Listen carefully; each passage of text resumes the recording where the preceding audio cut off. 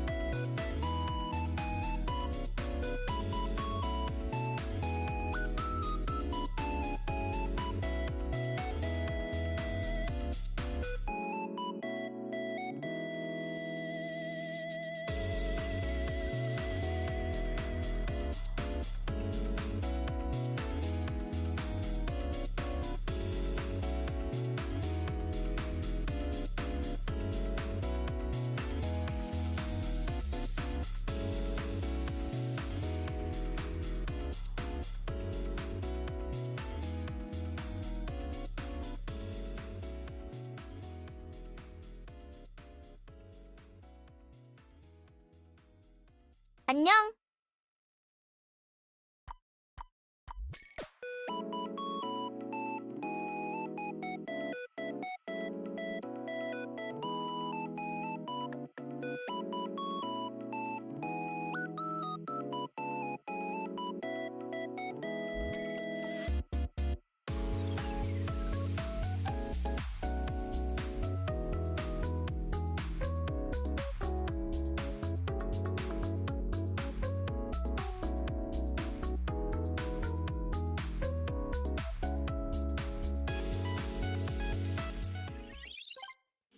Hi guys. Here, I think we should dispense with the joke. I'll stop being a gumiho. Hi guys, welcome back to another stream. My name's Ari Song, aka Song Ari. I'm your resident gumiho VTuber. Hello, hello, hello. Hi Yas. Or is that phainon? Guys, is that my mod or is it just phainon? How are you guys doing? I'm like super tired right now. I'm gonna be so for real. This week, I haven't really talked about it that much, but like, I'm not gonna talk too much about it either, but like this week has been off for me, man. I think it definitely doesn't help that it's been like super rainy and cloudy and gloomy outside, and conveniently my mood lifted right when the sun came out today. And someone told me, that might be vitamin D deficiency, girly. And I'm like, you might be right, because I don't see the sun enough. And I keep forgetting to take my vitamin D supplements. So oh boy. I've turned into a complete hikikomori for real, for real. phainon here, please pull Serja. True, how we have like less than a week left. No, just a few days left before her banner ends, no? Pull Serja, pull Serja. I am phainon main. I have Serja. You need to go photosynthesize. Like honestly, yeah, I probably should. I just don't even have the energy to track myself outside of my room most of the time. It's that bad. It's that bad. Hikikomori meets her biggest enemy after Grasp the Sun. Never. What's up, Ari? What's up, Nefer? Thank you for the 10 months. Thank you, kanza kanza. Yeah, we're actually gonna put your sticky note on my model live. I've been like so out of it. I know I still have to like DM people about incentives, so don't worry, it's gonna happen. I've just been like so mentally out of it, man. I made tonight's YouTube thumbnail literally like 10 minutes before I was supposed to go live, and I was like, wow, what is my life coming to? I will be better about these things. So next week, I just need to pull myself together, man. But yeah, how are you guys doing? Happy foxgirl Friday. We're gonna be chilling for about like a half hour-ish, because Pers is going to be joining us for account reviews at 9 p.m. EST. Yas is clearly already here, so yes, feel free to join VC whenever you want. In like 5 minutes. Let me talk to chat first. Chat's been like, you've been in collabs for like this whole entire first week. I should at least spend 5 minutes with chat. Thank you for peeking in, Nefer. Hi, Alex. Hello, hello. Get perceived. Oh my god, Dante. Hello, welcome in. I feel so perceived right now. Oh my god. Can you guys feel the perception? Can we crank the perception up to 200%? And then can we crank it up again to 1,000%? No, not 1,000% is still too low. 2,000%. And then 20,000%. And then 200,000%. We're all going to be perceived. There's going to be enough perception to share for the whole gang here. Last time you had 35 out of 40 subs, you have 34 out of 40 now. It's probably because like some people's like subs or gift subs, like, you know, they expire after like a certain time period. So it just might be one of those like fallouts. It's okay. It's okay. No big deal. Bro, what you twerking with my chat for? Bro, Dante. Oh my god, is that a twerker I see? Okay, hold on. I got a thing to do. Hold on. Where's my sticky note? I almost said stinky. Holy shit. Where are my sticky note assets so I can open this in Photoshop? Oh my god, I'm actual brain dead today.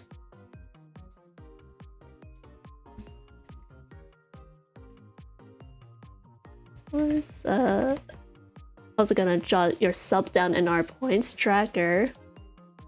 I thought it just adds up. Yeah, so Twitch's built-in sub, like the goals depend. Like if it's just like cumulative or like new subs, then yeah, it would probably like stay the same. I think what I have right now is like whoever is subbed currently is probably like my goal. I don't know. It auto updates every month and I forget to change it back. So yeah, stinky notes for perception's sake.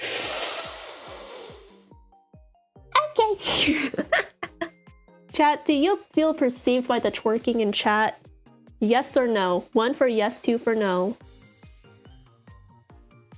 Sup kid, what good? Hi Zorox, welcome in. Yet 12. Both 1 and 2, that's cheating. 7. Where's my magic number? Where's my 4? The fuck, 12? Why can't they put in 12? Why can't they put in 21? Why can't they put in 22? Wow. Did you guys hear that Taylor Swift's like new album is coming out soon? What I forgot what it's called. It's like Showman something. This is how long I've been out of Swiftie land. I'm not even a Swiftie. Come on, I'm just trying to open this BNG. Come on. Come on. Let me open it in Photoshop. Come on, it's not that hard. 21. How about 25-21? Ha, take that. Where are my K-drama fans at? 12 brain cells for real. That's like 12 too many. We need to reduce that to 0. There's only 1 brain cell here and it's not shared by any of us. I feel like our last album just dropped. Wasn't it like early last year? I remember that. I don't know why this image is not opening. Alright, I'm just gonna drag it in here. Erg. Oh, now it opens. What the heck?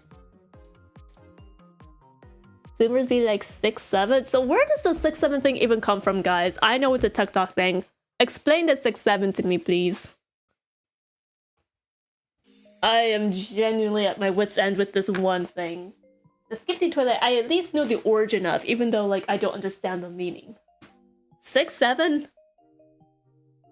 What the fuck is 6'7"? Finish the whole damn count. Where is your 1 through 5? Oh, where's my pencil? Where's my tablet pen? Uh-oh. Where did my tablet pen go? That's concerning. I can't write this name if I don't have my tablet pen. Hold on, it must have rolled off somewhere. Maybe I'm stupid and blind and can't see it. Maybe I'm doubly stupid and blind. Skibidi toilet feels so dumb. It's one of the dumbest things to come out of TikTok humor, I swear to God. Look, I'm gonna rag on my fellow Gen Zs and then the younger Gen Alphaers, but holy shit! It feels like we've gone back to millennial-esque humor where they were just like, send random picture, lol, in all caps, and I'm like, what's the point of the picture? It's just silly cat and then lol in all caps. Bro, I deadass can't find my tablet pen. I swear I saw it earlier today. By the way, this picture here on the bottom right, it's staying up for today's stream too because I forgot to add it so late in last Wednesday's stream with Irv. So you guys get to see certified bottom for like another whole stream. You're welcome. Explica gumiho, por favor. Gumiho es una... What the fuck is fox in Spanish? Fox in Spanish, shit, I can only think in Korean right now. It's a foxgirl in Korean mythology. More specifically, fox demoness. Kind of like the kitsune in Japan, if you know that, the nine-tailed fox. very rumored to eat human souls, or if you're into the more violent versions, eat human livers. I don't like livers, those only take the souls. Oxito, I don't know. Bro, I took like Spanish in high school. I should at least remember this, but I don't. You know what's even funnier, guys? Like, I forgot what wolf was in Korean for the longest time. And then the other day, I randomly came across the word 늑대, which is the word wolf in Korean. And I'm like, holy shit, how did I forget this? It's literally the title of an EXO song. You know, EXO Wolf.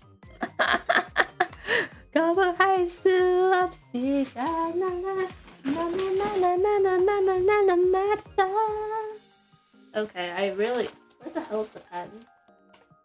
Oh. The pen was under my pack of chewing gum this whole time. Wow, I really am blind.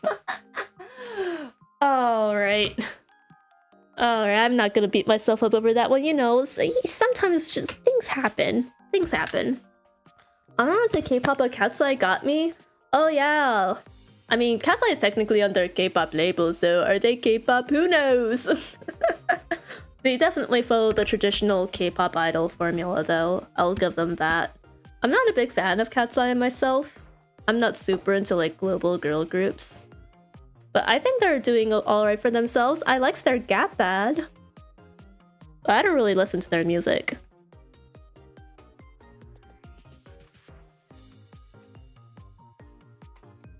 Why can't I plug this in? Oh, I was plugging it in backwards. Gumiho lady, what do you mean Gumiho? The hell is there? It's gumiho, not gumiho. Where does gumiho even come from? No, you're not stealing anything. Get out, out. I'm gnarly, you're gnarly. IDK about that, bro. IDK about that. Alright, ready. I have a quick sticky note to put in here. Oh god, why am I literally getting Mike Wazowski by myself? Move out of the way. Move out of the way, you little gremlin ass. Mini me. Okay. Oh, I need a new layer. New layer. Then brush. Here we go.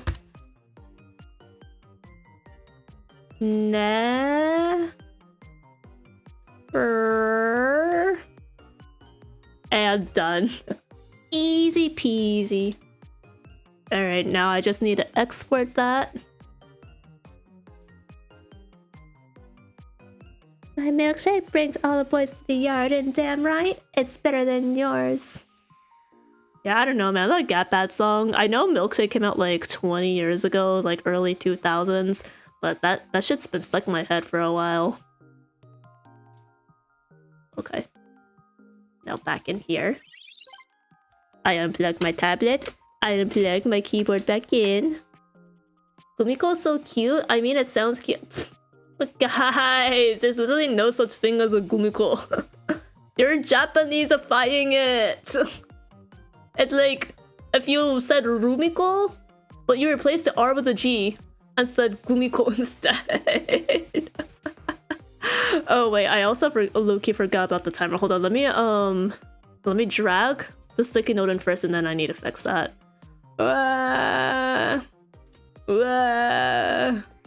Okay. Alright. One more legendary subber to add to my growing pile of sticky notes for the Gumithon. Thank you guys all for your support. Turned Are from Gumiho to Gumiho, but Stop, you're gonna trigger the hyper ultra nationalistic Koreans. Okay, hold on. I need to pull up my VOD from last night because I need to double check the exact timer end. Video producer. Welcome back, mice. Is your internet fixed? Are you no longer at 3 megabyte per second? That's actually crazy, man. How do you go to 3 megabyte per second? That's some insane throttling. Boomer confirmed. Me? boomer? Didn't I just say earlier that, you know, my fellow Gen Zs? Not the Gen Alphas, so I don't claim them. Early 2000s being 20 years ago gives me existential crisis. Sam, deadass, like, can we just go back to the early 2000s? Actually, you know, can we go back to like the early 2010s before the mid-20s shit happened and the whole world plunged into chaos? I mean, the world was technically in chaos before then, but like it plunged into even more chaos. I'm like so deadass for real. Can we just go back to those years, man? Take me back to a more peaceful, calm time. Hi, Alia. Thank you for peeking in. Hi. How are you? Happy foxgirl Friday. Okay, day 3. What was the exact timer end? Oh, nope, not that. We're 53. I just need to find the exact time. Oh, there we go. That's when I triggered my end screen, so I just need to rewind a bit.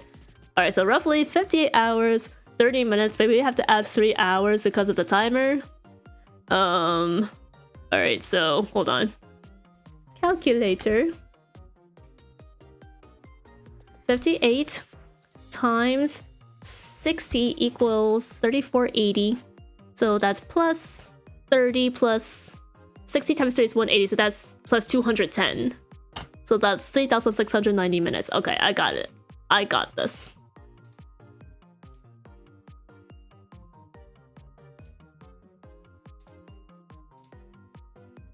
Oh wait, no, you're gonna widget settings. Widget settings.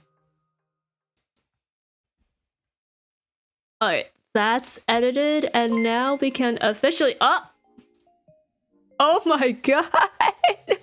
Never, what the heck? Never, you menace you. Thank you so much for the 6 gifted. You're too kind, man. Holy shit. You know, it's times like these when I'm like suddenly reminded, oh right. Aren't you a whale? Never, you are such a giga chat. Thank you so much. Holy shit. Holy fucking shit. Okay, I gotta hold up. Wait, that's 63.3, right? Oh frick. Okay, start sub timer 6. Hold on, did that break my timer? We're about to find out. Hopefully not. Anyways, regardless, start timer now. Why does the counter say 4? I don't know, bro. Why did it suddenly change back to 61 hours? Bro, I knew it broke. I knew it broke. Okay, hold on. That's fine. I'm gonna manually add the time myself. 6 times... how much time gets added again? I forgot my own point system, man. Points tracker. Okay, so 6 times 2 is 18 points. 18 times 2 equals 36. Okay, I just need to add like 36 minutes to the timer. It's fine.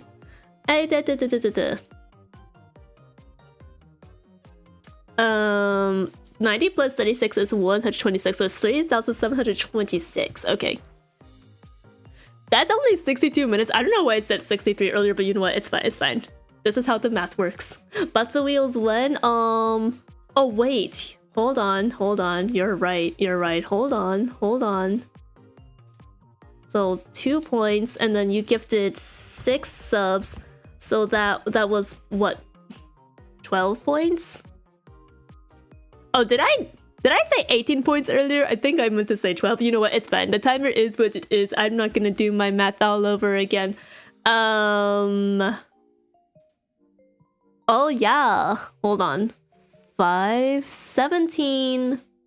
Wait, hold on. Oh frick, I don't know my math. I should have been keeping better track of this spreadsheet. You know what? We'll just do a Batsu wheel. Regardless. Here, I give you free Batsu spin. I can't be bothered to do math. I'm so tired. Alright. What do we have here? Please let it be exercise. Anything but another timer reward. Oh my god! 10 squats on the spot? Alright. The universe is finally showing me mercy. Okay, are you ready for it, guys? You asked for it? Bro! I've been asking for it for like the last 3 days. And the last 3 days, the universe spat in my face. But yeah, okay. Oh wow, level 2 hype train, thank you. Okay. Squat time, are you ready? 1, I'm Asian squatting. Okay. 2. Is there like a specific like, what's the word? Posture you need to maintain while squatting, or can you just squat? 3. 4. Womp. 5. Womp womp. 6. Double womp womp. 7. Ooh-ah! 8. What the heck? What kind of SFX I make this? 9. Wee! And 10. Ow! Alright. 10 squats done. And my tracking broke. That's crazy. Okay. Alrighty. I just realized that my goals are probably completely outdated, but it's fine because I have literally no way to hide these. I'm just gonna manually keep track of the of the points and goals myself now. I think in total we're at... How many points are we at right now?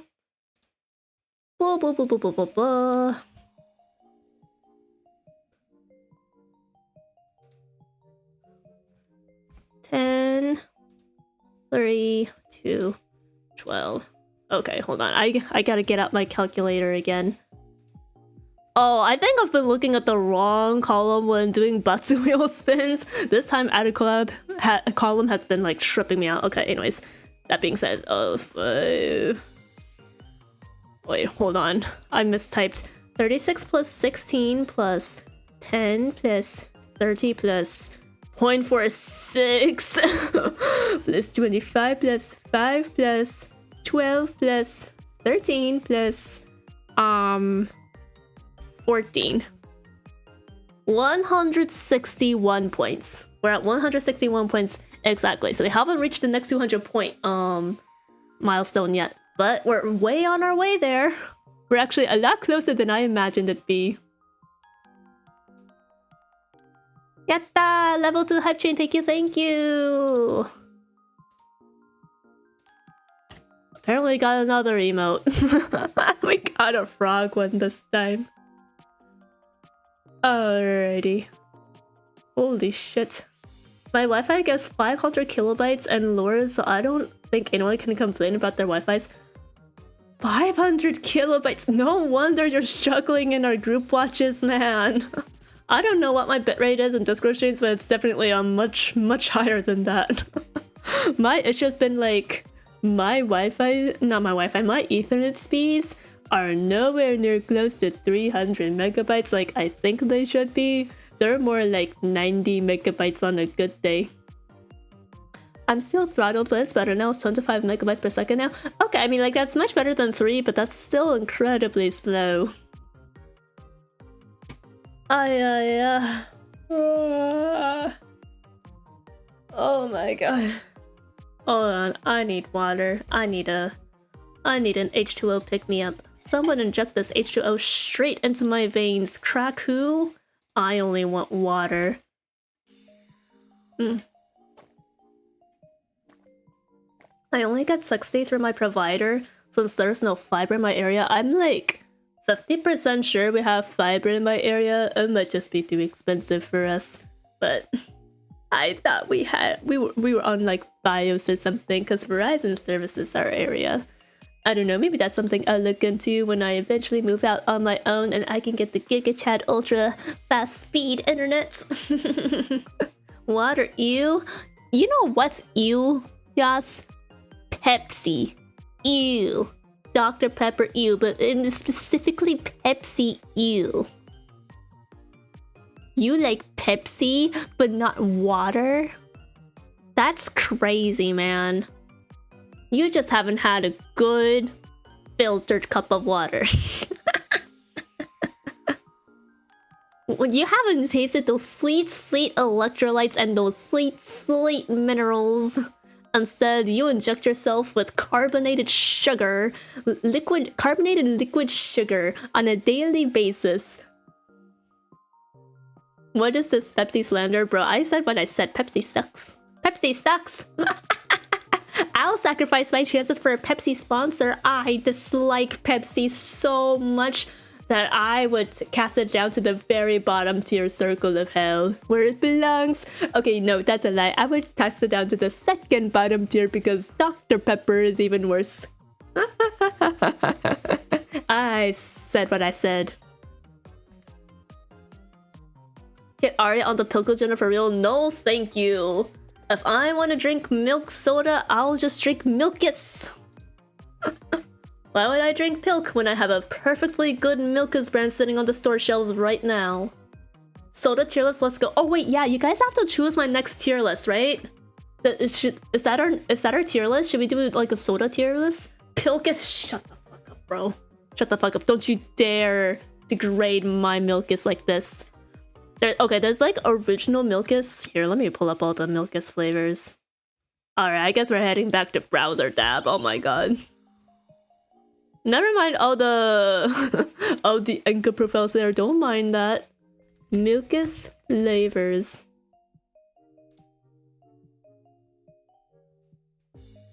Okay, there's like at least 8 here. What have we got? Come on, show me the picture. Show me the goddamn picture. Load the goddamn website. I'd love to see a soda tier list. The thing is, like, I don't know if I've drank all the sodas on the tier list, so I'm afraid that, like, at least 50% of it would be like, have not drank in my life. Someone donate and let me try it right now. Okay, oh my god, I clicked on this website to see the goddamn flavors. Alright, we have original, which is basically kind of like a yogurty, milky soda flavor. It's really good. The original like slaps. Whenever like people ask like what Milkus flavor should I try, I'm always like go for the original. It's not that the other flavors are bad, it's just they don't live up to the original.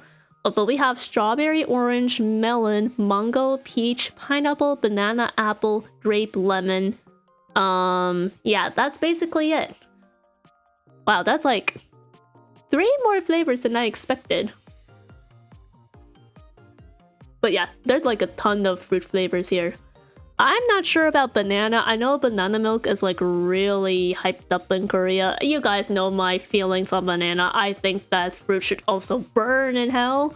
Burn in purgatory. But the others, could be okay. Could not be okay. I wouldn't know. Ow. You know what? Yeah, I walked right into that one. You win. You win, chat. Banana milk is so good. Fuck you guys. Banana is bleh. Banana is ugh. Banana is bleh. Banana may be bad, but banana milk is so good. It's also really popular in the Middle East as well. I hate anything remotely to do with the banana flavor. I can literally taste when something has banana put into it, whether it's a baked product or a drink or a smoothie, and I despise it. The only thing I hate worse than banana and foods is nuts. But that's mostly because it triggers an allergic reaction and I actually have a legitimate reason for not wanting to eat nuts. And it's because I'm allergic and will get sick. Banana, I just hate. Banana is just my irrational food hate. There, I admit that I am irrational, but like, I'm sorry. Every time I eat that thing, I immediately want to like spit it out into the trash afterwards. It's that bad for me. I feel that way about mangoes and cherries. You did not diss my mangoes and cherries. Oh my god. Not to give spoilers for my 1.0, but if that's how you feel about mangoes, then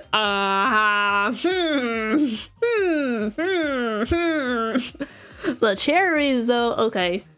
I don't know, but like, at least here in the States, it's kind of like 50-50 on whether you get like a good pack of cherries or not. I also do think the cherries are sweeter in Korea compared to the States. That being said, black cherries slap. I don't know about like the red cherries, but if you get like the more blackish cherries, the flavor is stronger, and I what's the other word I'm looking for? it's more not palatable. It's more vibrant. Yeah, vibrant's the word I'm looking for. Mango and cherries are my childhood dislike, but for why? They're so good. I remember having... Okay, so I went to like Vietnam with like my Korean relatives earlier this year for like a short like weekend getaway trip, right? And they served us like fresh mangoes, and I swear to God, that's the best mango I've had in my entire life.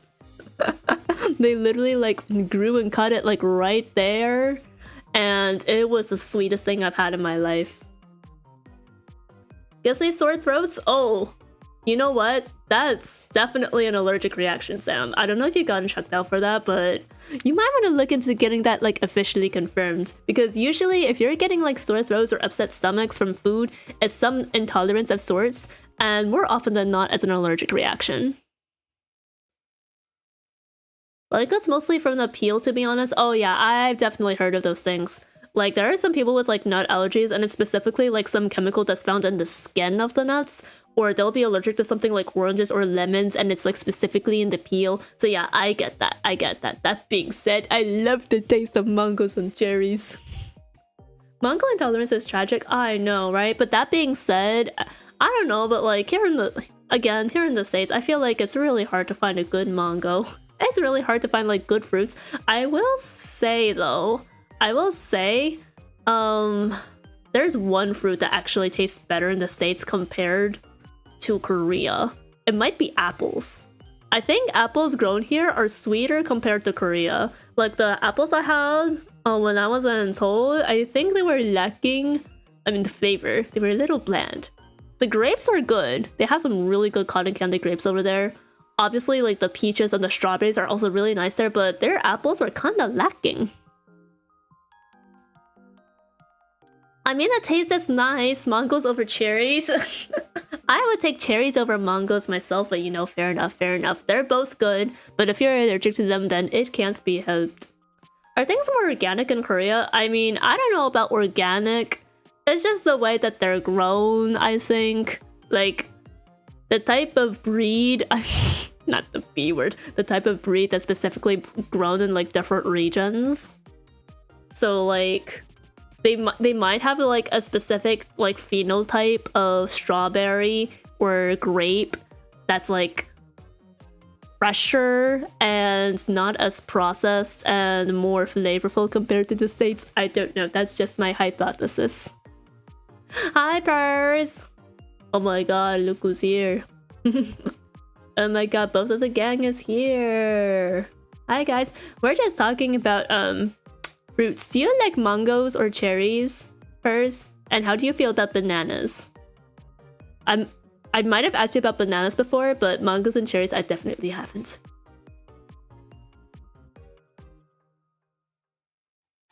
But guys, okay, chat. Do we want soda tier list? You guys still have to pick a tier list for me to do.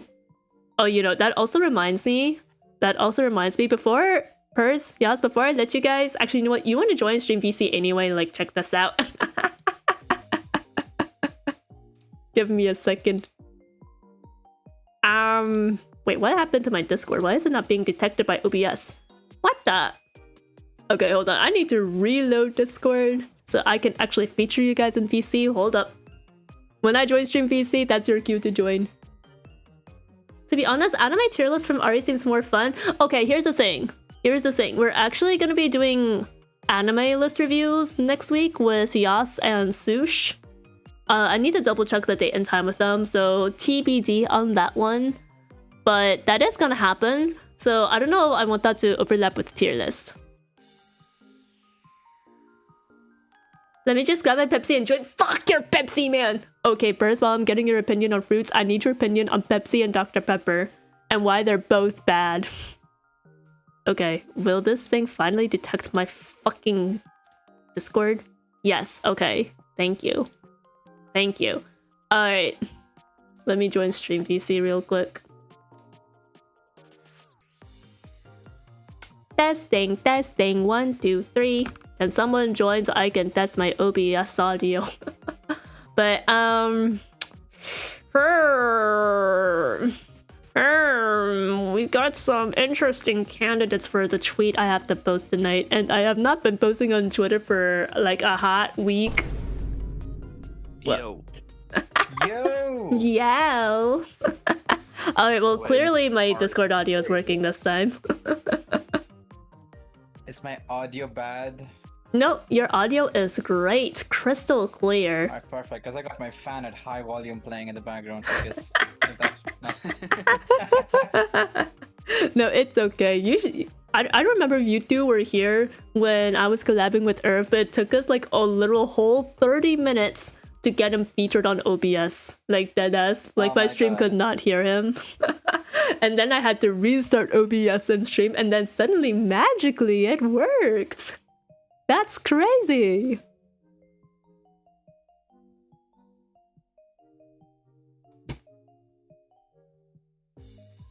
Hold on a minute. Oh my god, what that? There we go. You have Pepsi. I have the adjacent thing to that, which is to say beer. Okay, I mean, I know you're an alcoholic man, but okay, hold on. I have your opinion to read on fruits. I love cherries. Mangoes in the right application are quite nice, but can also be overpowering depending on use, and I'm not the biggest fan of banana. Okay, you know what? You might as well just be a banana hater. Welcome to the banana anti-gang pers, whether you like it or not. I need Fair more enough. people in As my long as we're agenda cool group. with cherries, because, Yes, like, yes, yes. cherries are like peak. Cherries, peak fruit. I mean, I have a ton of peak fruits, but cherries are high ranking up there. Cherries are up there. I think blackberries might be my favorite, but cherries are up there. Blackberries are also really good. Dr. Pepper is You have, bad. like, Pepsi wild is the goat. blackberries? Wild black? Oh, I haven't had wild ones. Wild blackberries, they're like way more tart and like refreshing. They're so good. Mm. I forgot that your foogies are not here. But rookie streamer Do you want me mistake. do you want me to link you my Fugi? No, you're good. I just forgot to make it show up in OBS. You guys are there now. Wahaha. Yo. Hooray! I Yay! Okay, but what's your opinion on Dr. Pepper versus Pepsi Pers? So I'm not a soda person, just in general. Okay. Like, Fair enough. I genuinely, like, in the instances where I would drink a soda, I would just rather have, like, a beer or a gin and tonic or something. Okay, yeah, fair enough, fair enough. Yeah. But in the range of sodas, Uh-huh. the best I think goes to like an orange soda, Okay. and just closely behind is like a vanilla cream soda. Okay, wait, Yeah, we okay, have, wait, like, wait, wait, wait, really- wait, wait. Outside of the fizzy fruit sodas, like the niche ones out there, if I only give you Coke, like Coca-Cola, Pepsi, and Dr. Pepper, how would you rank those three? All bad. I mean, Pepsi is the least bad of those, but Let's go. No! No! if I was parched and like I'm like, oh my god, it's so hot out. I've been walking for ages. I need a beverage, and I'm like, hi, can I have a G&T? And they're like, we don't have that. And I'm like, can I have a beer? And they're like, we don't have that. I'm like, can I have a water? They're like, we don't have that. We have three things. It's Coke, Dr. Pepper, and Pepsi. I would say, can I have a Pepsi and also a slice of lime to go with it? Okay, which is worse, take Dr. those. Pepper or Coke? Coca-Cola. Between Dr. Pepper and Coca-Cola, Coca-Cola. Coca-Cola Not- is not a Dr. worse? Pepper fan. No, better. Oh, okay, thank God, thank God. Let's go, let's go. Dr. Pepper haters, Well, okay, unite. The other, really big distinction here, though, is, are we talking the American versions, or are we talking like the like Mexican cane sugar? Okay, I like that? discount all international versions because I genuinely haven't had them, so only the American versions. Okay, then yeah, that ranking stands. If we're bringing into the equation here, the like more authentic like Mexican style with like cane sugar, then Coca-Cola takes number one. Okay. Alright. the gap between like normal Pepsi and like real cane sugar Pepsi is not that big. The gap between like normal American Coca-Cola and like real cane sugar Coca-Cola is an ocean. I see. So maybe I could flip my opinion depending on whether I get one flying out of the States or not.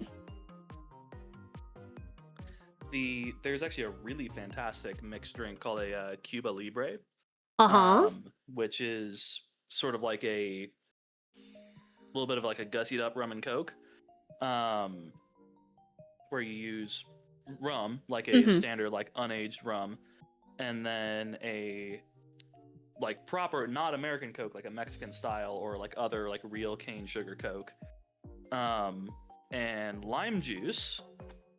Lime juice.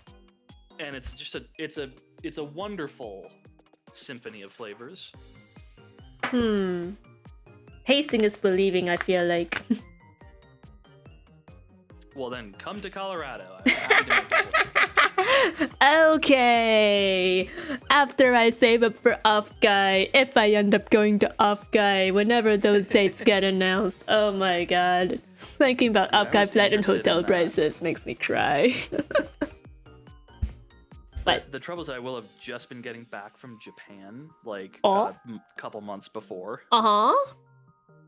And so I'm like, well, that's probably not another trip that close back to back. Surely not. Okay.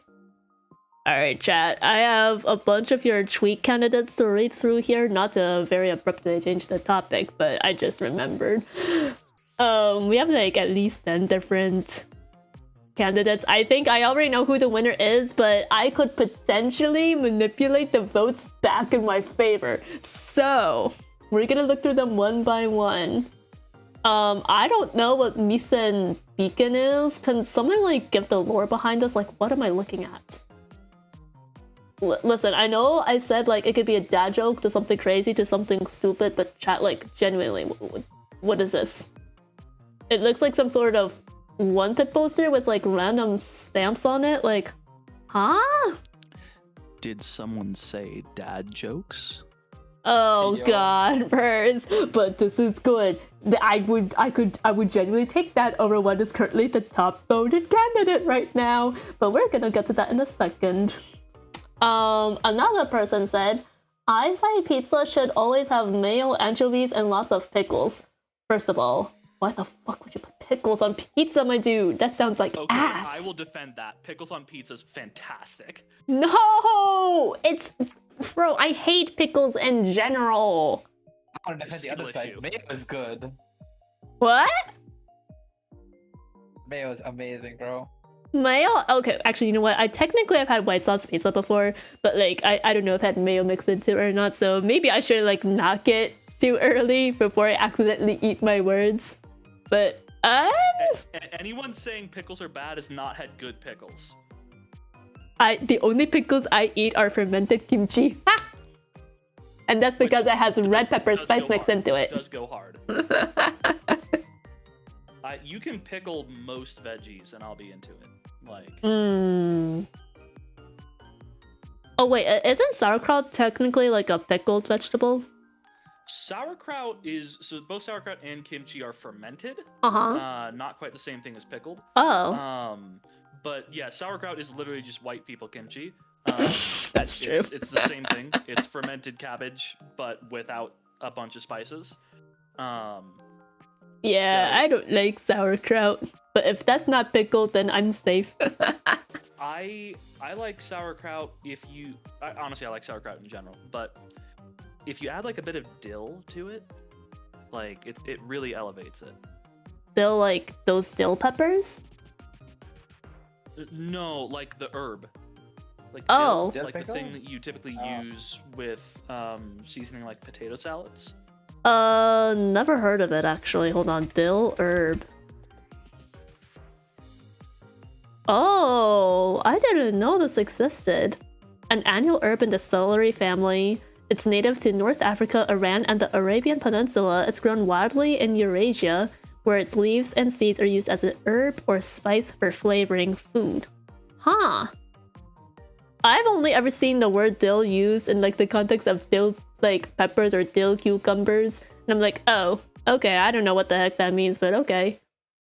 It's an herb. It's very, like the celery family is a good indicator there. Like it's very kind of earthy, but in a fresh way. Like Okay. the flavor reminds me of like the smell of petrichor. Uh-huh. I've never smelled petrichor. Like, bro, when you said petrichor, my first thought... Have you never been outside shortly after it rained? I have. That's petrichor? That's petrichor. Oh, okay. I do know the smell of petrichor then. Yeah, petrichor is the smell of rain. Like, okay. I am not a complete lost hikikomori. I am saved. So, and there, I will say, there is a difference between urban petrichor and rural petrichor. Because petrichor off asphalt is pleasant. Petrichor off of soil is divine. I can agree with that though. Hi Yuki, thank you for peeking in. Like soil right after rain when it's wet and completely drenched. So good, man. My parents live on like farmland out here in Colorado, and like when we're over there after it's like rained, and I'm like standing outside on the porch, and I'm just breathe in deeply, and I feel like every muscle in my body relax. It's fantastic. I should go out to the countryside sometime, or I should just step outside sometime. All right, what other candidates have we got here? Oh yeah, chat. We were currently reviewing the candidates for the tweet that I have to post tonight because we're doing Gumithon, and one of the goals that we unlocked was chat writes a tweet for me, and whatever gets voted is the most voted, or in this case most reacted to on Discord, is what I have to post on Twitter and Blue Sky. So here we are. Next we have my wonderful mod mama, aka Puhi, who put in, I am the world's #1 cutest gumiho.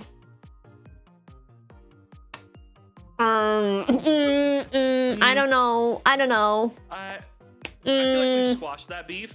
Also, I definitely feel like Meteor's submission definitely pulls ahead of that.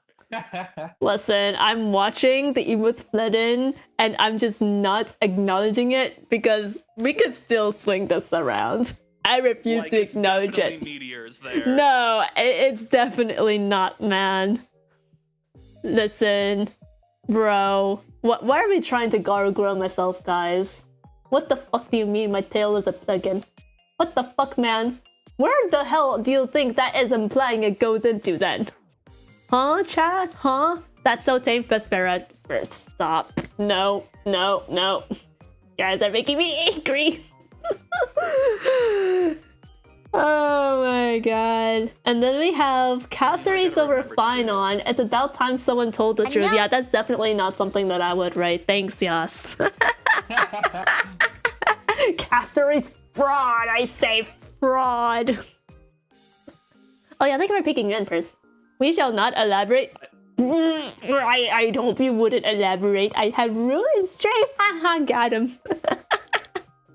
First certified bottom on the plugin too funny. I swear to god, guys. It's like you guys are trying to pull me out of like 50% say so VTuber. Like, what are you guys doing? We're not doing account reviews yet. But yours will be added to the queue, Grandmaster. So if you can be patient for a little bit, thank you. I need to put a pinned message in chat later, but like, yeah, we're not in review session yet. And then lastly is, I am the #1 Danong hater in the world. What the hell? What the hell? Yeah, I mean that would, at that point, that would be like hurtling towards perjury. Like, we definitely cannot do that. I'm just saying, chat, if this one's no account reviews tonight. I'll single-handedly end stream if this one's. I mean, okay, so the metric is the emote react, right? Yes, it is the emote react. What the hell? Why is that, bro? Bro, Why is the chick being pinched in the middle of the screen? Oh, you're pitching Discord Chomstick? Oh, I see how it is, guys. Wow, you guys are so. You need to get off the internet, man. You need to go outside. Why are you simping for pixels? Why are you simping for a .exe file? That's crazy, you guys. I could never. Hi.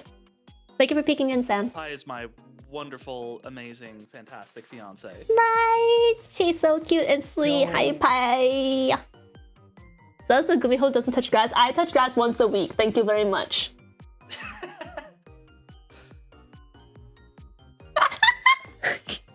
Listen, I at least go outside once a week. It's not that bad. And like every once a week, I am literally outside for like 8 hours at a time. So it fully makes up for the other days where I am stuck inside. It's like me with a day where I don't have a drink. Exactly. Yes, that's the exact logic. Once a week is plenty. Thank you, bye. Thank you. See, chat. All hope is not lost yet. That just sounds like an issue. We're not here to play pseudotherapy, guys. But okay. Are you guys really absolutely sure that this is the one you're locking in for? This one by Meteor here? About the tail? Please say no. Please say no. Yes.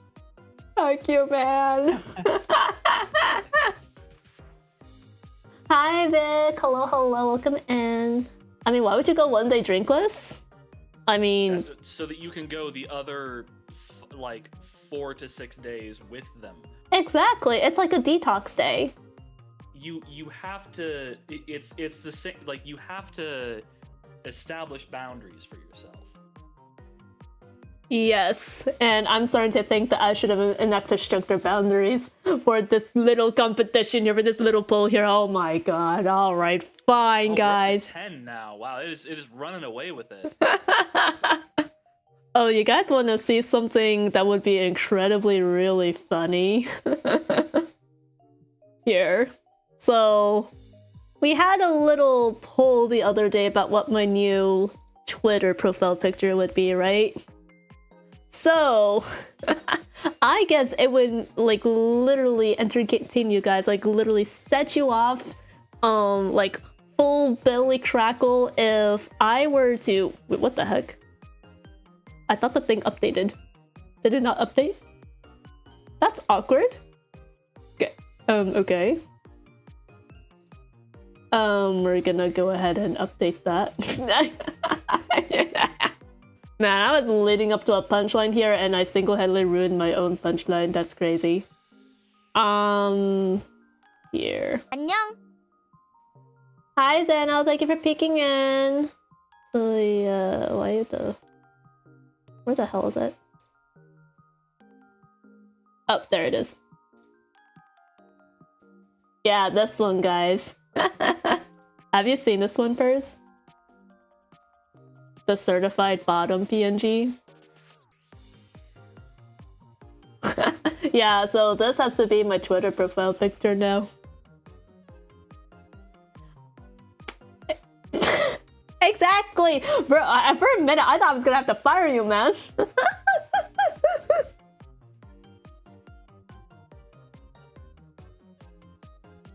Bye.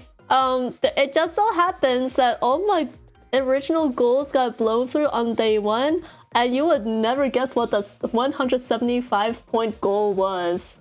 Take a wild guess. Can't hear Pers anymore? Wait, what?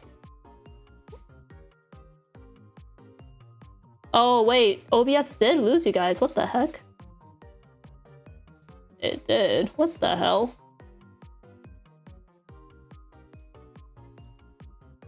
How about now, guys? Can you hear them now? Test, test. Oh, I know why it is. Is it because you're streaming only the browser and then not the entire system? Yes, So I that's why- hate the Discord windows. I forgot that muted the audio too. Okay, makes sense. Oh my god, chat, I am definitely pro streamer. I'm so pro streamer. Don't worry, this is just a fluke. It's just a temporary fluke. Alright. So yeah, chat, I guess it would make you really, it would tickle your insides so much if I typed in this with this current PFP. Oh my god, hi Linksy! Hello, hello. Welcome in. Hyphenated. Oh, it's hyphenated? Plugin with no hyphen is something else. Okay, I mean, it could be like a Firefox plugin for all we know. Exactly, yeah, no. Let me at least maintain some element of vagueness. Please. Please. Come on, chat, please. Can I remove the hyphen? Pretty please. You can replace the hyphen with a space. Does that make it better or worse? Give you a small amount of plausible deniability. Yep. I'm rolling with this, chat. Any objections? This is something to open stream to. No, Linksy, don't give my chat more fuel, okay? They've already got it full of themselves. they think they hold so much power. Alright, this is gonna... Bro, this is really my first tweet and the entire week. Because I took a Twitter sabbatical. My muse are gonna be like, what the fuck, Ari? Honestly, at this point, I literally just have a Twitter. I don't know if I still know my login. I think I just have it so that no one else takes my name. Yeah. I still have Twitter only for networking because almost no one is on Blue Sky or active, so... I don't really use anything, but if I was going to, I would use Blue Sky. I don't have time for that. Yeah, I bet you. Twitter or Blue Sky is like literally is a whole content creation grind in of its own. Sometimes people don't have time or energy for that, which is very valid. Alright. I'm just gonna ignore the ensuing firestorm that will surely cause. And you guys want to do account reviews now? That. Let's go. Should like bathroom drink refill first? Yeah, you can do that. I'm pretty much good to go. If you guys need to go, you can go now. Alright, I will be right back. Okay. Will we have UIDs for account reviews? I've got them all pulled up. Cool. Yeah. Alright, I'll be right back. Sounds good. Alright, while we're dealing with that, alright. I'm booting up Starville real quick. Just in case we might need it, or we might review my characters.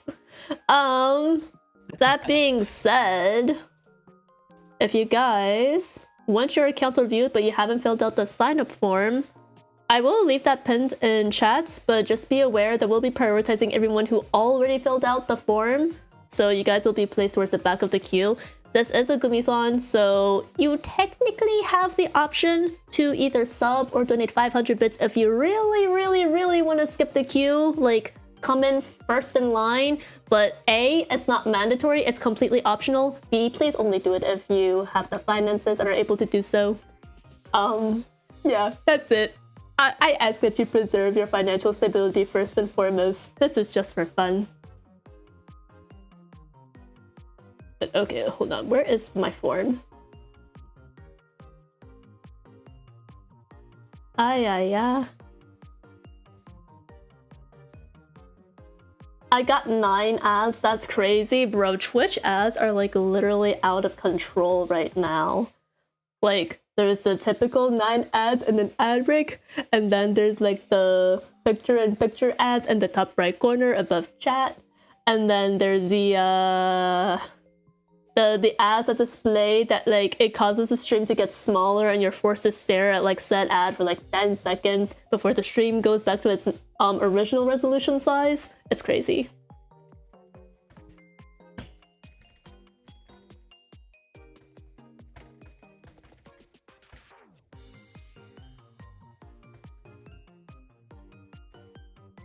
Listen, I don't mind Pilk, but Milkus is good. Okay, Milkus slaps. Pilk, I don't know about that. What does Pilk even taste like, Yas? It's honestly like it's very difficult to explain. It's something you gotta try for yourself, honestly. It's like think of That is- milk. Yeah, and then like a fizzy version of milk, but with more Pepsi or taste feeling. I don't know. That does not spark confidence or hope within me.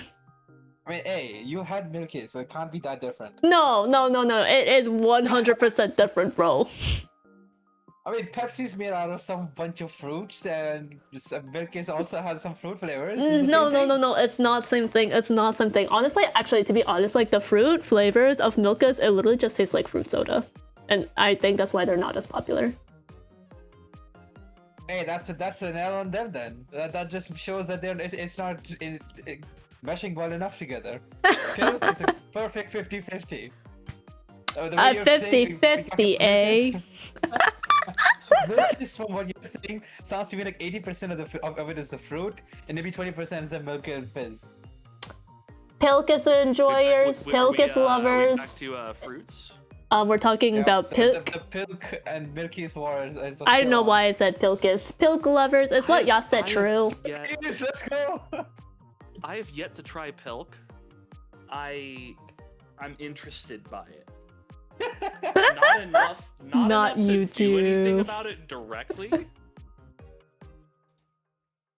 It should be like a Like, sub it goal or was- something, I feel. Like if I had both whole milk and Pepsi available, I would probably try it. But the thing is, I don't ever have Pepsi like around. Uh-huh. Oh, did I not launch the game?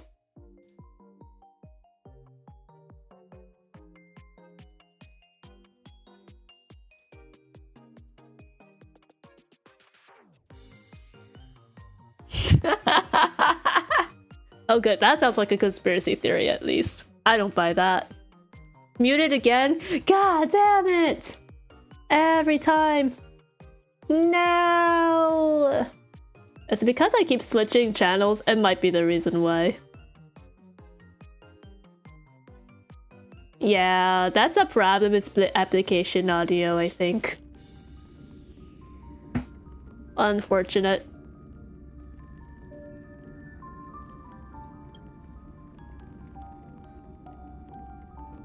See, I split all of my audio tracks for video recordings so that it's easier to like isolate in video editors.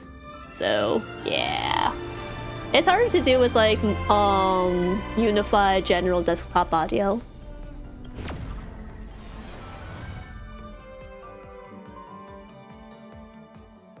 Oh wait, you guys are not popping up in OBS again. Yet again.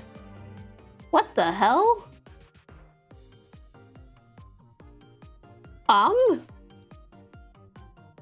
Okay, can you guys say something again? Oh no! Not this again. Not this again. What the actual fuck? No, OBS is genuinely not detecting you guys. I swear to God, if I have to restart stream all over again. Huh?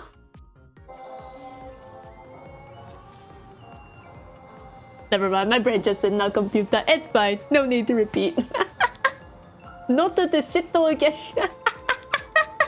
No, unfortunately, you guys are lost to the abyss.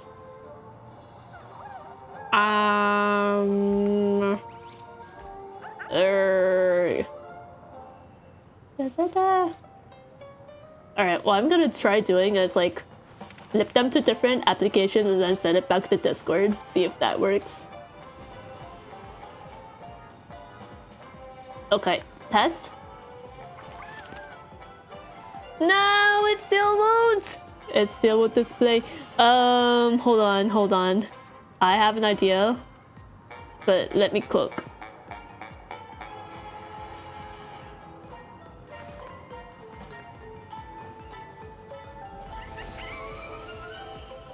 Oh no, I wanted to pull up HSR because I wanted game audio.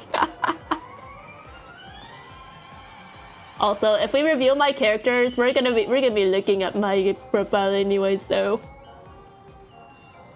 yes.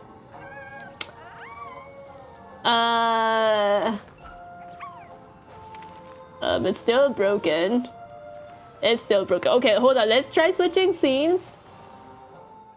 Yeah, actually, you know what? I don't know what's on. Okay, my so showcase. this works. My Discord VC split audio doesn't work. I'd have to show off my Okay, build. I know what to do. I know what to do, guys. Hold on. I'll check my showcase and see if there's good stuff on there or not.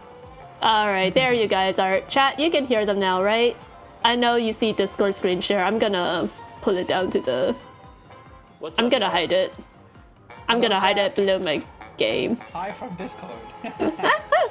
Also, if you hear anything in the background, that is probably Pi playing Mario Kart with some friends. Yes. Yo, Mario Kart. Yo, Mario Kart. Which one? 8 Deluxe or World? The one on the normal Switch, not the Switch. Okay, so 8 Deluxe. yeah, 8 Deluxe. Goated. I think Pi is gonna end up getting a Switch 2. I would imagine the holiday season. But nice. I grabbed us a Steam Deck recently because I got it before the tariffs hit. Because I was like, I'd like one of those. I was like, I don't know if I want to buy those after everything. Right. Yeah. I got a Switch too. I tried Mario Kart on it, and Mario Kart is like so much more. It's so much more different now. Like I felt like the jump from 8 to 8 Deluxe. Yeah. Go ahead. Yeah, it looks remarkably different. Yeah, it feels different. Like it like everything is so changed. Like I tried playing it, and I was so confused in the beginning. I was like, nothing looks familiar. It's even like when I'm seeing older maps like Cheap Meadows and all other stuff. I'm forgetting the exact words. Like all of them look and feel so different. The only exception would be like Moo Meadows. But even there, they changed Moo Meadows quite a bit from like the previous variants of it. So it's like it feels like they made a whole new game. And for a person who's been playing Mario Kart 8 since 2014, because Deluxe is just the same thing, it's like, what happened in the past 11 years? It's a big difference. Why did it take like 2 minutes to load into amphoreus? What the hell? I thought it was gonna crash for 1 minute. Oh, it's the water. It's the water. God damn it! It's the freaking water. Okay, hold on. I'm teleporting away. I can't do this. Oh, I definitely need to put my blade build on my showcase for sure if we're doing that. Brother Blade! Blade! So, I love Blade. Massive Blade enjoyer here. And I have an extremely unorthodox Blade build. Oh, okay. I want to see that. And no, it's not Super Blade, although I could do that. Wait, it's Super Blade? Like Super Break Blade? Yes, it is. You give him Firefly's Light Cone, which I do have, and then build him on full break. It's basically just a Firefly team but with Blade instead of Firefly. I see. Exactly. Give him Fugue, you give him Ron May, you give him freaking Blade. I mean, what's his name? Gallagher to go along with Blade. Okay. Got a goat. Okay. I do love Fei Xiao, but I think I'm gonna put my Blade there instead. Okay, damn. Alright, I was thinking about which characters should be reviewed, and then I thought to myself, I don't know if anyone has actually remotely changed since the last time we did this. So what I'm just gonna do is show you the last 8 characters I actually pulled, and you guys can be like, okay, this is decent. No, this is bad. Oh, you're actually like much better than I thought you'd be. And that's what we'll do. How does that go? Oh my god, Epsilon, you want me to be chibi? Wait, that's not chibi voice. You want me to be chibi? Huh. Okay. So I will submit my characters for review, and then we'll dive into everyone else's who wanted reviews. I give you guys Sergio, Phainon, and Saber. Shall we go in? Let's just go newest to oldest here. So we'll start with Sergio. Yeah, I'm in HSR, so I can just pull you up here. Yeah. Okay, let me open up the Pride one here. Yeah, hold on. I'm gonna just put myself down here. I'm not showing that as options. You said. Oh, So it's if because you're you're fine on showing. You're Saber, looking at my the only one I'm profile, seeing right? is- Yeah. I didn't change that. That's my bad. Here, I'll do that real quick.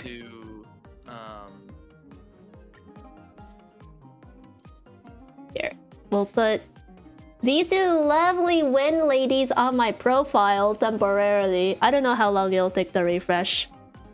No, you gotta log if you to log refresh. out and log back I in, gotta you log have back in. Okay, hold on. Rah.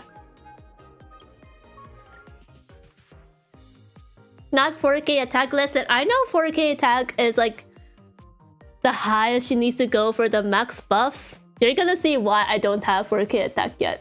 Nah, I mean Well, honestly, so- I see a bigger problem. And I'll point it out once we get back here. I don't think the attack is that big a deal. Yeah, I know what the other problem is. Don't worry. The other thing too is the attack out of combat or in combat, because it often will be different. That's out of combat. I don't know how it is in combat. Free to play cone in like it doesn't apply in combat. Oh, I guess it does, but not completely. Yeah, I think it's out of combat. It doesn't fully show. With the Yeah, it doesn't. And so Yeah, you're gonna miss about 24% attack in combat. yeah. So if you like shoot for like 36k outside of combat, like Uh-huh. you're gonna be in a good Yeah. spot. Okay. 6K, yeah. Alright, I used to be luck about to take my first uni exam for accounting for managers, and I haven't studied and been using ChatGPT to answer my assignments. Good luck! You Bruh. might be cooked, but good luck! Massive brudge moment.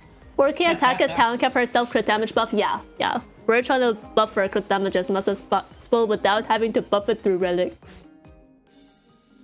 Okay, I don't know if my SSD is just like almost to the max because it's been like throttling like crazy. I mean, if you want, you could go to a less demanding area. Like you could go to the train, like the Astral Express, and maybe it's got less stuff to render in game. You guys will be stuck listening to Bright over and over again then. Are you guys okay with that? Oh, I have the shit muted so I can hear you. Like Yeah, so I can hear you I double. can't hear that, but even if I could, I would be quite happy about that. Yeah. Or at least You and probably for I are weak like the reeds! As long as chat is fine, I don't know.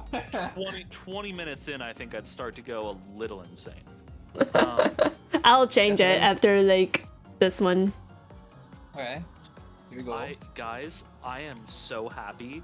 I was planning my pulls for next patch with the assumption that I had used all of my like HSR Genesis crystals.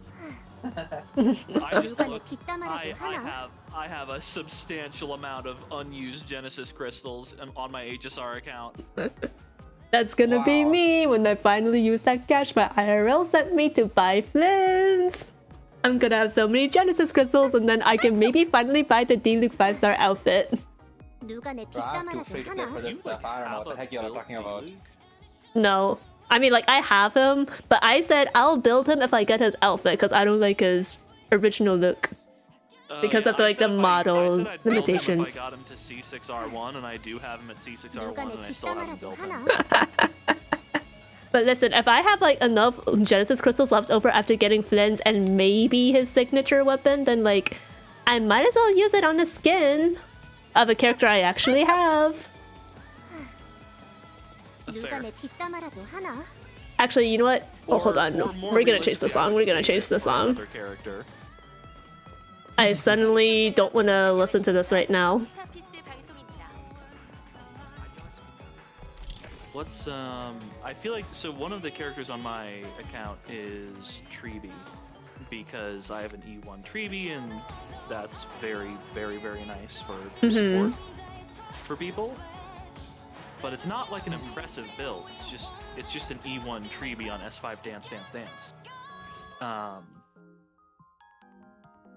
Hey, I mean, like- that's honestly good enough.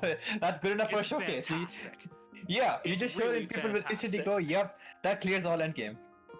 Yup. Alright, this is good enough. Alright, back to Sarah build bashing. Okay, so let's go over these stats real quick.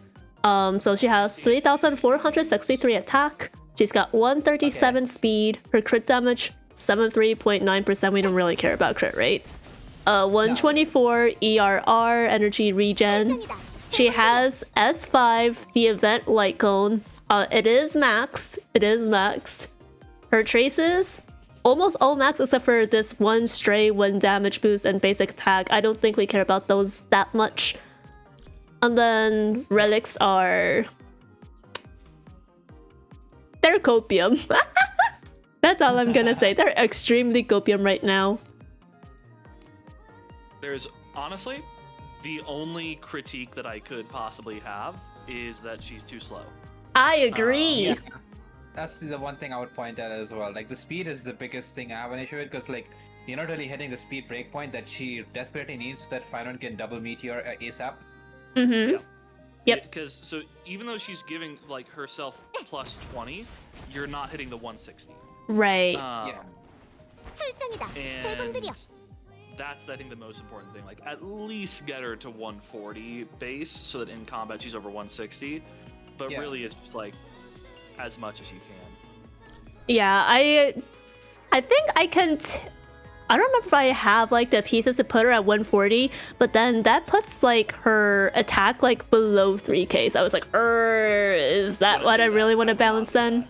Yeah. Yeah. It's just kind of a here. I'm gonna see if I can actually see your specific pieces, or no, I'd have to. Here, I need to get into Enka to see your specific pieces. Hopefully we'll display an Enka by now.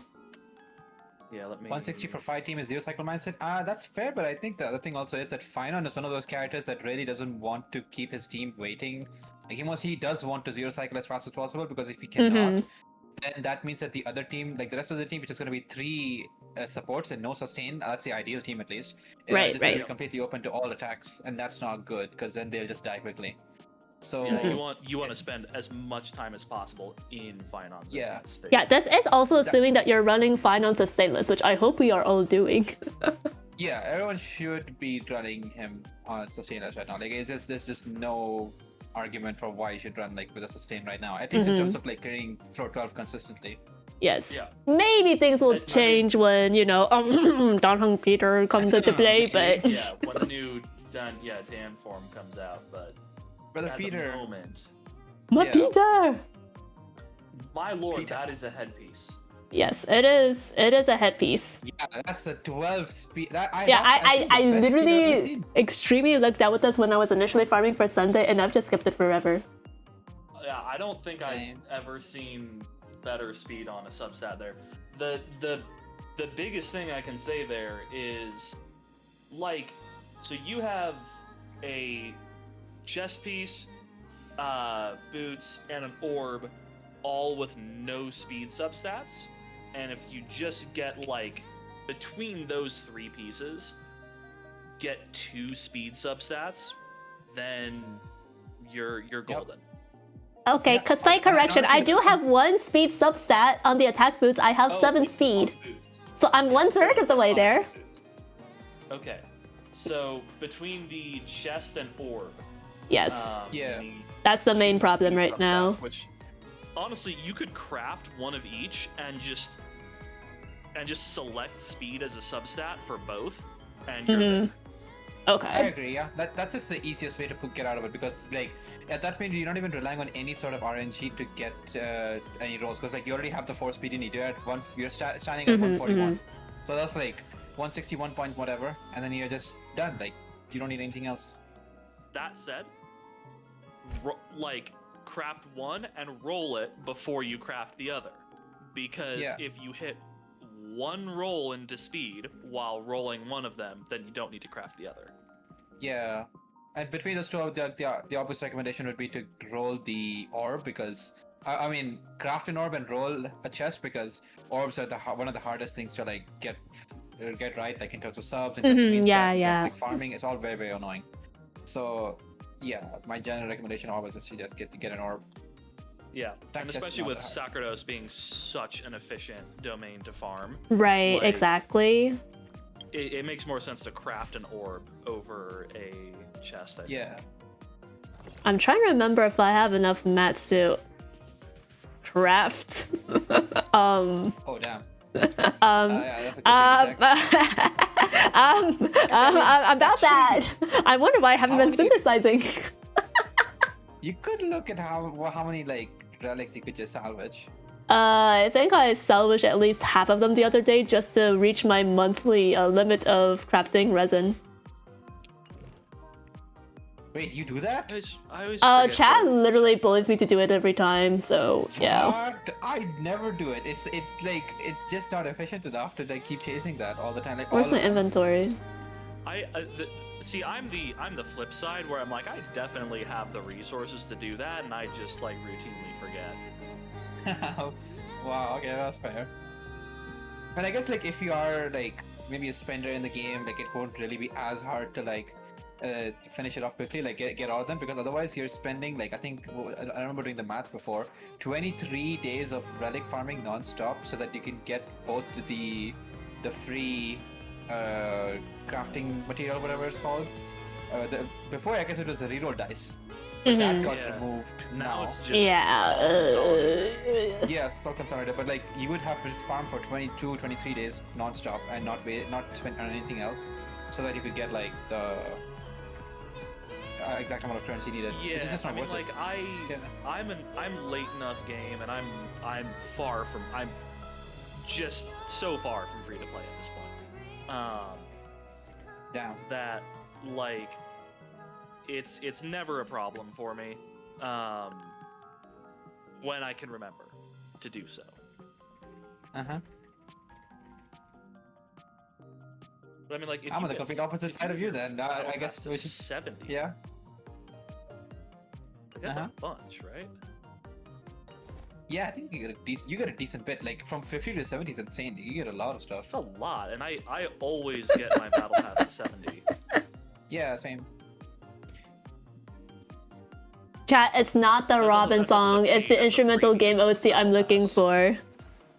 Yeah, I think as I got it right. Pretty sure it's if I can stop and half. No, I'm not talking about the Robin vocal song. I'm talking about the instrumental song that plays when you're exploring the map. It's like da da da da da. I know exactly what you're talking about. I think it might be listed as If I Can Stop One Heart from Breaking Reprise. Reprise? Yeah. I think that's exactly the one. That's the one I had as my theme as well. Okay, hold on. What, Mice? You have to read. Oh, that's so much. I have listened half that. Yeah, Mice, you and me both. Every time I'm like, who knows? Maybe they'll release a defense scaling character that wants both crit and break effect. I'm too free to play for this, bro. I don't have that much. Is it even in the Pentaconi album? I routinely hit relic cap in HSR. It is a problem. It should be in the third Pentaconi. Yep, the last one, the one with the clocky. I'm gonna while you're doing that, I'm gonna keep looking at some characters here because yes, we are approaching an hour in and haven't started on any submissions. Yeah, I know. Okay, so here's what I'm gonna do, guys. I'm gonna yours, set it your top to honestly, just put Hope is the thing with feathers, like the one at the bottom. just that. The reprise one. The Overture? The one from the. Yeah, the one that plays with the. Overture, yeah. Yeah, the last one. All right, yeah, fine. Overture, We'll just hope we don't get copyright struck. Oh wait, that's the thing as well. Okay, I don't know then. Yeah, because it will always copyright strike me whenever I play songs like Wildfire or Hope is the Thing with Feathers. So that's why I want to switch to something like. Then maybe something else. Yeah, probably just do that then. Don't mind me. I didn't know that. Yeah. I think this is all the probably music's my typical coach music that's not Bray. Alright, anyways, let's move on from Serja. I think I know what to do. I need to make her faster and synthesize her relics once I have enough artifacts XP. As well, because like I feel like it's below the ballpark as well. Like even the safe zone we gave of 3600, it's like we need more than that. Yeah. Okay. Let's zip through my last two ones like really quickly, just like high level, so we can get to like actual submissions. So here's phainon. We've got him at 2,588 attack. He has 136 speed. His crit ratio is 76.9 to 135.0. I don't think there's anything else I gotta worry about him. I have his I think S1. for starters, yeah, go ahead. Yeah, I also have max traces. Okay, go ahead. Okay, I think like real quick, one of the biggest things that, or one of the biggest benefits that Serrator gives phainon as a unit is the fact that you don't need to build, you don't need to get like any speed subs or that sort of thing anymore, or like at least that much. You can just swap away your speed boots and go for attack boots instead, and try to, because your breakpoint has not been lowered. So instead of 136, you should be having about 116. Okay. Serrator gives the ally 20, like with military merit 20 speed. So right now, like your phainon is not going to be in combat with 136. He'll be with 156. That's way too high. Okay. So, yeah, I think that's a good thing you can do. You can just move to an attack boots with like maybe a little. I don't think you really need that much speed. Just chill with some more crit rate. Yeah, I guess I could put him, let's say this random attack boot. He's like at 111. Maybe I put him like 116 or something. Like, but a little bit more speed on him. The math there is very much still maintaining your standard phainon, then Sunday, then Bronya. Yes. But you can just attain that all with subsets now. I know pre-Ceridra, I was very much the speed boots on phainon is great, do that. Now with Ceridra, I'm like, okay, if you have Ceridra on your account, yeah, go attack boots, speed substat. I have still not changed my build yet because I've been pre-farming for upcoming characters. But yes, new build would be attack boots, hit that around like 116 to 118 speed area, so that when you have the plus 20 speed, you're at that 136 to 138. Phainon moves, then Sunday moves, which advances Phainon's action again. Okay. Then Bronya moves, advances Phainon's action again. And on top of that, you're going to be first turn ulting with both Phainon and Bronya. Okay. So then you're at, like right at the end of the first rotation, not only entering Phainon's ult state, but you probably have a couple surplus core flames to jumpstart your next rotation. Yar. Okay. All right, that's the move then. I think it also helps that I have like over 3,000 attack now on Phainon. That will help a lot. Yeah, the attack is really good. I guess maybe one thing I would say is like probably would still need more crit damage. Like, you should have, I agree. Like, at least 160 pre-battle. Okay. That's one thing. But yeah, I was prioritizing like crit rate over crit damage because crit rate is so hard to get in this game. Oh yeah, that's also true. Like, Phainon is getting, what, 20% from Sunday? Yes, that's what I was thinking on. That's why I was like, okay, so, 76, perfect. Yeah, 96.9 accounting for Sunday's buff is tasty. And you are getting plenty of crit damage buffs. So, like, I don't think 135 is bad. But I do agree that I think you could shoot for a little bit more. Okay. Maybe in that 160 zone. Alright, I will aim for that then. Then last on my speedrun review list is Saber, my Excalibur queen. We've got 2.5k attack on her. She's 137 speed, 74 to 167 crit ratio. Like, I don't know how she ended up getting a better ratio than Phainon, man. She has her S1. I maxed out almost all her traces. I don't remember if her talent is useless or not, but it was like bare level. I think like it's second to last in priority, so I was like, okay, I just leave it alone.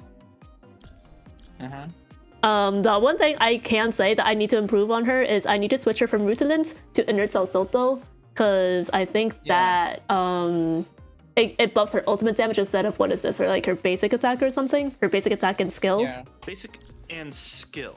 Yeah. And there's a decent amount of skill damage from her. That is true. Both are fine. Salsoto's better, but Arena's better to farm.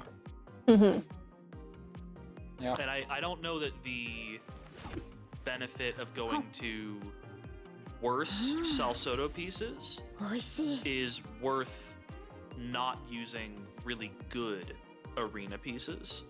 So what you're saying is, if I have literally like almost nothing else to do in game, I could consider going for a Salsoto, or if there's another character that comes out that just really, really, really wants Salsoto, then I can dual farm. Sure, or you can like scam box for it, you know, like you True. can craft for it, but I wouldn't use really unless she's one of your like main end game clear characters. Yes. Which honestly, she is E0 S1, so maybe she is. But there's a lot of shared supports, I feel like, between her and phainon. That's why I have Sarah, so Sunday can go on her team in Apocalyptic Shadow. Fair. Because yeah, then you could do Ciridra, Bronya, and presumably the upcoming Daniel form for phainon, and give Saber Sunday.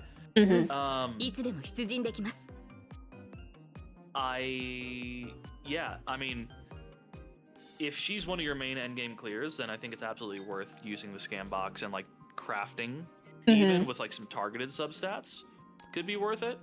That's a really tasty orb, though. Yeah, I'm very proud of that orb. The rope is not ideal. It could be better. But I it agree. is getting you above the 134 breakpoint, so we're not going to complain about that. That is very valuable. Yep. Okay. So in conclusion, my Saber is decent, could be better, but at the moment is decent. Yeah, pretty good, honestly. Yay! I have escaped scathing criticism for at least one of my characters. Let's go.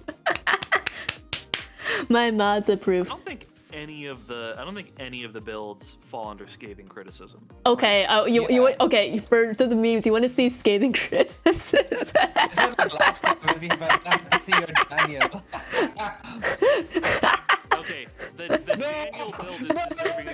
Don't you have his light cone? Yeah, it's on Ilya right now, and I'm going to give it to Peter for high attack light cone, because yes, it's like, why do you need to pull Peter's light cone? I'm like, you raise a good point. His light cone is. I'm going for E1 S1 Daniel. For the new Daniel form. Cross the stain? Yeah, dude. Bro, it's Danhong. Why wouldn't we? Hey, I'm speaking Danhong, from a meta perspective, but not from like loving. Yeah. Like DPS's ebb and flow sustains retain value.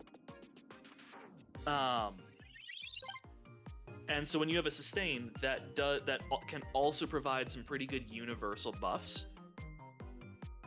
okay, that seems worth it to me, because even if if and when the meta changes dramatically in V4, Yeah.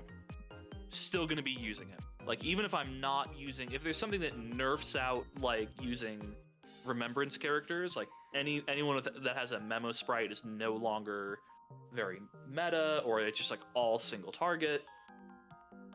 Cool. I might not be using as many of my V3 characters, but Yeah. E1 S1 Daniel would still be valuable. That's fair, but I guess like probably my counter argument for that would be like it's unless you can have like the funds to support it, it just becomes a case of opportunity cost, right? Because let's say like a new player starts out in 3.0 and they see like they pull Tribi, they pull the Herta, Aglaya, etc., and then they come across a sustain that they gotta choose from, and then the question becomes like, would you rather get that Danhang to an E1, or would you rather pull Tribi's E1, or would you rather pull like a Ceridra's E1? And then it's like, then it becomes a lot less incentivized to go for like a sustained light cone or Eidolon compared to like a Harmony unit who will probably give you a lot more even in the next year. Yeah, like that's 100% fair. Yeah, I would 1,000% recommend Tribi's E1 over any investment for Daniel. Bear in mind, the only V3 character of mine that does not have any vertical investment is Ciridra. She's at E0. I didn't pull the Herta and I didn't pull an Axa, but I pulled all the other V3 characters and they all have vertical investment. Oh, that's really good. Mm-hmm. I just went for like the affordable route as a free-to-play player of like getting E0, S0, Herta, and Axa, and then I got like E1 Trippy, E1 Hysolence just for like future proofing. So that just like helped me more. I think like for considering most of the player base is just still like either free-to-play or Dolphin. Like unless you obviously like the character from like a meta perspective, it's probably just better to like go for like support stuff. But I think a hot take, I guess that I'm kind of understanding from what you're saying about even S1 Dan hanging, maybe him potentially lasting longer in the future would be maybe that's better. Like obviously we agree about Harmony being the number one, but maybe number two would be a sustain Eidolon rather than a DPS Eidolon. And then at number 3 we go for DPS. Because heading into the next year, Firefly is useless, but an E1 Linksha is quite good. Yeah. So that's the thing, is that sustains and amplify retain value far longer than DPSs. For sure. And so like going for E1 on the new Daniel or on Treeby, E1 is so good. And E1 on Hyacinth, if you play a lot of HP scalers, is crazy. Yeah. S1 definitely has been more valuable because then as long as there is a character that values that buff in any way, that sustain has a lot more value. Yep. I'm seeing where you're coming from now, yeah. But again, this is probably a good thing for chat to bear in mind. Yeah, I am very much coming at all of this from a like whale perspective, and Yas is sort of the free to play. Exactly, we got a balance here. Voice here. So my advice will definitely skew more towards like the premium side of things, and I think Yas's will probably skew more towards like the F2P side of things. Yeah, for sure. Because my brain just thinks like, oh, that's a really valuable E1S1. I'll just pull that. Yeah. For me, I'm like, I got 30 pity and like pretty much like 10-20 pulls, let's say, for example, like last week, and I was like, okay, now do I just get like the new Siren, or do I just like get vertical investment into like Danheng, for example? Exactly. Yeah. But I guess that probably definitely just brings the balance, as Ari is saying, because then we can just see they come to a middle ground or something. Mm-hmm. Yeah. We will all learn together, chat. I am learning too. It will be glorious. Cool. I'm gonna be right back while we queue up the first submission. It's already queued up, but yeah, go ahead. Yeah. Alrighty. But yeah, guys, thank you so much for your patience. We are going to be reviewing user submissions once Pers gets back. Again, let me explain the rules for anyone who is in chat and maybe wants to submit a review request. We are only doing in-depth reviews for your top 3 characters, as is explained in the sign-up form. If you want us to review 5 characters, it's going to be a very high-level bare-bones review. So please keep that in mind and weigh your options, see which one works out better for you. But yeah, as this is Gumithon, you technically have the option to skip the line if you either sub or donate 500 bits, because I am raising funds for a new streaming/gaming PC because my laptop is literally, it will probably break within the year at the rate it's going. But it is completely optional. Please don't feel obligated to give any money, especially if you can't afford to, because we are going to be reviewing everyone's reviews, characters anyway. We're just going in submission order. So don't worry, you will be reviewed. Yeah!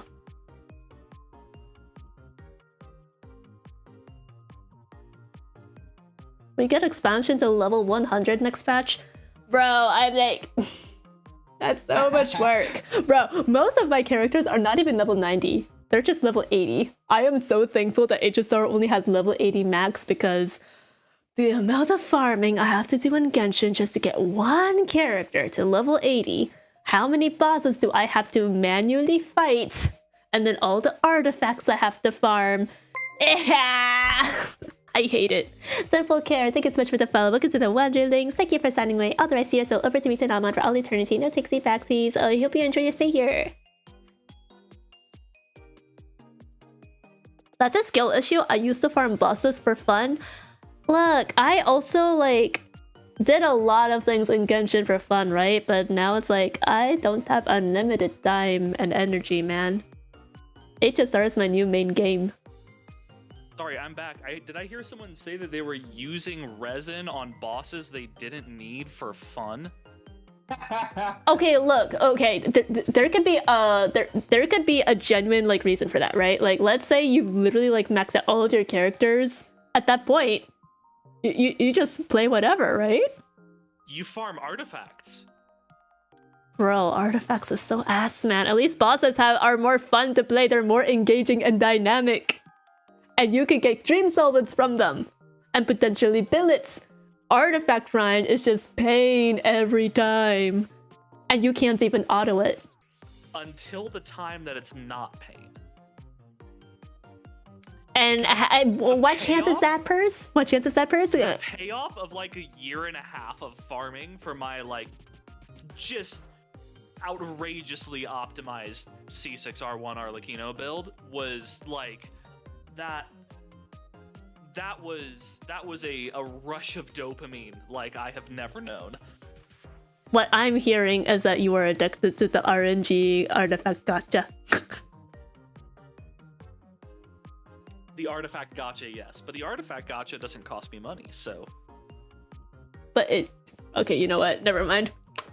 I don't think I can convince him. I think we fundamentally love different parts of the gacha, and that is a-okay. But yeah, we're gonna be reviewing y'all's RNG gachas right now. So I have user number 1 pulled up right now. I think that's Ember up first, actually. Ember Selic. So Ember requested that we review phainon, Maide, and if I remember right, Archer. Let me double check. Yes, Archer. So I have pheinons pulled up right now. Do you put the UID in chat or? Oh, yeah, Ember, are you in chat? I mean, we're doing a submission order anyway. Yeah, you could probably DM the. Oh yeah. You can grab it from like the Google form, but I'll just go ahead and DM you the link. Yeah, it's fine. Oh, do I have access to the Google form? I should have sent like an edit link in chat, but if I didn't, that's okay. Yeah. If you want to make it easier, you could also just open like the VC chat and just paste it there. Yeah, that's what I'm gonna do. I'm gonna figure out how VC chat works. Oh, you can just hover and it'll just show a speech bubble on the I VC will ping him. Don't worry. He will see the ping. All right. Oh, there we go. Pers is a caveman. Pers, are you gonna take this lying down?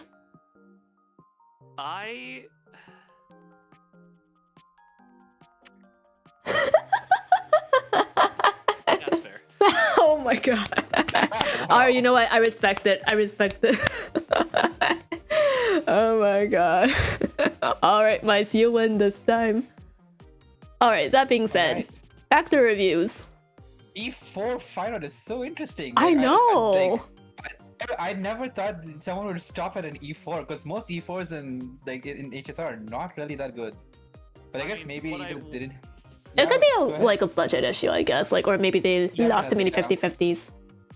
That's what I was gonna say. Is I feel like from the standpoint of how I often pull, like I set a budget for myself, and sometimes I want more than what I could like guarantee with that budget, and so I go I do my best, and what I get, and if I don't get it, I get it on rerun. So could be going for E6 just on a rerun. That's fair. I mean, there's like so many characters that come out after phainon. Like again, like we just said like minutes earlier, sustains have better value than DPSs. So like phainon is your ultimate favorite like line. Then generally you don't want to be going too much for DPS eidolons because they get power crept very easily. That being said, your crit ratio is insane. Like barely 69.8 to 229.6 crit damage. Yeah, that should be the crit rate should be about like what 89 in game, or was the math wrong? Yeah, 89.8. So I guess if you really want to get like that's solid. Yeah, really particular, you probably could push that a little more. because most of Phainon's damage comes from like single hit nukes, so missing that crit's gonna suck real hard. So you could probably point it a little bit higher. So like maybe like 95, 97, I don't know. Like it's just a safe sort of zone. But that's like just being very nitpicky about it. I think most of the other stats are all in the right place. Yeah, go ahead, Ari. Oh no, I was just gonna like mention. I see you have like 125 speed. Are you like running this? Are you running Phainon with like any speed tuners like Sunday Bronya, or do you have Serja? Because I remember like you guys literally told me earlier. Yes, like because if you're running attack boots, like I know some people who run attack boots without Serja because they're like, I want the raw damage output numbers anyway, but always nice to check. Like I feel like if you don't have Saridra, you want to run speed, like either speed boots or have like the most insane like speed substats, because you gotta go, your rotation's gotta go Phainon, then your 2 action advancers. Right. Yeah, and the problem that I'm noticing here is that like it's like Sunday. I was just looking at it just to compare speeds. Sunday's at 136 speed. And then Phainon's at 125. You're not really getting anything out of that speed on Phainon because Sundays is going to overtake anyway. So, and I'm saying this with the context that I don't see a Saridra right here, because if it is, then like that's fine. But then again, I'd probably have more things to say about the speed tuning anyway. But like right now, like that 30 speed kind of feels wasted because you're not overtaking Sunday, and like you just have it on top like right now because. Like at that point you might as well just go base speed, right? Like you can just go base speed. You have an E4 Phainon. He should just destroy everything before his ult is even over. Right now with current endgame, because it's an E4 Phainon. The game's just over. He doesn't start the fight. He ends it. Yeah. Yeah. Speaking as someone with an E2 S1 Phainon, not even E4 S1, but E2 S1 is just zero cycle, like. I do 1 ult, and then if there's anything left, I finish it off with a Cypher ult, and then I'm golden. It does demolish stuff. And even if you do have Saridra, which you might, you've got what, 4? I think, given your Sunday speed tuning, 4 substats in speed that you don't need, but that is, I will say, that is so nitpicky of me. Like, on a like basic, like, is this good? This is a good build. This is fantastic. Yes. The reason that I am nitpicking that much is because there is not much else to be very good. This is high praise coming from us. Especially notice the fact that like they have 230 crit damage without buffs outside of combat. That is insane. Yeah, like you're already blitzing through content, McGurdy. To that 300 mark there in combat. Actually. Definitely, yeah. But and I would say like if you don't have Saridra, like even though you have an E for Phainon, that should destroy everything in the game. Obviously, the point is to look at like future-proofing them because DPSs can get power crept. So I would say, if you don't have Saridra and you're using all this without it, then I would still recommend getting Saridra at least on rerun, because if let's say Phainon does not do really good, I'm pretty sure Hoyo is gonna make some DPS that works well with Saridra, so it's not gonna be like a wasted unit pull or unit anyway. You could just transfer that to somebody else. But I guess if you're going for the E6 Phainon, you want to stick to Phainon forever ideally. So that just puts all the more reason to get that Saridra, and maybe even an E1 Saridra to make it even more like future-proof.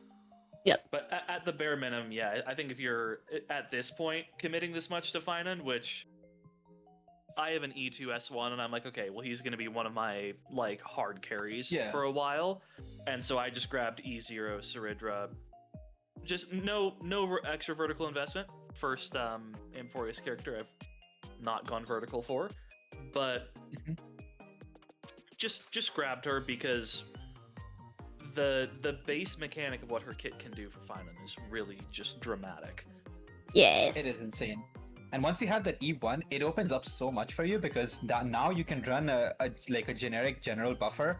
So imagine tossing in an E1 Trippy. Oh god. Bro, don't remind me. I missed my second Trippy rerun in a row. I will say this. I'm looking at some of the other characters. I am pretty sure that is on the table. There is. I'm seeing an E2 S1 Sunday. Sunday, an E2 S1 I've never Adventuring, seen an E4 yeah. S1 Me Day. I think E1 Ciridra is very much on the table. All right. Maybe next time we have account reviews, we'll review your Ciridra. That being said, my day. E4 Me Day. What do we got? S1 Lycon as well. All right, let's see I guess here. One thing I have a concern about would be like my day's best partner is Sunday, and Phainon's best partner is also arguably Sunday. So I feel like we can definitely review it, but like from a team building point of view as well, I think you might be in a bit of a pickle here. I agree. Running to just decide what to do. I guess what you could do is potentially run Bronya with Phainon and maybe have Sunday with Maida or something, or vice versa. But it can feel a bit sketch. Oh, Chad is right. She has Jingyuan too. Everyone wants Sunday. Primary motivation behind getting Ciridra for my Phainon. Yeah. Was so that could potentially free up Sunday. Because there are some characters like Mide and Aglaya who desperately want Sunday. And Phainon, especially with some vertical investment, is like, okay, Sunday's nice, but if you have Ciridra and then maybe like the new Daniel form, Bronya will do. Mm-hmm. Yeah. Yeah, if you have Bronya, honestly, you're set. Considering they're like very clearly a whale, I think they probably do have like Bronya and like a couple of good Eidolons on it. Like if you got an E6 Bronya, it literally doesn't matter anymore. Ember, if you like watch this later, can you let us know what Eidolon your Bronya is at? I'm so curious to know. Yeah, this is just phenomenal. And here as well, we're seeing an E4 Might. I need to read this because I don't read E4s, so I need to like see what's up here. You get like, okay, E1 already is like such a good Eidolon from ID, and like that's already a fantastic stopping point. But even all the way, because E1 just makes him AoE. E2 is so underrated. E2, oh yeah, E2 as Oh well. yeah, because it converts his healing to charge, right? Oh, so it's a lot like it was a little bit like what Blade's E1 does for him, where it's sort of like a good bit of conversion, and then that converts into more damage. That's also really good. Pre E2 Mide, you're kind of the only sustain that really makes it feel worth it to run with Mide would be Hyacinth. But even then, that's assuming that you have her like E1. E2 makes Hyacinth even more broken with Mide, but then also makes it just like basically obligatory to run a sustain with Mide because you build up his charge so fast with E2. As long as you have a sustain, because you will be not only dropping HP every hit, but also then healing it up with someone like Locha, Hyacinth, Gallagher, someone who has on-hit healing. It gets crazy. I actually have a question about Hyacinth and Mide synergy. I was actually under the impression, and one of the chatters agrees with me too, that Hyacinth actually has anti-synergy with Mide. So how would you explain it for this? At least Yuki says pre-E2 anti-synergy. Yeah, assuming E0 on both, then yes, there's anti-synergy. I can tell you that I have E0 S1 Mide and an E1 S1 Hyacinth. And even though on paper that's the general thought prior to E2, in practice, the overall buffs that I got from E1 S1 far surpassed the lower charging efficiency from introducing Hyacinth there. Gotcha. Okay. Yeah. So I guess it's a situation of like, depending on how, if you vertically invest into Hyacinth a little bit, the benefits outweigh like the risks, so to speak. Yeah, so the cost is not as substantial as the overall benefits you're getting. Okay. Because at the point of you're at E1S1, I mean, you are encroaching upon like 18k HP in combat at that point. Okay, I see. Also, by the way, Ethan, I don't care if they're called Mide or Midea or however. The Korean dub, they say my day, and I stick to the Korean dub. Y'all say Hyacinth, Yeah. I say Hayakin. Yeah, I mean, it's also like depending on the language you play, the pronunciation changes. Like Exactly.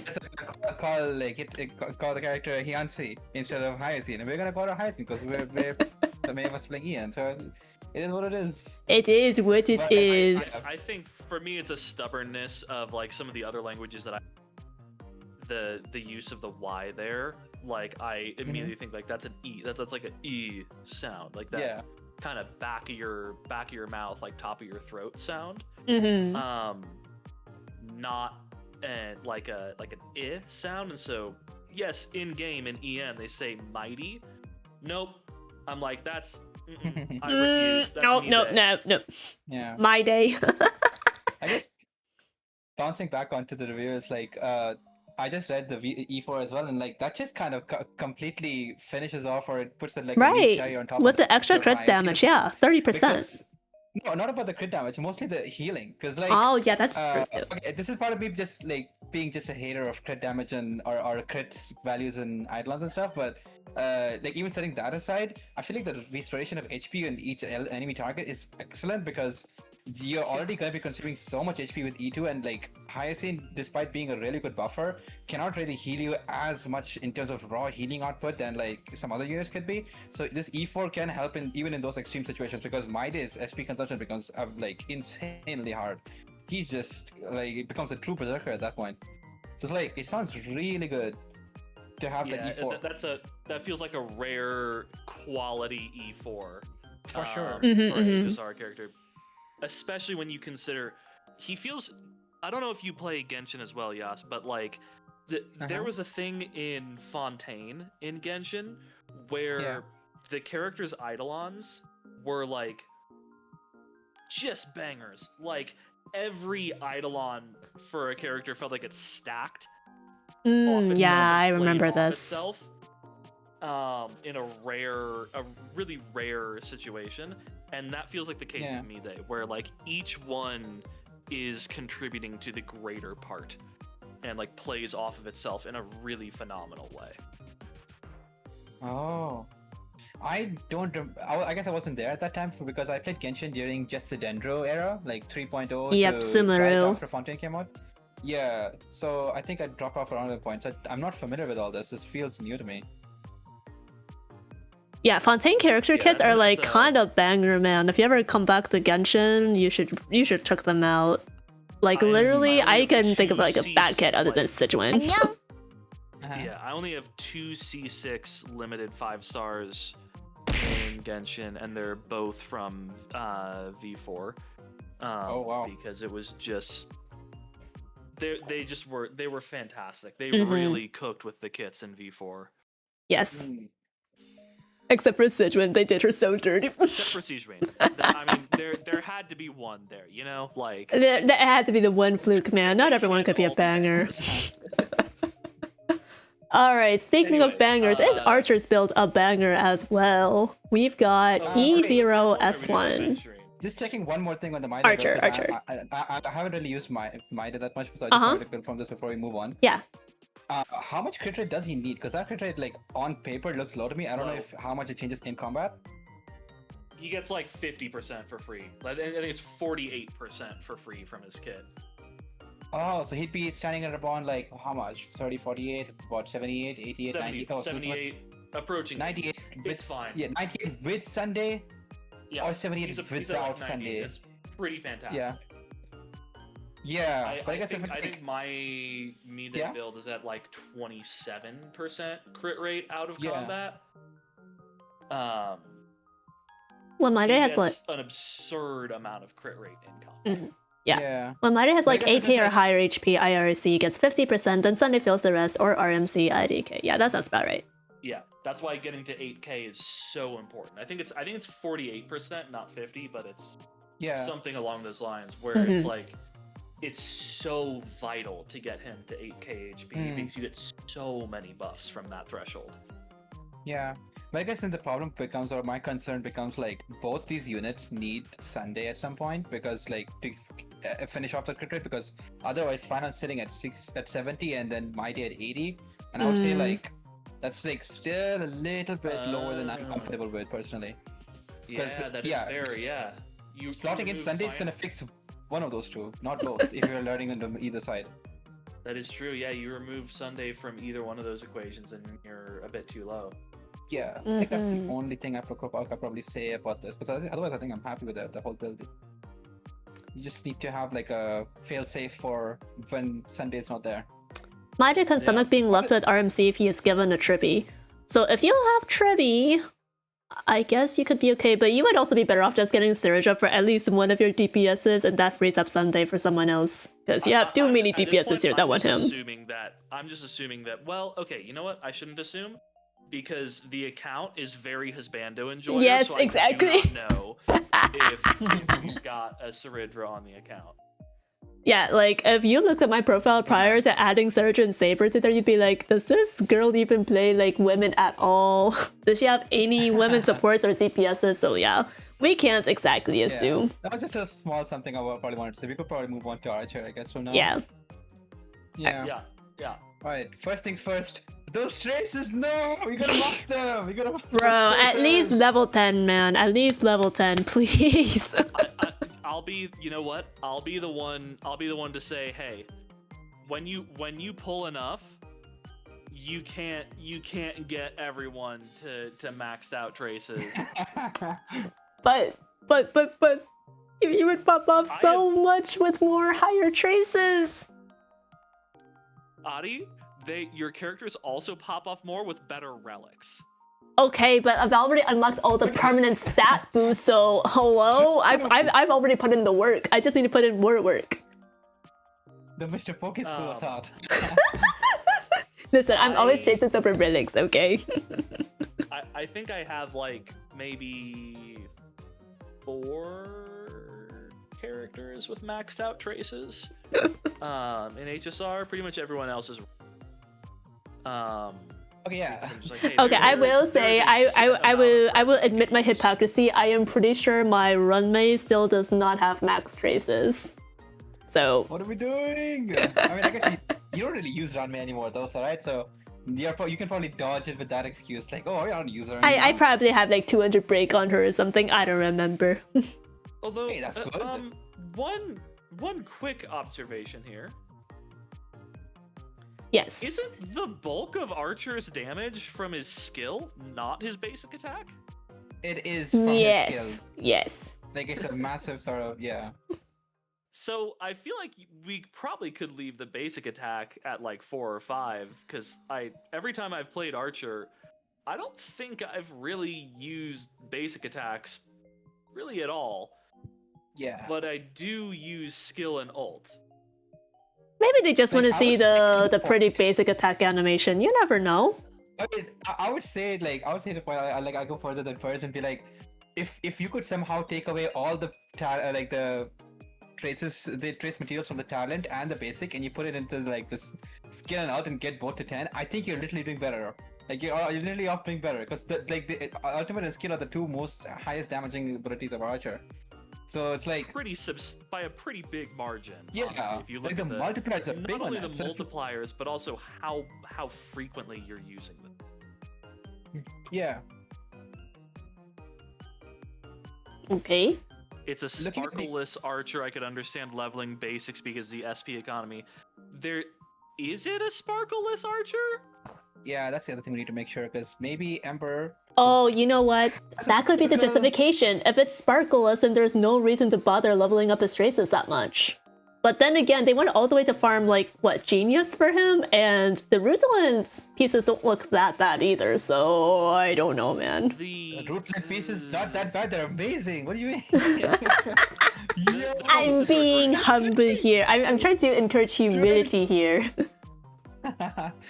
Okay, I guess having base speed is fine, but it's like the thing I would say is like it depends on if you have sparkle or not. Because if you have sparkle, then it's like I don't know if you're okay completely. I don't think you do base speed if you don't have sparkle. If you have sparkle, base speed. if you don't have sparkle, like I think you may want it may be a -1. Yeah. That being said, if you are a sparkle hater like me, I completely understand. Please don't feel bullied or pressured into pulling for her. We must remain strong. Yeah.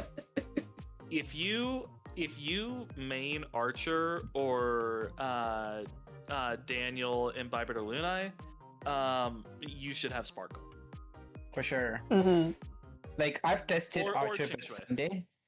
Yeah, I've tested Archer with Sunday personally and like floor 12 end games, and it's very, very uncomfortable to use. And even IMC, like even though I've seen some clears, it still isn't as smooth as I want it to be compared to like Sparkle, who's brain dead burst SP, where you just spam the ult and you just get like 5 or 6 skill points, and like the 2 extra skill points on top that you can have as your cap also really helps with. So it's like. Archer's one of those units that really, really prefers having Sparkle on his team compared to like Sunday, let's say. Yeah, and I want to explain just like even S1 Sunday it helps.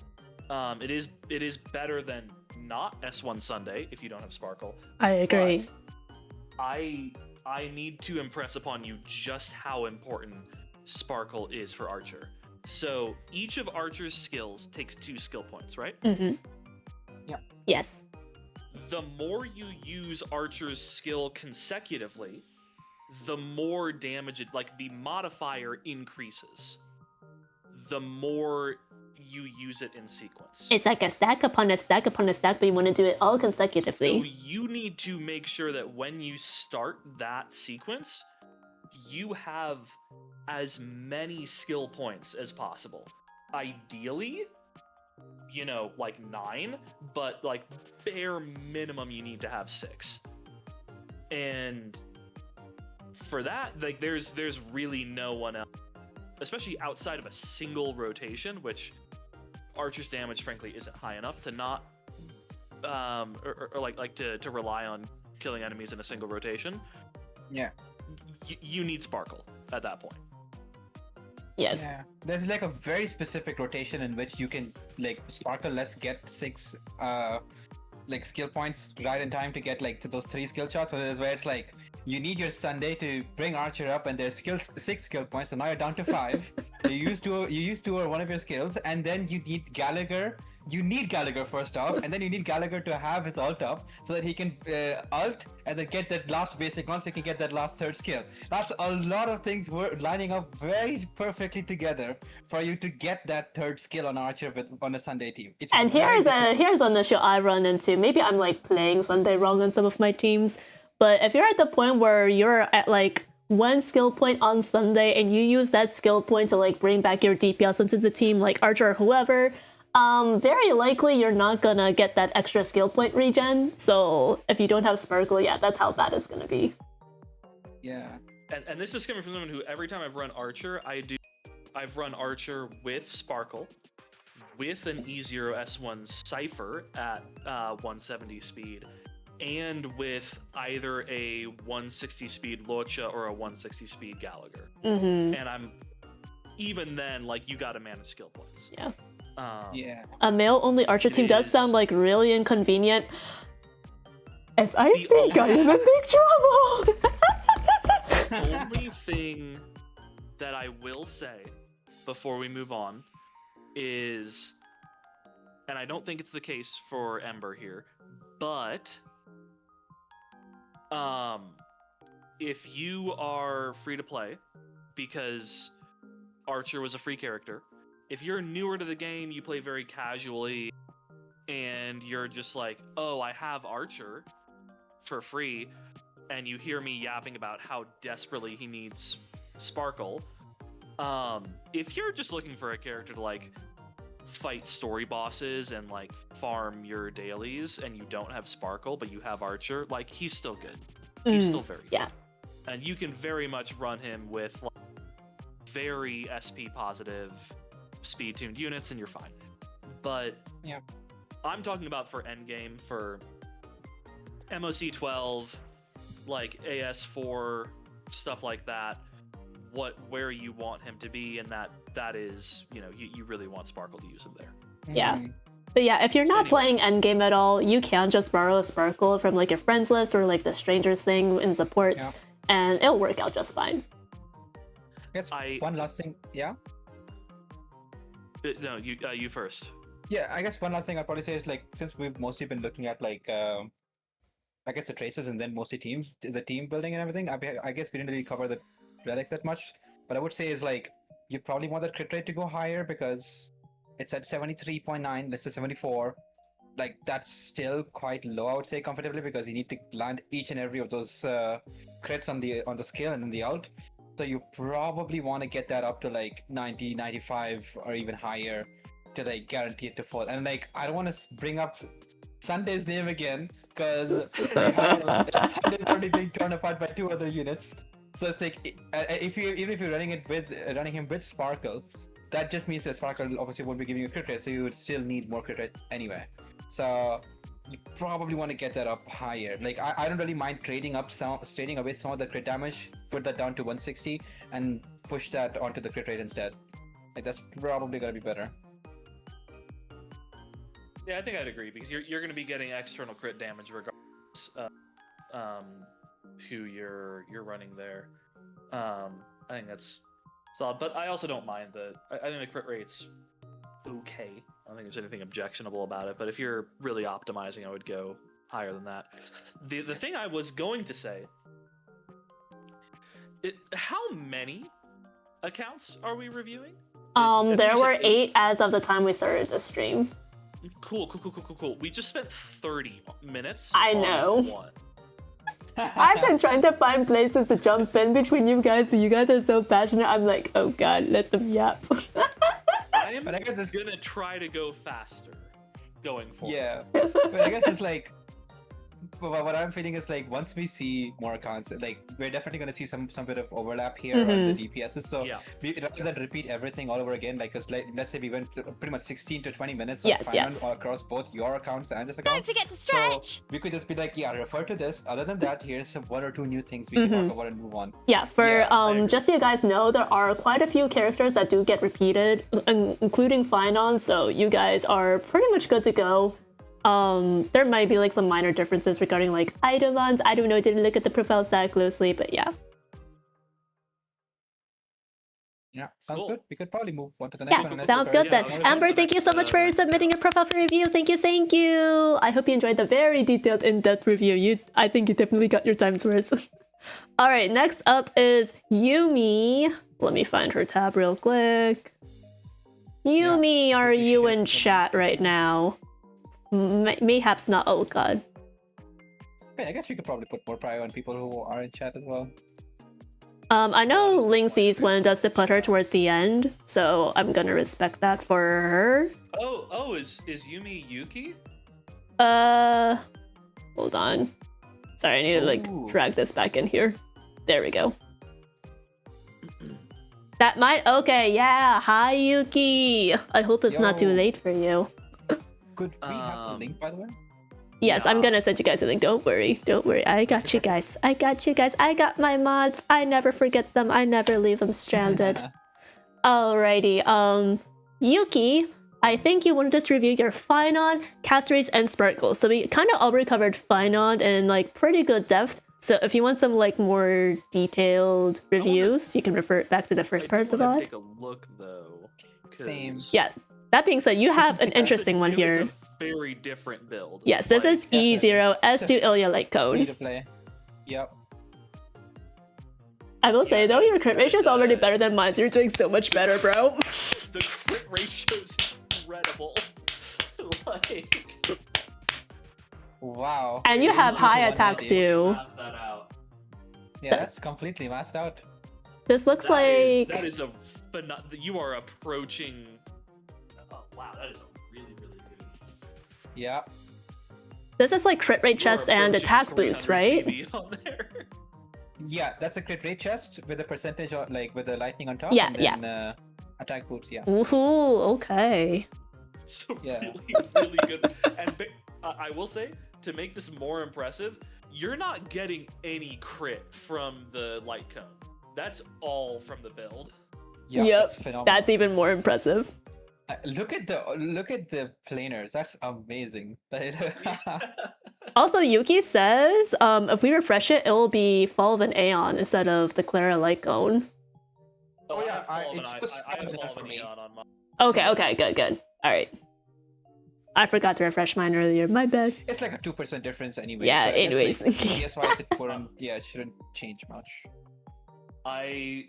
Massively impressed by the build itself. I don't see Saridra there, but I'm assuming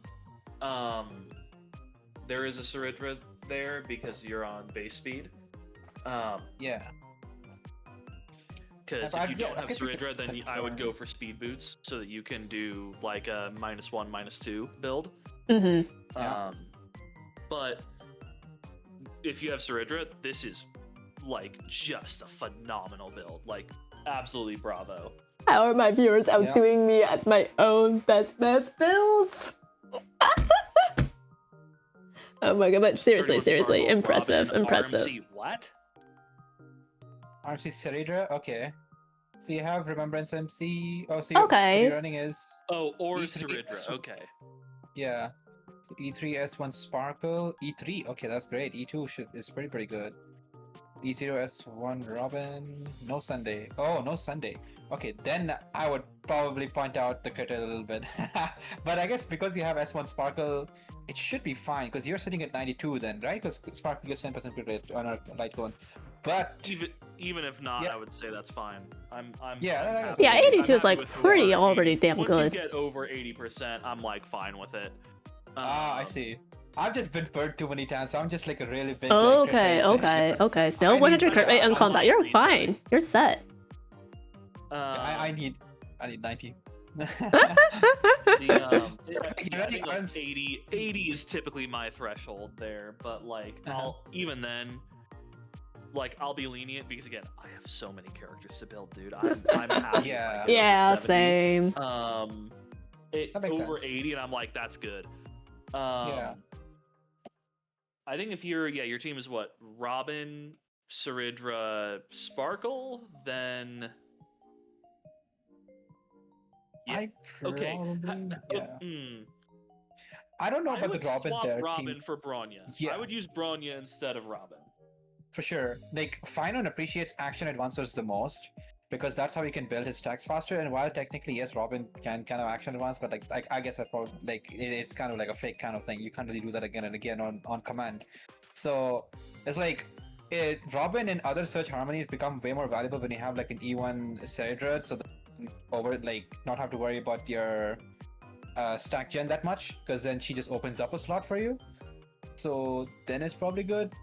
She's an E1 Robin. I guess it's like then I'd probably say like you could probably use that E1 Robin on another team and use Bronya here, because let's say if you're running like I could see Yunli on your account. If you want to use Yunli right now, you could probably run Robin there. Maybe once 3-team content comes out, you could probably split off and give Robin her own separate team. Series, yeah, it's like I agree with Yas 100%. Like even with Robin being E1, I 100% believe that it's more valuable to have Bronya there so that you can get ult up faster and then get ult up again faster. So like, and speed tuning, especially since you're not doing 2 100% action advancers, you're doing a 100% and a 50% action advancer. Speed tuning is going to be really important for you. Okay, your Sparkle's over 160 speed, so you're fine there. As long as your Bronya's slower than your Sparkle, which she probably is, you're fine. Yep. Because you want Sparkle to advance Sunday ahead of your Bronya, and then have phainon act, then have Bronya act to advance phainon again. And I mean, you might not be able to ult. I would say you're probably not going to be able to ult until a couple enemies attack you or into your second rotation, but it is what it is. I do just think that Bronya would be a much better choice there. It also frees up Robin, and when you have an E1 Robin, you can kinda use her True that. yeah, you can just slot that anywhere. Like it's just like on principle, as like Spurs also explained, like the action advance is way more important than like the like the attack buff, let's say that you're given and other stuff, because like phainon just wants to get those core flames ASAP. He has enough attack and everything from your build already, so I think that's already good. What do you mean, but Sparkle Bronya isn't going to work? Of course it is. You have lose E3 it Sparkle that already helps a lot with Phainon's stats, including his crit rate. Bronya is basically Phainon's second best action advancer. It's Sunday and Bronya in that priority order. So I guess what they're talking about is buff uptime, right? Why Yas and I are harping on about action advancers so much is that Phainon self buffs so much. And on top of that, his other great team, like the other teammates you typically use, also provide him extra buffs. He doesn't need a ton of help with buffs to make his damage per screenshot better. He wants help getting into his ult state faster and more frequently. Yeah, you don't have to worry about the duration of the buff. You just want to worry about stacking core flames as quickly as possible. I see what you mean about Sparkle Bronya now. Like once you explain it a little bit, it's like more so about the buff uptime, because the reason why Sunday Bronya works so well is because Sunday's buff lasts 2 turns, Bronya's buff lasts 1 turn. So you could do Sunday and then Bronya and then instantly out. But whereas the problem here becomes, Sparkle gives her turn, then Phainon moves, then once it's his turn again, Sparkle's buff wears out because Sparkle's buff lasts 1.5 turns. So the counteract, I would say the solution for that technically could just be potentially using like other buffers like RMC, because RMC's buffs I think don't have really bad uptime. Yeah, so like you probably could do something like that, but it kind of just becomes a problem because like as you've also probably identified, Phainon really likes having Sunday with him because of this uptime problem. It's like you're gonna see Sunday's name pop up a lot in this session because it is starting to kind of feel like a just pull Sunday on your first available. And I love it for my king. You heard of people talking about Honkai support rail, like this session is gonna become a Honkai Sunday rail. Like I'm not even kidding. You want. Yeah, but it's like that's probably something you could do later on. I do still strongly recommend him because like I do think it's gonna make your Phainon way more comfortable to use in terms of buff uptime and everything. But it really depends on what your intentions are with how you want to approach endgame. Because if you're like a person like me who wants to do floor 12, you definitely would want or would like having Sunday. But if you don't care, then it just doesn't matter that much. Yeah. Speaking of supports, in the interest of moving things along, shall we review Sparkle real quick, which is E3? Yes. Oh, the Sparkle build, let's go. Yes, and E3 S1. I don't know too much about Sparkle, so I'm just gonna let them yap away. I'm the resident Sparkle auntie here. I'm not a huge, so my Sparkle's E0 S0. I need to actually read those Eidolons real quick, just to jog my memory. I think there's a reason that wait a second, that is 166 or 167 speed effectively. Yes. On Eagle. Yes. That's potentially an effective 200 speed Sparkle. Yeah. Which is amazing. We've got like 207 crit damage too. Not bad, not bad. But I guess like what I'd be wondering is like, what do you do with that speed in a Phainon team? Because Phainon just says goodbye to everyone and then just leaves, right? So at that point, what I would probably want to do, at least the way how I think about it is, I'd probably want to run Sparkle on, let's say, a 2-piece Sakura or like 4-piece Sakura set, because that buff can like snapshot to Phainon. Yeah, it can snapshot to him arguably better than Sparkle's own crit damage buff, and Phainon can just yeet off to wherever he yeets off with his ult, and just keep those buffs for the entire fight. So that probably is a good idea. Sparkle has 50 AA. This is required to action advance. Yeah, but I guess that once the 160 speed thing satisfies that requirement, right? I don't think you necessarily need, or even you don't even start with the 200 or like a speed at the beginning, right? Like I don't think you're gonna start with an ult instantly, unless you do something. Sorry. Go ahead. I was gonna say, I saw that in chat, and I use this for Archer too. That makes more sense. This build for Archer makes perfect sense. This build in a Sunday team makes a lot less sense, and honestly, just using Sparkle there in general Phainon, yeah, doesn't make as much sense. Or sorry, Phainon. Yeah, yeah. I feel like you would want Sunday there very badly instead. Mm-hmm. But this, in context of an archer team, this is phenomenal. This is great. This is exactly what Archer wants. You are acting so much. You are going to be generating energy rapidly. You are on Penacony, so you're giving even more buffs to your Archer. This is Archer's, like, he is so happy about this. In phainon, he just wants Sunday instead. Yeah, I'm sorry guys. At the end of the day, TLDR, if you have phainon, you want either Sereja or Sunday. There is no in between. You probably want both ideally, like if you're True, but if you have like a different DPS that really wants a Sunday, then like get Sereja. But like yeah. If you don't have anyone else, get Sunday. That Sunday is still more important than Sereja. I guess that's probably my hot take for the day for phainon. Because you could do like a Sunday and Bronya combination, but like yeah, my phainon team where I use Sunday Bronya Cypher is and it's an easier S1 Cypher, so there's extra defense, there's like defense shred there, but that is going to play competitively with a phainon Bronya, Saridra, and then Cypher or a Sustain or whatever that third slot is when you remove Sunday from there. Both Cypher both Saridra and Sunday are E0 S0, but they are going to play about the same.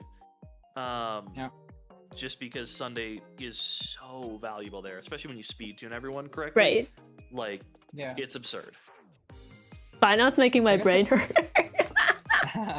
So I guess like I unless you all have more to add, like I guess like I could probably like try to conclude this and move on to the next. Because then I'll probably say it's like, I think if you're sticking with this marker build for Archer, it's perfect as Pers was mentioning. But for phainon, the changes that I would make would be to swap this to Sacerdos 4-piece ideally. And I don't think you'd really need much else. I think you're good on everything else. Like it just becomes like a team building sort of issue. But like if let's say we set that aside, 4-piece Sacerdos, 160 speed and 160.1 specifically, and I think you're good to go. Like this is a very good spot. Don't forget to stretch. Thank you for the posture check, Pie. Cool. All right. And then Castaries. The third. Yeah, Castaries. Which is Castaries. E0 Bailu signature light cone. Yeah. Okay, that's interesting. So, and that's for a base HP, because if you don't go for Castaris' signature, she does not, or at least did not, prior to the new battle pass, really have any great alternatives. Oh, okay, I see. The new battle pass introduces, but I also don't know if Yuki gets battle pass. Oh yeah, do you get the battle pass, Yuki? F2P. And if that's the case, then if they don't get battle pass, then this is one of the better options if you have it, just because even with no passive there whatsoever, right, the base HP is really high in comparison to alternatives. Very true. Yep. We're looking at 8,450 HP in total. I've never seen those numbers on my account. Pretty good. I mean, there's not really much to critique here. I mean, you're at what, like 1 crit rate? No, you're actually at 101 crit rate, because I'm guessing you're using Remembrance Trailblazer with your Castaris. She's probably at 101, so that's fantastic. Yeah, not a huge amount to critique here. This is pretty solid, and this is coming from someone who does main Castaris. This is great. Nice. One thing I would say is like, and this is not really like a critique on the build itself, but it's like a potential area for improvement, would naturally just be to get Castra's light cone, because usually light cones in Honkai have like a 15 to 20% damage increase from the free-to-play options, but in Castra's case, it's a unique situation where like the gap is significantly bigger. Because I think you get like about how much is it? Like 93% of with time waits for no one, which is the bio light cone, at least according to Pridwin, and you're getting 123% of that like with the signature light cone. So that's like about a 30% damage increase with the if memory serves, the calculation is 36% for her signature. Yeah, it is over insane. So pretty huge. Yeah, outside of like support, like pulling the right supports and stuff, like you could definitely like consider getting her light cone to like push her forward. Like that would probably make it better, because I think otherwise your build is great. So like the only thing I could think of that can like push Castra's up would just be like getting the light cone itself. Yep. I will say, if you do end up, if you like Castra's a lot and you're thinking vertical investment, I would say light cone first. Specifically because E1 is fine. Like, it's good, but you don't really appreciate it until you get E2. E2 makes her just so broken. Like, E2, your ult is always up. Like, it's fantastic. But because she just doesn't have light cone alternates, go for her light cone. If that's an option at all. Saving for it? Okay, cool. Great. Anyway, Yeah. I'm gonna try to move things along because we just spent 24 minutes this time. So yeah, who's the next one? Yeah, and also guys, if you have any like more follow-up questions, both Pers and Yas are available in my Discord server. So if you want to like, you know, ask for like more detailed critiques like off stream, like when they have some free time, then you're more than welcome to do so. But yeah, in the interest of like stream time, we'll move things along. Yeah, that, and also like honestly, like I'm gonna be available tomorrow morning and Sunday morning as well, because like this is one of the things that is very interesting to me. And yeah, if you want like live feedback like that, great. I'm available usually on weekend mornings Mountain Time. If you don't mind waiting a bit, drop it in Ari's chat, and I will respond when I have time. Yep, sounds good. All right, hold on. You guys are gonna be muted temporarily. I think I might need to grab an updated link from my Discord channel. Give me 1 second. Okay.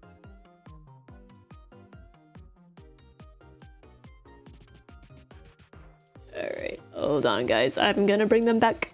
Don't worry, they come back. Hello, speak. Testing. Yo. Alright, OBS loves you guys. Let's go. Let's go. Alright, JP, you are up next. J. Raphael P. Oh, you're here. Hello. Yes, you're next. Google Form is doing a Google Form thing, so you are up. So you requested the Herta, Yunli, and Silver Wolf. Oh. So since I have the Herta already up on here, I guess we'll look at her first, which you have E0 Aslan. Oh yeah. Yeah.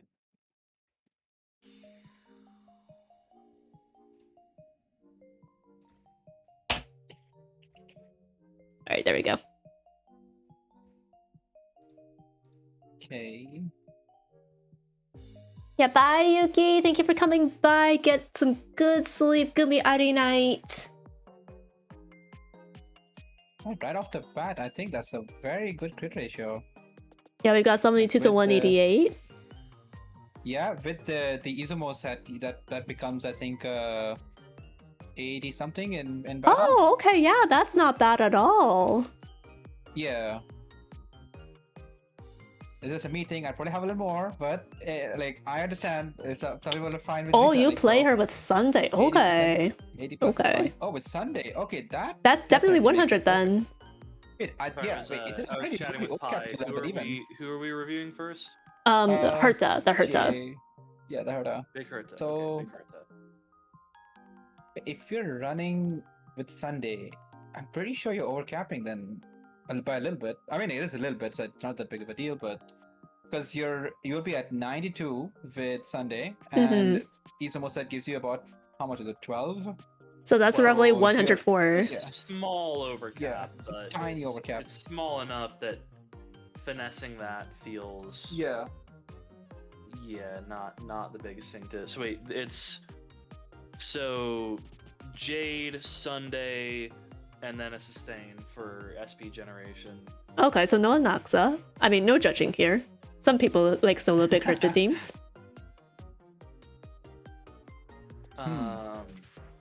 Yeah, I mean, there's not much there to, because yeah, then you'll end up on a -1 with Sunday because of Jade's speed buff. No worries, JP. It's okay. I don't have an Get Anaxa over either. 100% crit rate. You'll have a ton of crit damage.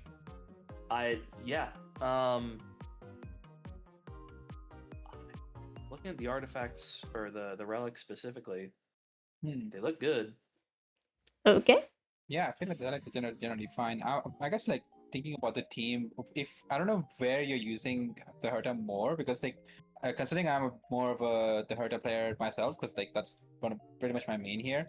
I could probably speak more about her compared to Yunli or like so, but it's like if let's say you're using the Herta in pure fiction, I think this team is like splendid. It can deal with pretty much any content and it'll be fine. But I would say like for stuff like Apocalyptic Shadow especially, I think the Herta would probably suffer a little bit with the team combination you have here. I'd probably say Anaxa really helps you with that kind of situation. Like he's kind of like the fix for the Herta in like less target content. And I guess like the simple solution to that would just be to like just not run the Herta anyway and run some other DPS, which is fine. But like if you want to use the Herta, I would probably just get Anaxa for her because that just makes it more smooth to use. Oh, you're too. I just completely understand. Like I'm a free-to-play player as well. Like I completely see what you mean. But it's like if you really like the Herta and want her to last longer, I probably would definitely upgrade from Jade, at least for Epoch and Memory of Chaos, because those two are the general content where we've seen like a downturn of AoE specialized content. Because when the Herta came out, they really like Hoyo really put out a lot of those AoE bosses and AoE everything. But now that it's not the case, Herta has really fallen off. It's to the point where Anaxa, who's meant to be a support for the Herta, is popping off completely without her. So I would say that probably that's one way to go, rather than just particularly investing in the Herta. But it depends how much you like her, how much you care about using her in other areas of content. But like, yeah, not much more else to say about the build. At least the build is pretty good, and I think the way how you've optimized it is great. Like with Jade, the speed tuning and all makes complete sense. So I have no complaints whatsoever over there. You have the Light Cone, which is also really comfortable to use. Like you are never gonna run out of skill points on this team because Sunday will be giving you skill points, and your ultimate is giving you skill points with that Light Cone. It's amazing. It's a good combination. Anything to add, Pers? Not especially. I think Yas touched on pretty much everything, and also like, Big Herta and Anaxa are the two amphoreus characters that I've skipped. So Fair enough. This is very much not my area of expertise. All good. And everything that I do think about everything I would say, Yas covered. All right. You got your seal of approval, JP. One thing I did notice is that I don't see Yunli on here. So unless you want to add her real quick, or maybe change that to someone else. But for now, we'll review Silverwolf. But yeah, I don't see Yunli on here. Oh yeah. Yeah, I don't see Yunli either. Yeah. I love this Silverwolf build. This is just fantastic. Gotta love that S5 tutorial mission. Let's go. Only the best for our queen. That said, that's probably the only critique I actually have. Oh. Is running tutorial on her. I thought that was her best. Did that change? Pre-buff, yes. Post-buff, no. Oh. Her EHR requirements dropped dramatically. Oh. After her buffs. So typically now it often ends up being better to just put like tutorial on someone like Kafka or another Nihility unit. I mean, heck, I think that Jiaocho's Yeah, my probably, Jiaocho's rerunning tutorial mission. like, happy with that. And you can just run something like S5 resolution on Silver Wolf. Oh, okay. And she's very happy. But if you if you don't have a Kafka, what's a Kafka? If you don't have Kafka, that's the main reason why you would swap Silver Wolf's light cone there, is because Kafka, the buffed Kafka kit, really likes tutorial. And Silver Wolf, after the buffs, doesn't really need it anymore. But if you don't have a Kafka, then not really a ton of reason to swap it, because the extra energy is nice. The Death Shred from Resolution is nice, but frankly, her new ult is a banger, and getting to do that more is pretty awesome. Other than that, honestly, not really. Oh yeah, and you have E1, so I didn't notice that. Imagine E1 with tutorial on her, especially post buff. You might be able to ult like fast. That's 7 energy regen. You might be able to ult like pretty quick. I like that. How much energy is her ultimate again? It is 110. It's not super okay. Yeah. And like it's not improbable, especially with 163 speed on 4-piece Eagle. You're gonna be ulting pretty quick. I'm starting to see the vision of E1 with tutorial. I may redact what I said about resolution instead of tutorial. With E1, I'm kind of into tutorial actually there, so you ult just even more. Otherwise, great, no complaints. The talents are all fully leveled, which is great because her raw stats don't really do much for her. It's really just talent level. So yeah, speed is pretty much speed and EHR, and ERR, kind of the only thing she cares about, and you have that taken care of. So good job. Yay! Alright, I did see that Unity didn't get refreshed gen, unfortunately. Do you want us to review your Topaz instead?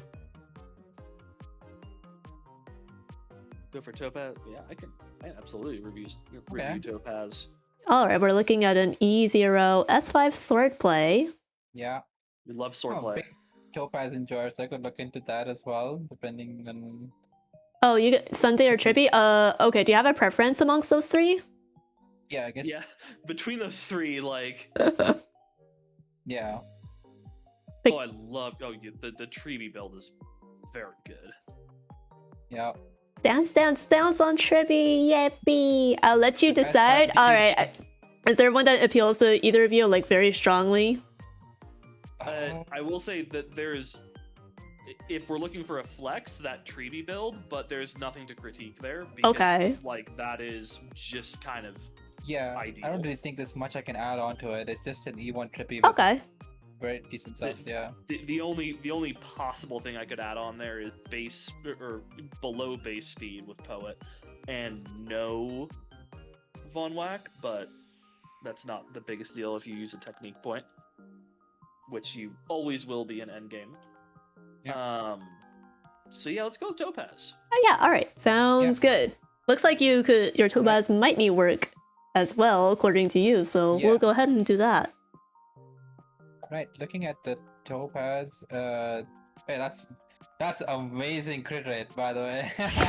That's 101% in combat, if I'm not wrong. So it is pretty good.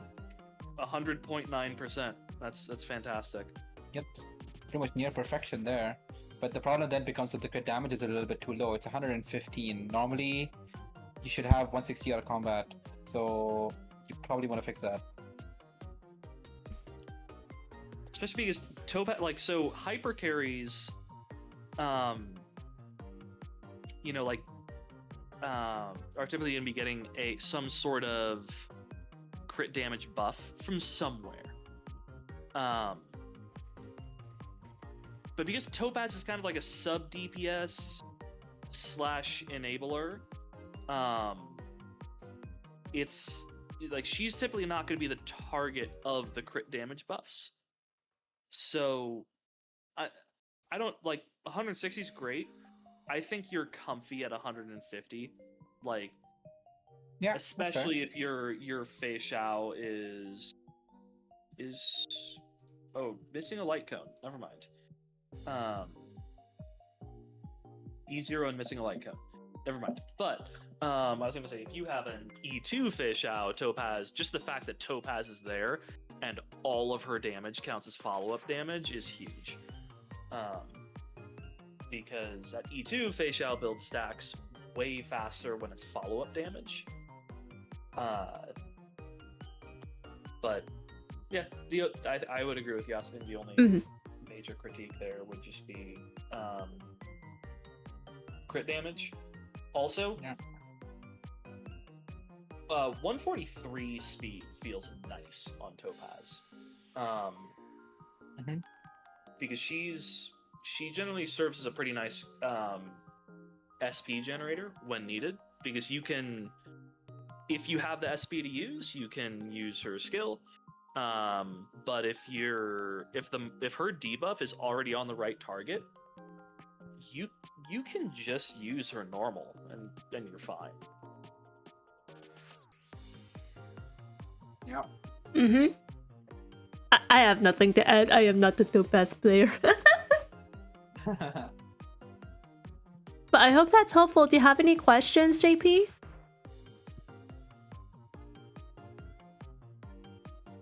For further comments, I don't know. I think Yuli and Archer have some of her stuff at the moment. Ah, okay. Nope. Alright. Next account. Cool. Sounds good. Alright. And if you think of something later, like we mentioned earlier, just drop it in the like the HSR channel in RE server. Do ping me, because I don't get the notifications for that unless I'm pinged. But if you have a question for me specifically, just ping me. Yeah. I know in general there's like a server rule to like not ping the mods unless absolutely necessary, but if it's like HSR builds, you have versus like 100% permission to ping them. You have my express permission to ping me for questions about HSR or Genshin character builds, because as one of my mods, Digi, who I am friends with, can attest, we spend pretty much every free moment we have with both of our very demanding full-time jobs, like texting each other about like optimizing our Genshin and HSR builds. So it is an actual enjoyment for me. Yeah. Hers basically lives and breathes this stuff, so like feel free to ping them about any of this sort of thing. I sometimes ask them for advice and they give me advice on my builds, and it is a wonderful source of knowledge. But yeah, thank you for submitting your characters. Alrighty, next up, I think I already left the link in text chat for y'all's side. I have it up. Good. Alright, so March 7th, Lover, I think you also go by Addict here. Are you in here? Yeah, thank you for swinging by, JP. Is it the Oh No Gacha Addict? Yes. Yeah. Oh. And what were the units that you wanted take care, Raphael. Get some good sleep. Yeah, Gumi Ari night. What are the characters we're reviewing here?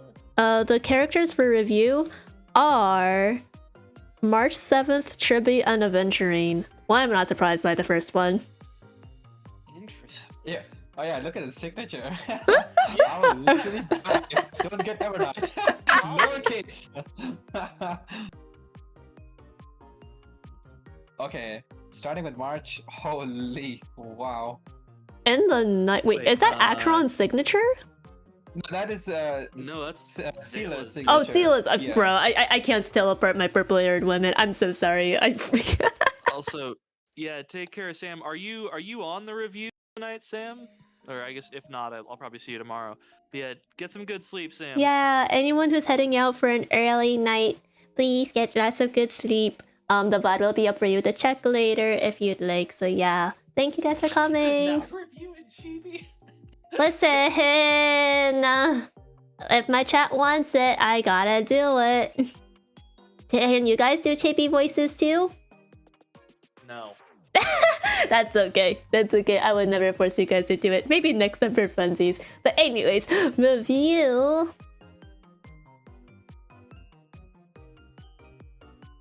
Yeah, I'm just sorry. Give me like 30 seconds. No, of you're reading good. March's You're good. icons You're good. because I don't play Hunt March 7th or on Preservation March 7th either because I have limited 5-star options that are better. That's fine. Addict, how many J's do you have saved up for Evernight right now? I'm just curious. I hope you're going for E2S1 Evernight because it's busted. That kit, if I weren't going for Peter, I might have been tempted. I updated the build. It has different stats. Like, what the? Hold on. Refresh. Updated the build. Doesn't really look different. Yeah. It doesn't really look that much Did you different. like log back in to refresh the build? Went up by like 10%, but Okay. I have no Jade saved. I have 80 pity. Oh boy, I hope you're not free to play. Are you on 50-50 by perchance? Based on your signature? Oh, the CR went down. Okay. Okay. I mean, I guess that would be where I would start. The CR guys here. Like I know that March 7th, the hunt's like crit rate requirements are not exactly at 100%. I think it goes down to about 75 to 85. I would say it's more comfortable if you're trying to hit the cap on it. So probably try to hit that 85. The 85 is the juicy number. I don't really mind if you give up some of the crit damage for it because I'm pretty sure you're either running March as like a hyper guy, in which case she's going to be getting a lot of crit damage anyway. Or and also E6 is giving even more. Exactly. So I probably would just want to confirm that all the damage that I'm doing is critting. So probably want to max that out to at least 85. That'd be really good. I don't think I don't see any other problems anywhere else. I guess first go ahead on other stuff. Yas, it's so. Can I just say, it's so refreshing that you prioritize crit rate so much. I am so used to people doing builds that are like, yeah, I've got 250 crit damage and 60% crit rate, and I'm like, bestie, you gotta fix that. Why am I not doing the big PP numbers? I have the big PP crit damage. Crit rate is literally like 20%. Yeah, like it's a mathematical equation where there is a point at which, like, balancing out your crit damage to crit rate.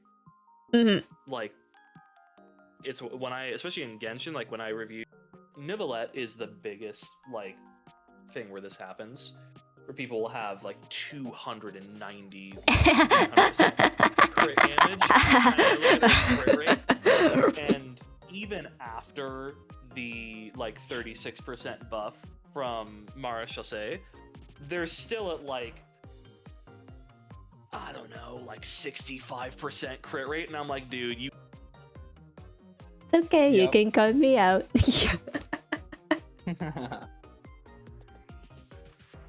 Anyway, back to the build. Yeah, I would say crit rate. Speed's fine. The attack is great.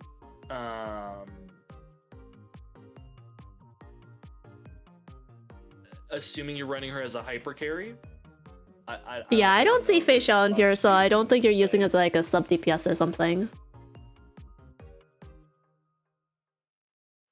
Also, I think Addict has like slow internet, so their responses might be a little slow. Oh. Ethan, I have 300 crit damage. Why am I not doing more damage? Once per patch. That was me earlier in the year. Oh my god. I mean, that was like the high crit damage, but like, why am I not critting like when I have like 140 crit damage? My crit rate is literally like 40. Doesn't Marksman need like 124? Maybe it's different for main DPS. Yeah, so the thing that we're looking at there at that point is, so she gets, what is it? Is it 10%? 10%. What 10 speed? Yeah. So or like about, let's say 9 or something. So you'd probably want like 123 speed with like without the Shifu buff, and then that becomes 134 in combat. It's like about 9 speed or 11 speed you're getting. Unless you're chasing 160. Yeah. Also, which I think is really doable for her. I think you can very easily chase 160. And you're close. You're close to hitting 160 in combat. Yep. And as someone who loves hyperspeed builds, I commend and encourage you in your pursuit of a 160 plus speed in combat build. But you do need a little bit more if you're going to do that. Yep. Yeah, because I think right now you're standing at 153. 10%, you'd be 156. So you need 2. No, it's based on base speed, right? So it wouldn't like jump that much, right? It's like about. Is it off of base speed or is it off of the final speed? I'm pretty sure it's off of base speed, right? I don't think like the. If it's off of base speed, then okay, yeah, chasing Shifu's 160. Yeah, when Shifu's on the field, it increases march speed by 10%. So that's based on base speed. That's a base speed small then, correction. Yeah. Okay, yeah, then you would need like probably 4 rolls, which isn't. Let me look at your build. For 160, I think you want 149 then. Yeah, I think that's a pretty close math. You could probably check the decimals because you want to get 160.1. Like that's the specific breakpoint for it, but like I will say, I'm looking at the build. We are approaching 0 wasted when we're talking 1 speed. But you know, if you're determined, then that's what I would do. Because there's a few pieces that have no speed on them. I mean, actually, never mind. It's very doable. It's not that nitpicky because the only piece that has speed substats on it are hands and chest. You have no speed on headpiece, orb, or rope. You could definitely hit 160. Oh, and we have a confirmation. I'm chasing 160. Yep. Yeah, great. 149 then. I would just focus on getting like some speed substats on the orb, rope, and headpiece. Also, you can definitely do with better boots to compensate for what will presumably be worse crit stats on those other pieces when you switch them to pieces that have more speed. So I guess in short, it'd be like slightly more speed, slightly more crit rate, and like you're pretty much good to go. Yep. Cool. Yeah. All right. Nice. Their next 2 characters to review were Triby and Aventrain, if we want to speedrun those real quick. Oh, Triby and Aventrain. Okay, we could definitely do that. Alright, E1S1, yep. Even S1. The crit rate. Hold on. Let me do the math. 32 plus 51. That's fine. What is that? Yeah, about 80 something, right? Yeah. Yes. Around 84. You gotta get that to 90. Come on! Stack more! No, get it! Yeah. Should be okay. The crit damage is going to be insane. Yep.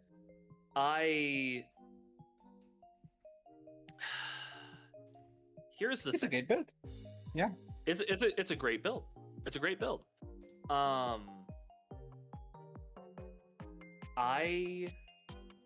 as a whale, I love running S5 Dance Dance on Treeby. I love running S5 Dance Dance on Treeby. It just absolutely, like, the benefits you get from Dance Dance Dance on Treeby is so absurd. I'm sure her personal damage is kind of insane on this, but if you're running her with like in like a Castries hyper carry team, S5 Dance, just test it out. Just see how you feel. See how you feel about an S5 Dance Dance. If you got S5 Dance, that is. Yeah. But I've been otherwise, using... no go ahead. critiques. Yep. Like I'd also put a +1 on the S5 Dance Dance, and that's from like a free-to-play perspective as well. Like it is just so much more comfortable to use, and like there have been some situations where I was like, let's say using my blade hyper carry, and it was like a 3 cycle heading into 4, or like a 4 cycle heading into 5, and I do pop in my ult, and bam, like blade and Sunday are put back into the previous cycle, and I can just sneak by and finish off like within 3 or 4 cycles. So it just becomes really comfortable to just use. And while the S1 damage is still good enough, I feel like utility is like also a pretty useful thing, and Dance Dance Dance provides so much of that. But the problem is, obviously, if you're not pulling a lot of units, you're not gonna have an S5 Dance Dance Dance, for example. Like I got my 5th copy like just this year, and I've been playing since launch. So I guess it depends, but if you have it, definitely really good to use. But now that you got the S1, I guess like it just becomes really bad if you just toss it aside, right? So I don't know. Yeah, because there's not really a ton of other characters that can use that S1 that effectively. Yeah. And I mean the crit damage is great for a few other characters, but that's just the first sentence. The rest of the substats aren't really doing much for any other character. I think especially for pure fiction, her S1 is pretty great. It's about on par with Dance, but I think in the other modes, Dance tends to pull ahead a bit. At least in my personal experience, when you have enough damage on your DPSs. Yep. And yeah, as we mentioned in chat, if your S5 is on Sparkle, then you can hopefully grab more dance copies from Evernight's banner, so good luck with that. Oh yeah, looking for my like 4th or 5th copy of S. What? On that Lycon banner. I have only 1!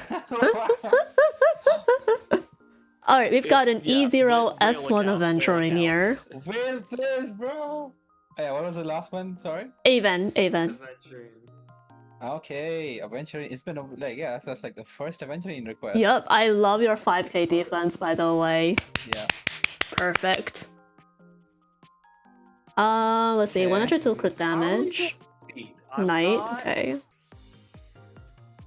I don't hate the speed, but I also don't love the speed because I have really bad news about the speed, but you could go ahead, yeah. Yeah, I think we're about to say the same thing. Yeah, you want to be faster. I'm sorry. Break points.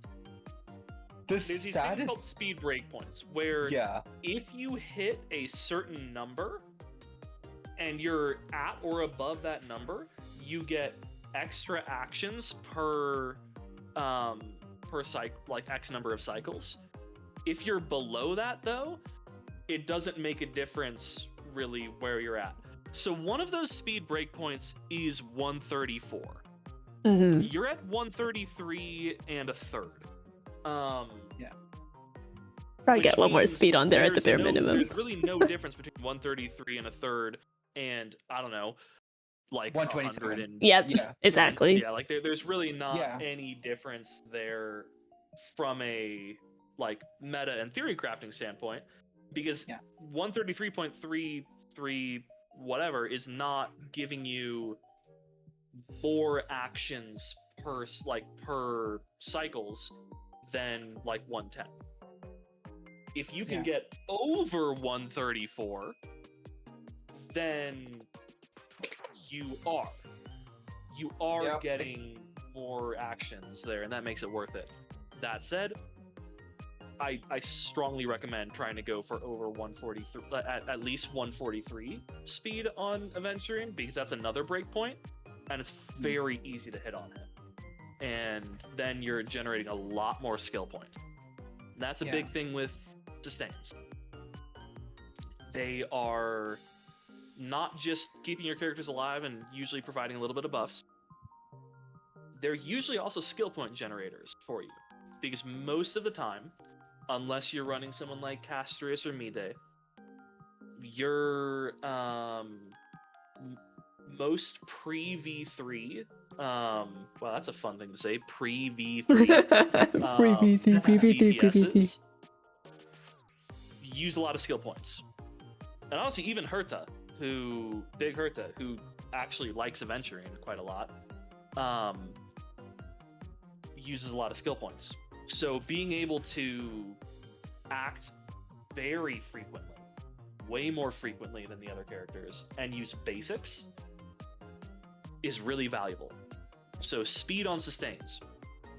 Strongly recommend either, and those speed breakpoints for you, just so you know, are 134, 143, or 160. Those are the big three. There's sort of some interesting ones sometimes in the 150s, but those are the big three: 134, 143, 160. I haven't really used Aventuring that much on my own, so I probably want to know your perspective on this, Pers or Ari, if you could say. It's like, I could see that they have a defense rope. Yes. Now, I know that from some people, like I have heard some people say that you could potentially run it, but in this situation, would you probably say having more energy is recommended? Because like I'm seeing that they're already overcapping on, like technically overcapping on defense by about 1,136. Because you just need 4,000 to hit at least the basic requirement, right, for 48% crit rate. But so it's like, would you say energy ropes are recommended here or not? I would swap to an Yeah, I would. Because yeah. I think targeting around 4,200 or something like that is, I think it's like 41, 4,200, something like that is better than that extra defense. Yeah, it's going to give you like extra shield. It's going to help break the enemy's toughness. It'll give you an extra debuff. There's like literally no reason not to like spam the ults in this case. That extra debuff, that's the main thing, is because if it's just extra shields, then you can be like, oh, well, yeah, but the extra defense means the shields are stronger. It's not just that. Mm-hmm. Especially with, so you do have his S1. So that does, you know, I mean, probably not with that crit rate, but in theory, if you have his S1, you can build him almost as like a sub DPS. Yeah. The more important thing, though, is his ult debuffs. Yes. And yes. if you can ult more, you are maintaining that debuff on enemies with a lot better uptime, so your DPS does more damage. On top of that, you are building more stacks more frequently, which means more follow-ups, which means not only more break, but it can also proc other effects more frequently. So it can, especially in a like proper frat or rat team that is all about follow-ups playing off of each other, whether that's, you know, Numby getting advanced with more follow-ups, proccing one of Feisha's follow-ups, proccing one of Ratio's follow-ups, something like that. Having more follow-ups is really beneficial for those teams because they just like ping off of each other. Yeah. I guess like depending on how much you're up to date with whatever's going on in the content creator space, it depends on it to be a thing, but if you kept up with it, you'd probably know that like there has been new sets revealed for the next patch, which like got recently greenlit to be covered by some streamers as well. So what I would say would be that you probably might want to farm that new set. Obviously, we can't really math everything out because it's not been officially out yet, but at least like Hoyo told us that there's like a shield set coming out, and I'd assume there's a very good chance that's probably better than the current shielding set. So you might want to prep yourself to go back into the mines and agree. keep farming again. Listen, it's a Oreo game. The strongly agree. relic farming never ends. Yup. Hey, fam, I need to pop out to take my dog out real quick. Yes. I know it's late. I do very much want to. I think Meteor was up next, but also I would just like to review Meteor's characters, but also here as well. I don't mind if y'all want to review someone without me while I'm gone. But I would love to review if we could postpone Meteors till I'm back. Yeah, absolutely. We can do that. No worries. Cool. Take your time to do whatever you got to will do with the be back doggo. in a few. Yeah. Because the doggo's got to go out before she goes to bed. Yes, that's fine. Have fun with the doggo. Cool. I'll see y'all in a few. Yeah. Right. Okay. With that in mind, Meteor will just temporarily skip over you until Burst comes back. Lim, are you here? Let me give you the link, yes. Sure. I actually don't know what their Twitch username is. I probably should have asked for that in hindsight. It's okay. Let me see. So they wanted Archer, Castrates, and Hyacine reviewed. Alright, let's see. We have Archer, Castrates, and okay. We'll start with Archer first. The stream keeps pausing. I wish I could react better to the advice. It's okay. Again, the VOD is going to be up later, so if you want to just like review that in detail and then ping Pers and Yas if you're up for that with more questions in the Star Rail channel, that's more than okay.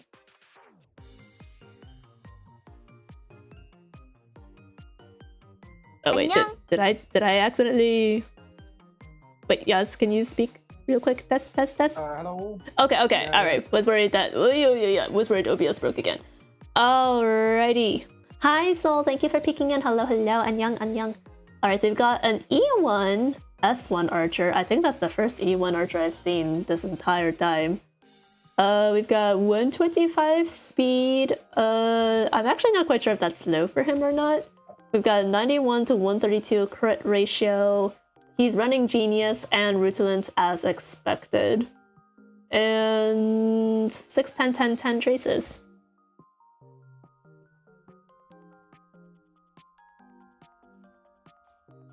Let me see, what does Genius do again? When the wearer does damage, if it has quantum weakness, the wearer additionally ignores 10% defense. That's high speed for an account that has Sparkle. Oh, you know what? You're right. They have Sparkle too. Oh, and that's 161 speed. Howly. Okay. Okay. I'm gonna be real, guys. I don't know anything about these three characters because I don't own them. That being said, I think your crit ratio looks okay. I'm not sure if you're getting additional crit damage outside of combat from anywhere else. Let me see your Lycone. This looks more like crit rate. Let me see. Skill. 1,200. Okay. I think you could potentially put a little bit more crit damage on him, considering that your crit rate is already so high. I do remember, I think Sparkle gives some crit damage, yes? Yeah, with her skill. So that increases by like 24% of her own crit damage plus 45.0%. So that's like what? I can't do math. But okay, so but that already gives him like a decent buff. So in that case, maybe don't have to increase crit damage that much in my opinion. What would you say, Yas? Let's see. This is for Archer. Yes. Yeah, I feel like this seems like a neat enough build as it is. Like especially with the E1. Like you're gonna be really, really comfortable. I feel like the crit ratio, like the crit rate is really good, but the crit damage definitely could be a bit higher. Not that I it's agree. super important to hit because you're probably gonna get a Sparkle buff, but like that 160 is just really comfy to hit, so you probably want that. So probably something to aim for. Yeah. But yeah, having E1 is like super nice for the skill point recovery. So yeah, I have nothing much to critique about this build. Pretty solid. Yeah, same. For Castoris and Hyacinth. All right, let's see. We'll do Castoris first. Castoris next, because yeah, I guess this could be a bit of a quick one. Yeah, we got already covered quite a bit E0S1. All right, well, Yeah, everything's pretty much that's maxed all. out. 205 crit damage. Wow. Really good. And the crit rate also is really good. I think that is 75, 85, 95, 98% almost. So that's like literally everything you need. And if you're running Gacha with RMC, you're probably overcapping by 10, like about 8% as well. This is like really neat. Like you're pretty much comfortably on a exact 1-to-2 crit rate ratio. So that's really, really good. Say about 8,000 plus HP. Like, I don't know. That's almost 9,000. Holy shit. Yeah, this build is pretty much like it hits everything you need to hit, like all the basic requirements. I don't know what more I can say here. I would probably say like the only thing I would like to be really nitpicky is maybe you could put a tiny bit of the crit rate onto the crit damage if you're using RMC. If you're not, then this is perfect. Those boneyard pieces, I'm so jealous. Wait, hold on. Oh yeah, we've got like I think this is an HP orb with 9.3 crit rate, 11.6 crit damage. I think this is also HP rope. We've got 9 crit rate, 12.3 crit damage. I do say flat attack and flat HP on here, but like in the grand scheme of things, like your crit rate is still pretty good for that piece. So my hats off to you, man. Yeah. All right, we've got Hyacinth up next. Sorry, we're gonna rush through these just a tiny bit, guys. Different. Yeah. E0S1. Okay. Whoa. Okay. First things first, I guess like one of the most important things about Hyacinth I would say would be hitting those speed requirements. And considering you have an ace like an S1, you're not really hitting the 200 speed requirement, and it's like hitting that could be quite important for hitting the breakpoints, because I think the breakpoint's like 200 points something. So that's probably the first thing I would like instantly look at. Could be something you could like min-max. Like it's mostly just to min-max and get the most out of your Hyacinth as you can. And considering you have an S1 as well, that like makes it a really big deal. So the first thing I would say it's good to get. I don't know if she gets anything else in combat. I could be wrong there, but if she does, then that's my bad. What else could we say here? The effect res is also pretty much there, because like normally what I've seen people say is it's good to have like about 30% effect res, because then you could like you get a lot of bonus effect res from her ability. So right now you are like 20% on top of that, so that's literally an overcap like effect res build right there. Like you're basically CC immune at that point from pretty much anything. So Moria got a sport piece boost speed by 6% when the holder provides healing, but usually Hyacinth has 200 before that.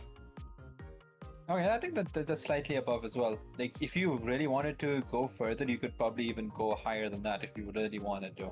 Because I don't see any other problem with this build. Like it's very good. Also, I'm so sorry, Yes, I didn't see your ping from before. It's because I'm on D&D. My bad, man. But yeah, okay. But yeah, I covered for you, no problem. It's 4.9k HP normal for her. 4.9k HP. That's like normally I've seen Hyacinths have about like 4,000 to 5,000. So like you're pretty much at within that realm, like on the upper end of it even. Like you're pretty much hitting 5,000. So I don't really have much of an issue with that as long as your team is fine and your like Hyacinth herself is fine. So you like I don't think you really need to chase that as much as you feel like it, because like 4,900 is pretty much perfect. If you really wanted to, you could probably hit that 5,000 to get that special 4-digit number. But then again, it's really not that big of a deal. It's like if you really want to, sort of thing. It could look nice. At least it looks aesthetically pleasing. You could just put a 5,000 HP. True that. Yeah. Also, like, so I know Hyacinth does a little bit of damage with Ika to the point where she could potentially be sub to main DPS as a meme sometimes.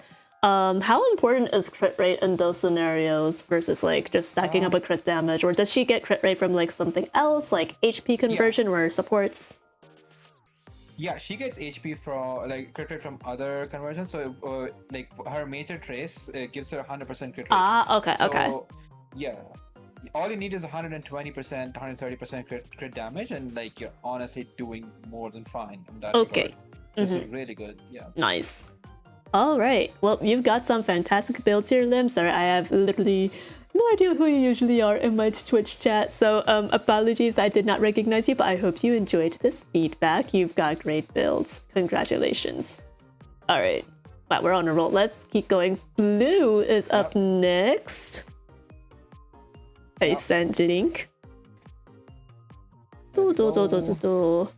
Yeah, sorry, but I also don't know your Twitch username. This was a fail in hindsight in my part, but hopefully you are here. Or if not, you can check the VOD.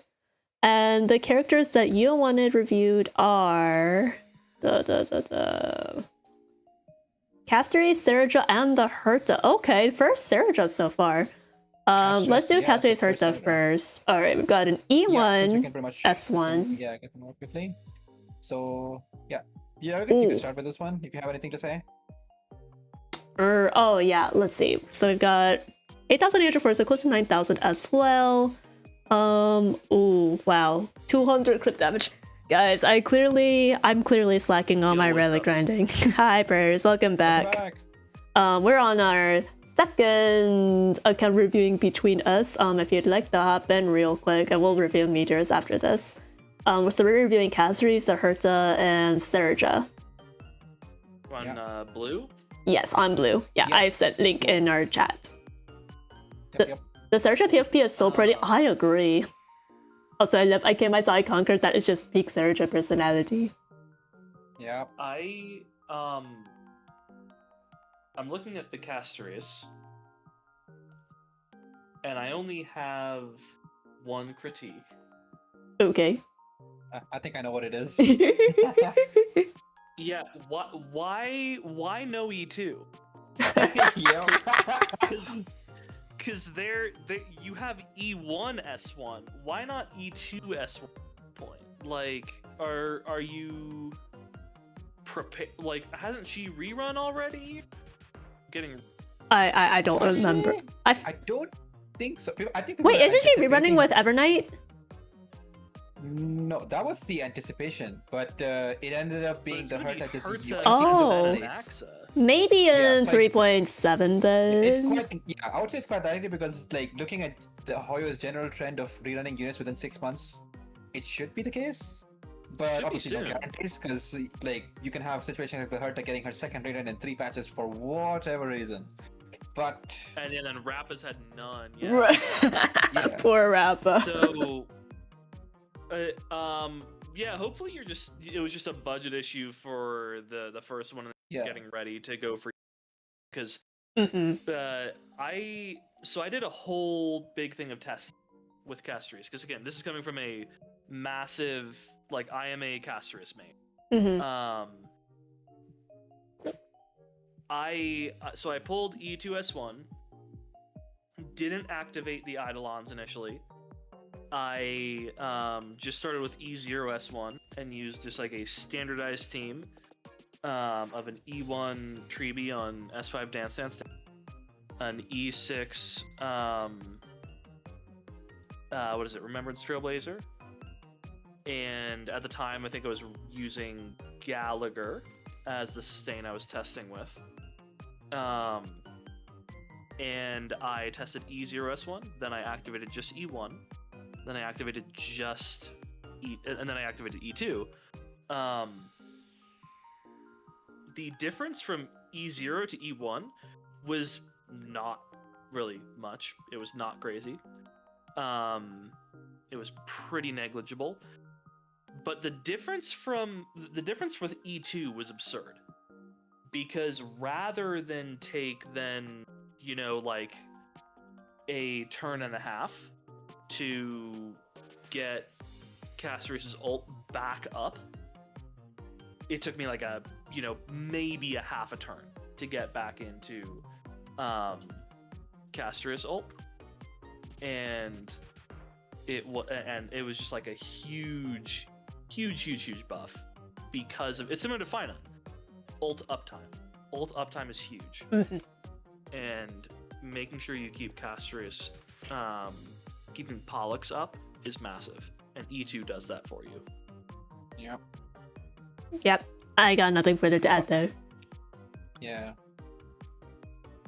Moving on to, I guess the Herta was the next one. Yes, the Herta, and then we'll end off with Serja, which is our first Serja.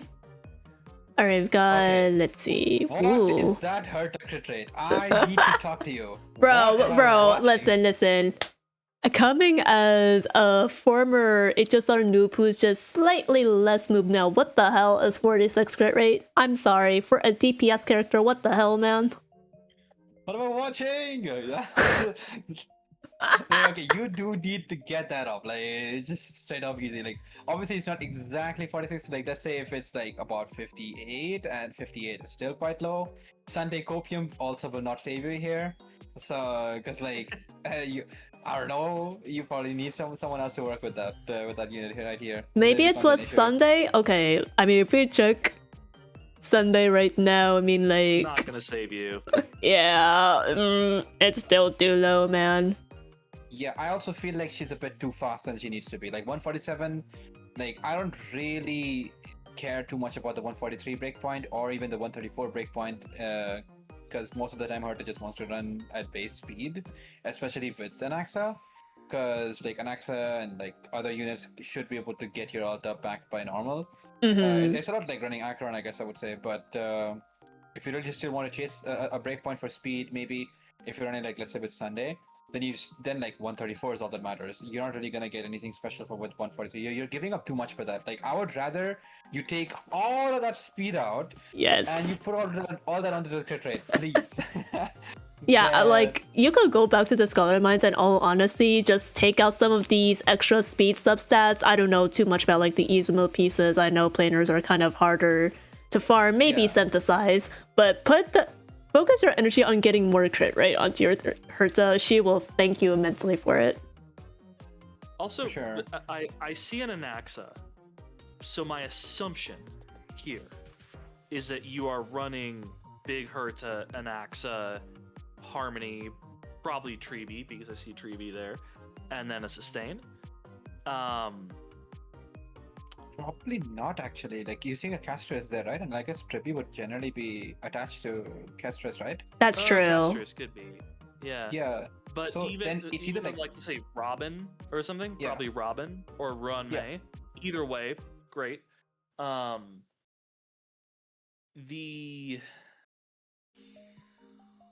So your Big Herta has more speed than your Anaxa.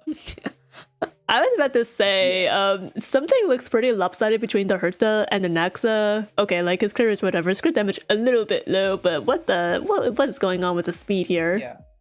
I guess probably their idea is that they could sneak in with the Eagle set and maybe like try to overtake from there.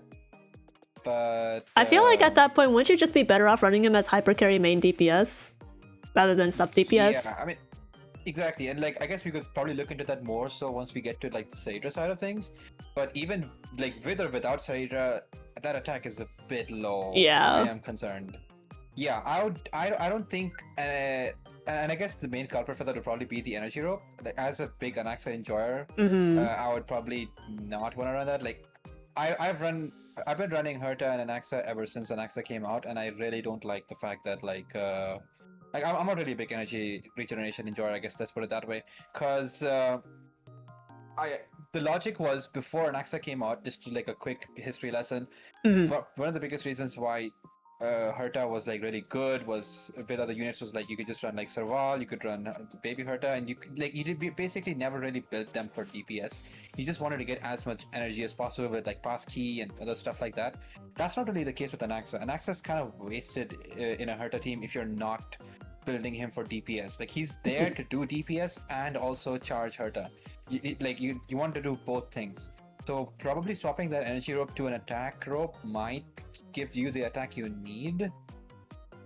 And outside of that, you probably want to get more crit rate and crit damage in general, but maybe it's not as important with the Herta because you get 80%. But still, probably something worth working on to improve it further, right? Yep. Absolutely agree. I mean, it's the to make an analogy to like hunt enjoyers, Mm. there's a reason that my Topaz is just like past the 143 breakpoint, and I'm not chasing 160 with her, because her damage is not negligible. Like, Yep. it's not a ton, but it's not negligible. Right. Like it would be like in a Hertha team, Serval or a lot of the other little Hertha Yes. their personal damage is kind of negligible. You just want to use them to battery big Hertha, but an Axis damage is good. Like So good, man. you kind of want him to be doing a bit of both. And again, just what is that crit rate on big Hertha? Oh, listen, I think TLDR, you gotta get the crit rate up, man. Before you focus on anything else, get that crit rate higher up on your Hertha. Please, we're begging you. It's just funny to me, like, I guess a little bit. I don't mean to be offensive, obviously, at all with this, but like I was gonna say that you probably want to get the Anaxa crit rate up, but then like I see such a glaring problem with the Hertha itself that I can't even talk about like an access crit rate, because at that point it's like, wow, an access crit rate is quite high at that point. Right? but yeah, like I don't want to harp on that too much, but it's just funny, I guess, something to work on. Yeah. Yeah. Honestly, pretty Story, hilarious. bruh. Yes. Yeah. So, first things first, I guess, Pers, you could go ahead, since I guess you haven't really had much to say. I've just been rambling. No, I yapped a ton about Castoreus. So I guess feel like then, we're kind of in the same boat here. You want to open then? Sure. Because I don't have a ton to say. I haven't played a ton with Saridra yet. I just grabbed her once we confirmed that we would get a free copy of Daniel. But the initial thing I'm looking at, great attack, and then the speed feels in a weird in between there. I don't think you need it as high as it is. Because remember, you're getting 20 for free, and you just want to get over 160. So about 140.1, let's say. Yeah. So as long as you're getting over 140 with her, you're good. The rest of that can go into other stats. But again, especially when you have her signature light cone like you do, the getting her to 4K attack becomes so easy at that point that, you know, what else are you putting your stats into? Like, the only things she cares about really are ERR, which is not a substat that you can get, speed to get her over 160, which you're already way past, and attack, and you're already capped on that. So at that point, it's just about survivability if you're running like stainless phainon team. But if you're not running or not going to be running, what, you know, doesn't really matter. And there's not a ton else really to do. And so, you know what, may as well have speed. All in all, I think it's a solid build. Yeah, I think like I could probably speak more about like the specific team building aspect of it, because looking at the Saridra, I'm seeing an E0S1, and that like, considering she's built for 2 units in the game right now, that just means that this is more positive towards an Axa. Because if it was for Phainon, it'd definitely be like an E1 Saridra. So and because I also don't see a Phainon on display here, I'm gonna assume this Saridra with an E0S1 is built for an Axa. So I could probably give some more critique based on that. I would say that based on that, your Anaxa would, like, his build would definitely need to change, because I'm seeing a little, like, probably some speed requirements are missing somewhere, and like it's also probably not matching with Sunday right now. So like, setting aside Saridra, Sunday is a bit too fast for Anaxa here. You probably could go down, and if you're adding Saridra to the mix, which I'd assume you are doing, you don't need that much speed now. So you could just give up the speed boots and run like a slower build. You probably could run it just like about 20 speed under, like just above Sunday, and just be fine. Maybe you could even go slightly under and your eagle set could work, but that just becomes an uptime issue. I'm personally not a big fan of that. So you could probably swap that build to something else that suits it better. Maybe like 4-piece erudition set. I guess the Herta set probably could work better because Hypercarry and Axa does not care about eagle set that much. It's more of like a Herta thing. I don't know if you have a specific build for that here, but I'm gonna assume you don't have one. You probably want that here. Memory serves, Hypercarry and Axa would just go back to the standard Scholar, right? Yeah, Scholar Yes. Option Edition, right? So that's the Herta set. So you ideally want to run that, and you want to run that like, let's say 138 minus 20 speed, or like let's say a little bit higher than that, so that you can overtake Sunday and like run twice.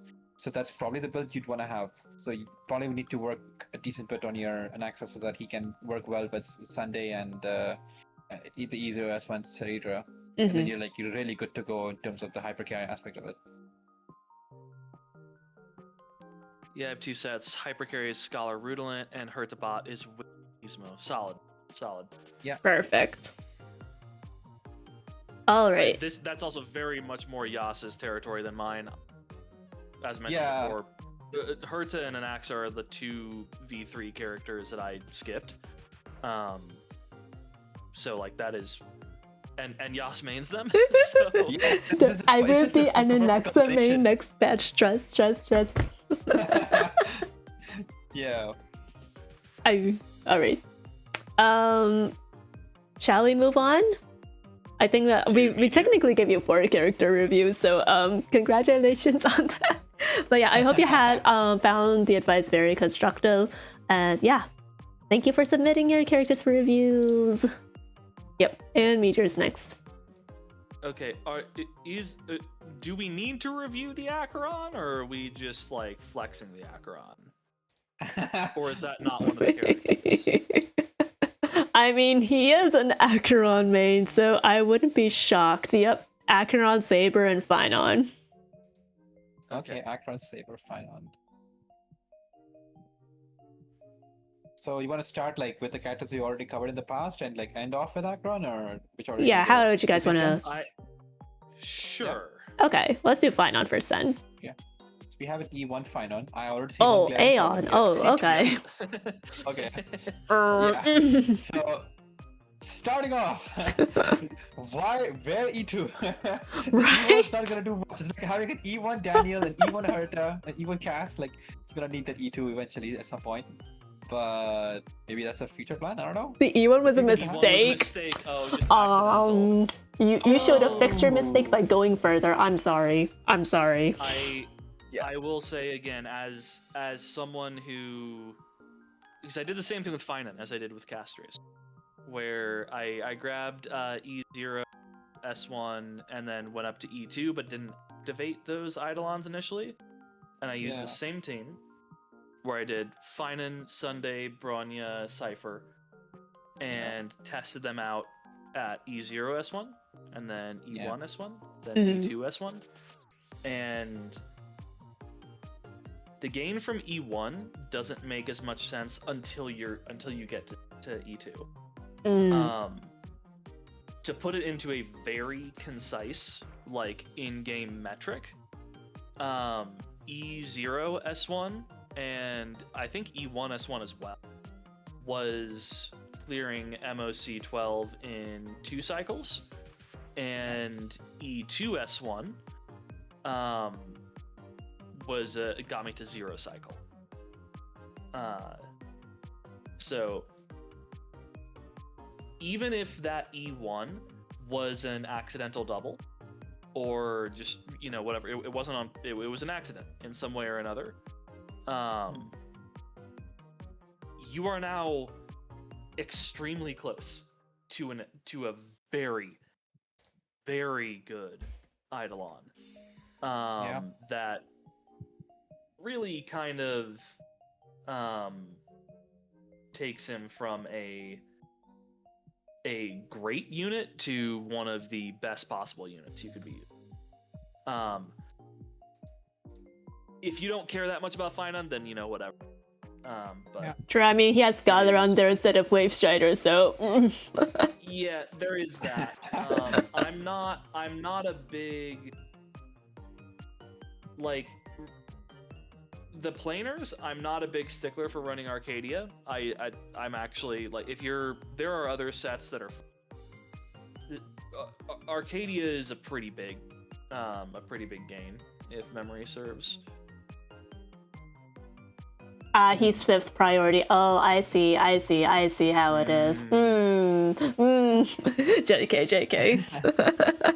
Listen, you're just talking to a phainon main here, so I'm gonna be just a tad bit salty. Yeah, I mean, like, I don't know too much about, like, his other planar options, because I basically synthesized and farmed Arcadia for him. I would maybe switch Scholar to Wave Strider at the very least, because the 4-piece Wave Strider buff, that depends on how many teammates are on the field. I think that's a substantial increase over, like, just straight skill and ultimate damage buff, in my personal opinion. Yeah, as far as the relics go, yeah, Arcadia is a pretty big buff. Or not Arcadia, sorry, Wave Strider is a pretty big buff. Arcadia over something like Bone Collector, is not a huge difference, assuming that your Bone Collector pieces are better. Because, like, let's say you have a Castrius, and possibly a phainon, and probably a Hyacinth. You've probably been farming Bone. You probably have some very good attack pieces on that set that you didn't think you would use, but you saved anyway because they were double. And now you have someone that can use them, and maybe you don't have a very high invested dot account, so it doesn't make very much sense to farm the arc. This is sounding extremely detailed. Make a lot more sense. But the difference between Scholar and Wave Strider is pretty decent. Yeah,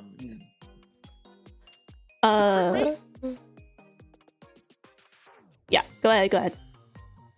Good, right? I could talk about that. yeah, I think that's a theme. I don't know that we need to elaborate. Yeah, that's been a theme tonight. Yeah, just get Iron Man. Just even with Sunday, it's not high enough, bro. Do you have Sunday?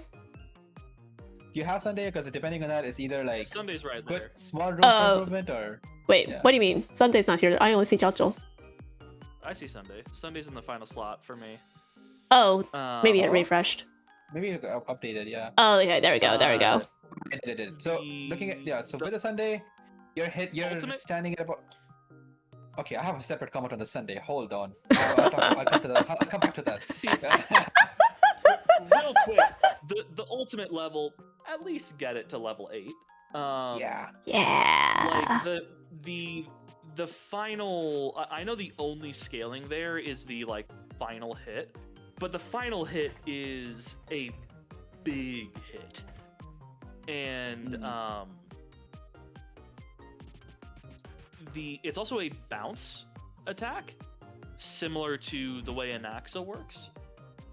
So if you had 5 characters on field, but you had just dropped down 3 of them, and they're basically dead, there's no HP, and one of them is on the door, and then the final one is the big tank.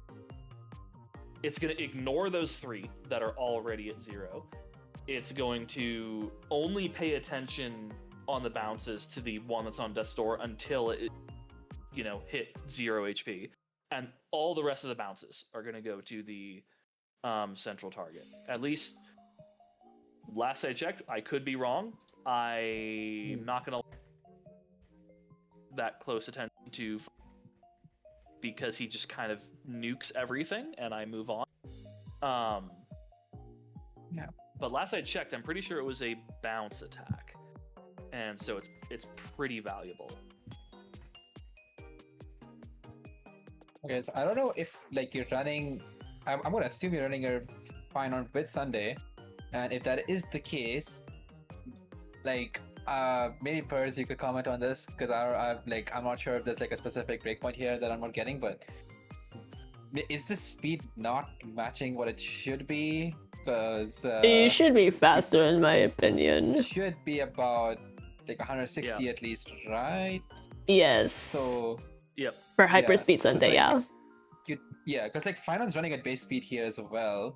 So then you definitely want that Sunday to be as fast as possible. Maybe have his most important ability, arguably, is a skill also maxed out as a trace. So you probably want that also up there.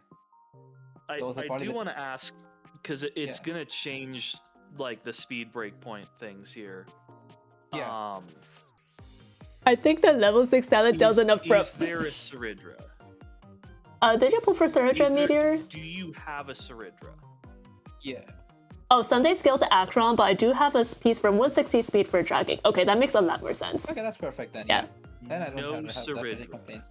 Yeah. You want to get that skill up to 10 still, but I guess like if it's for Acheron, then I guess Phainon like it shouldn't matter that much. But, Yeah, but at least level the talent, bro. It's come I on. guess it's like the way I think about it always is like it's free stats, it's guaranteed stats. compared to Yeah. Relics, which is like completely. Yeah, I Also level the get not ultimate. Going again as someone who, and if we get to my account at some point tonight, you will. It is a theme. Yeah. I get not going to 10, but because the resources going from 8 to 10 is pretty substantial, but going from 6 to 8 is not really that much, and it's really worth it. Mhm. The speed tuning just really depends on Saridra there. But yeah, no Saridra, then honestly I would probably go speed boots and just go like the proper -1. you know Yeah, I would too. the -1 Yeah. -2 Phainon, then Yeah. Sunday, then and Yeah. so you can get a first turn ult. Yeah. Other than that, I guess not really much to say. Like the E2, I guess Meteor already touched on already. Because like I think between getting Saridra, getting the E2, and getting the S1, the E2 is probably the biggest upgrade, and that's like a unique situation because normally you'd have to think of like like Sarydra's like cheaper to get than an E2 because like you gotta get 2 Phainons to get an E2, E1 plus E2. But here, since you have it by accident, so like the perspective changes. It's just one cost. So if we are just adding one cost to fix or like buff a unit further, like the E2 becomes a big deal. But like if it's a low priority unit, then it really doesn't matter. Like you probably should focus on your higher priority units more, right? Mhm. So I guess like I probably have nothing more to say about the final build. Yep. Yeah, and we've talked about Phainon a lot tonight already. Yeah. Yeah. Yeah, so just TLDR, Go level the Saber. ultimate, level your Sunday's talent. Yeah, you can go from there after that. Yeah. Alright, we got E2 Saber next. Saber. Yes, E2S1 Saber. Yep. E2 S1. Yeah. Alright, your crit rate, pretty decent. I like the 181 crit damage. How is everyone getting better look at crit damage than me? I've Dude, been I'm with crying you. all night. Well, I have like a weird thing with my builds where because there's so many good external sources of crit damage in HS, like I tend to focus much more on like base stats with my builds because I know that my like buffers will be able to provide me with crit stats. Right. But yeah, like it's not Genshin, you know, Right, where you don't really have external crit buffs. Yep. Anyway, I'm trying to read up on those Eidolons because I didn't look at the Saber Eidolons really at all. E1, yeah, increases ult damage and she gains like a core resonance after basic attacker skill, and then for every point of core in E2, it's basically defense ignore, which can stack to 15 times. That's a whole lot of words. Essentially, damage multiplier by skill increases by 7%. So for E1 more damage, E2 a little bit of defense ignore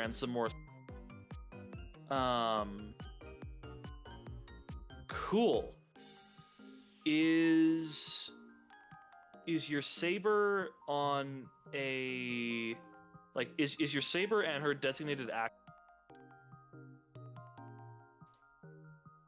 Oh, Wait, I think you cut out a little bit. Pers, can you repeat that one more time, please? Yeah, sorry. I was gonna say, is your saber and her designated action advancer this one? Oh, I think you cut out again. Don't worry, I typed it in chat. Oh, okay. Unless it was the end, which case I think I missed that part. Oh, I didn't hear what's after action master. Like, I didn't Oh. hear her saying like X character, but we couldn't hear the character's name. But I assume it's probably to ask between Bronya versus Sunday, because like Bronya Sunday, like that just changed things.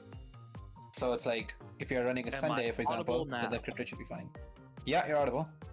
Okay, cool. Yeah, you're good. I was gonna say, is for the speed, is your saber and her designated action advance character, are they on a -1 build? If so, great, but that 136 is very close to the 134 breakpoint for your action advancer. So just wanted to check on that. But as long as your action advancer is above 134 and below 136, we're good. Yeah. Guess I don't really have much to add on my end. Like I feel like this build is pretty good, and Yeah. pretty much covered everything else. Just there, I guess the only concern I'd have with which is what I had before was you have one Sunday, so again, if you're having fun on one side, saber other side, who are you giving your Sunday to? And if you're giving your Sunday to phainon, let's say, then your saber script rate should be higher. I would say, like 78 is a bit uncomfortable. That being said, he did say But- Sunday is being used with Acheron, so depending on Okay, like so- the team ups, it'll probably change relics a bit. Yeah, because like then I guess like Sunday is being required by 3 units. Like phainon really likes Sunday, saber really likes Sunday, Acheron really likes Sunday. So if you're deciding to give one, then the others are gonna suffer either in terms of crit, in terms of like action advance, like the supports you can use. So that becomes something to worry about. If Sunday's Yeah, with sure. Phainon, If just you- don't play if Sunday's saber. fine, I just don't play saber. Yeah, I guess that's what Meteor said as well. But like if you're running like an Acheron phainon situation, then like and your Sundays with the Acheron, then like your phainon crit rate becomes something I have problems with. So like that just becomes like a catch 22 of things. Like that's become a common theme today. So not really something that's like specifically for you, but something to keep in mind, right? Because your team building options become an issue here. And then for Acheron, I mean, Holy Acheron, E6. yeah. Okay. So again, plus 30% crit rate because Ismo and E1. Right. And 20 more Which- because this time we're using Sunday here. Yes. Yeah, if we're using Sunday here, then we're overcapped. That's why I thought. But I would assume that sometimes you don't use Sunday. Because if it were me, I would probably, at least the way that my whale brain works is if I have some characters that are X amount of vertically invested, then maybe they don't need my absolute best, most in-demand supports. And I can give them like the supports that help and are good, but how much help do they really need once they're E6? And so I think if you're going for like damage per screenshot, yeah, you would put Sunday there. If you're going for what I would imagine is a more realistic like end game build, your Sunday is probably with your other team, and Acheron is probably with Jiaocho and I don't know, like an E1 Treeby or something, and then maybe a sustain. Yeah. Spine was picking up Silverwolf, which I got this week. Next is Treeby, which is an insane combo, and all three are together. So Treeby is a Sunday replace. I think that would be really strong, especially sure. if she's E1 because Acheron's damage is AOE, and E1 Treeby, especially with that one big like tanky boss target with 4 minions. Putting E1 Treeby in the mix there gets crazy. Yep. By the way, Sploop, thank you so much for the follow. Welcome to the Wanderlings. You should definitely be nuking the whole content in the game at that point. Yeah. Yeah.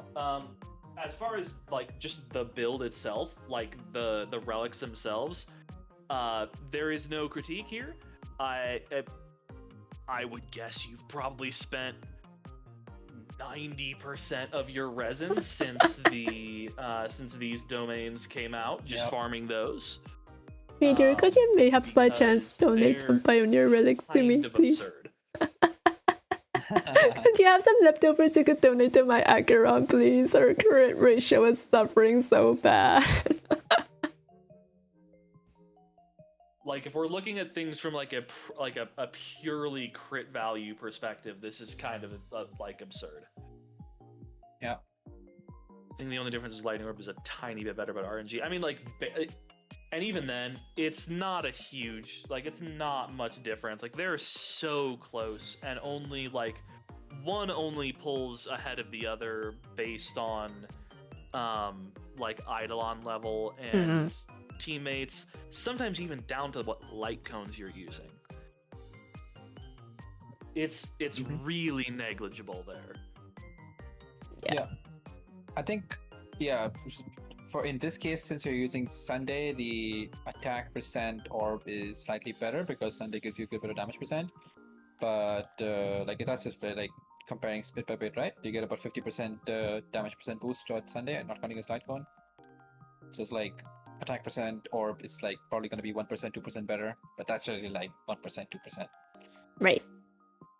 Yeah, so you can stick with that. Like this build is fantastic. That 260 crit damage is like, oh holy, that's 60% more crit damage than I have on my Acheron before I dropped her. So like you're doing really good here. What can I say? Number one Raiden May fan. Yep. All right. So far so good. Yep. Great builds, Meteor. Nice. All right, so I think Lynxie is up next. Okay. Yatta, Lynxie. What do we have here? And we are reviewing, I'm pretty sure she says, Cypher, Aglaya, and Blade. Though I think you mentioned Sunday earlier in chat too, but I think it's more so like Sunday's a general problem character. But yeah, the top three she mentioned are Cypher, Aglaya, and Blade. Blade. Hey, Lynxie, I love your selection of characters so much. Like,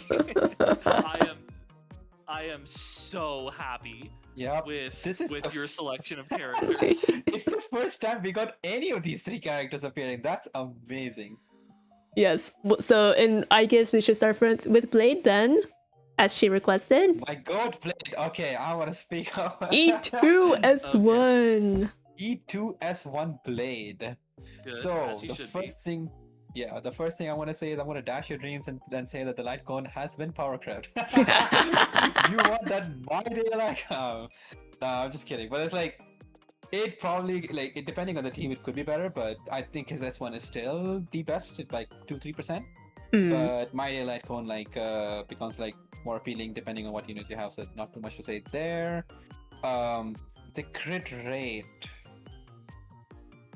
I know that you have an E2 Blade here, so definitely that's like 15% up, but I still am feeling the crit rate being a bit down. Let me just do some quick math here, because I think 16, it should be fine. 16 from Disciple, 16 from Constellations, so we're already at 31 more than we have. 31 so plus approximately 74. Oh, 74. But it really depends. This is getting back to the theme of the night. Are you running him with Sunday?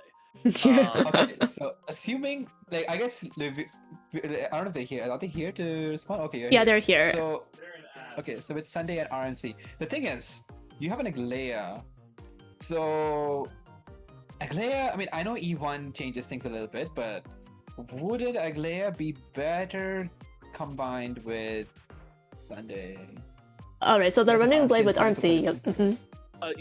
Aglaya needs Sunday. Like, there is no, you are not running Aglaya without Sunday. Yep. I guess like I would say that the E1 Aglaya makes it a little bit less important to have Sunday on, but like you still benefit way more. Like Aglaya benefits way more from having Sunday than Blade benefits from having Sunday. Like Blade needs Tribby more than like Sunday, whereas Aglaya needs Sunday more than Blade. So this becomes like a very easy division there.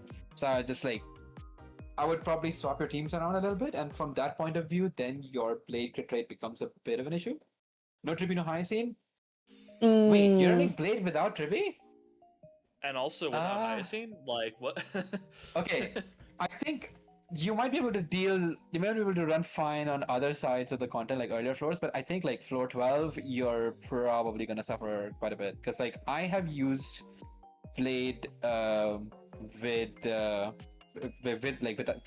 without Tribby, and it's a big difference. Like it is really, really frustrating to use Blade without Tribby. At least Tribby, like I have used without Hyacine, and it's okay, but ideally you do want to have that Tribby that because of all the HP buffs and everything on hand.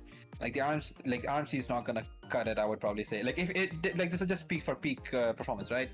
So yeah, that's also true. If you're running like a Jade and Blade combination, like I don't know if you call that a Jade team, but like you could probably run that. I do that. Then it's yeah, because like one of my good friends who I got into Honkai also was a big enjoyer of Jade and Blade back in the day before his rework.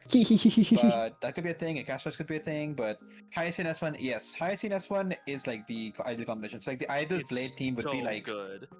Yeah, it'd be like Blade with an activated monster. Let's say Bronya. Bronya is honestly still very good with Blade, and then you run Tribby Hyacine. Like that wheelchair composition is like perfect for Blade, and then that frees up Sunday for Aglaya because she needs him really, really bad.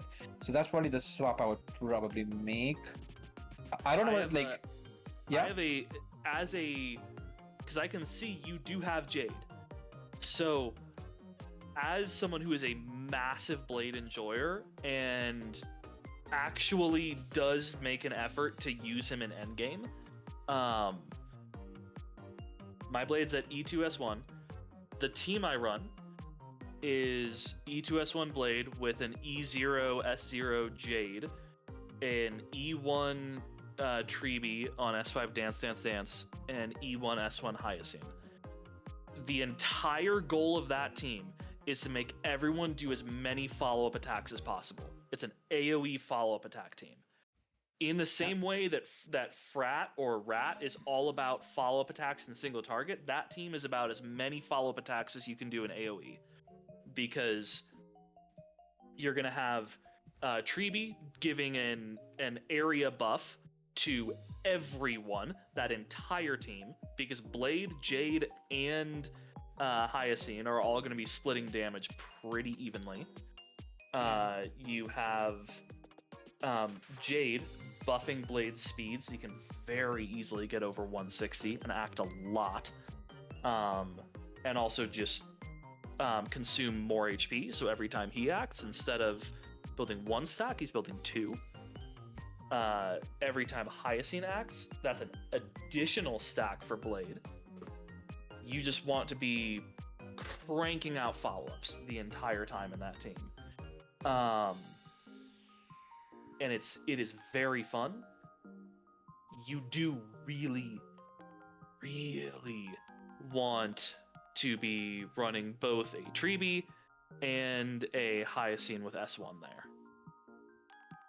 Yeah, I would probably say like Tribby is still probably more important than Hyacine is, but because like she's kind of like the complete like combination, like the center of attention for the entire HP meta. Like every HP team wants her. Like My Day wants her, Castros wants her. So it's like she just becomes like pretty much the non-negotiable for HP scalers. Because like I can see some argument for like Hyacine not being as important or like as like necessary to pull for Blade, but like I've seen people manage with like Luocha. Like I have managed with Luocha, but you can't manage without Trippy. Like that just kind of becomes an important thing. So that's like the first step. But the problem I would say is like Trippy already reran, right? Yes. So the next rerun is gonna be at a time when likely we'd be in 4.x, and Hoyo will have moved away from the HP meta as well, likely. So I don't know how worth it is to wait out and get Trippy again on rerun. That's something that's like completely up to the future. Like we can't say. Yeah, we don't know because there at that point there could be another, AoE like non-base stat scaling harmony unit. Yeah. That then power creeps Trippy. Yes. We don't know. Yeah. Our HP units stop becoming relevant again, and Hoyo suddenly decides like, okay, we're gonna go with the defense scaling unit. It's ESO time. I mean, it could happen. You never know. Stranger things. But yeah, Anyway, it probably seems like better for you to like keep investing in your ciphers compared to Trippy. I feel like Cypher might have As a far bit more as- long-term potential. Yes. I'm gonna be so real. I took a peek at the Aglaya build. It's absurd. So I would suggest we finish on that. Okay. Even with the crazy good Cypher build, the Aglaya build is, I think, the most impressive build I've seen tonight. Okay, let's do that. I think like I could probably end off the Blade review and then we could move on to Cypher with like the speed comic. I don't know if you covered speed Pers. Did you cover the speed of Blade here? Oh, on Blade. Right. I don't know. I think I did kind of tangentially, but Yeah. if I think you based on- are running a Jade Blade team, then make him so that he's over 160 speed after Jade's buff, so keep him in like the 130s, the low 130s. If you're not running him with Jade, then speed tune him to whoever your action advancer is for a -1. Yeah, and not at 146, probably like at 135.4, because like again the 143 speed breakpoint doesn't really do enough. I'd rather you just get like more subs elsewhere and then just focus on keeping your 135, 134 thing going. It's a lot easier to keep manage and organize with everything. I would agree with that. Yeah, I think because the 130, like the 135, 136 zone for him is the amount of substats you could be. Again, it's going back to the how many substats are you swapping out there. That's 5 substats of speed that you could instead invest into HP or crit stats. That I definitely agree with that. Right, I guess we could probably move on to Cypher then. Cypher E4. E4 Are you going for E6? I have considered this myself as well because Cypher, from a character writing standpoint, is my favorite amphoreus character by a wide margin. But it just I wish the ones were better. They're not like they're good, but I wish they were better. Which ones are the bad ones in your opinion? It's more of a. Oh, is it just a general thing rather than? Ah, okay. Yeah. Ah, not this shit again. Okay.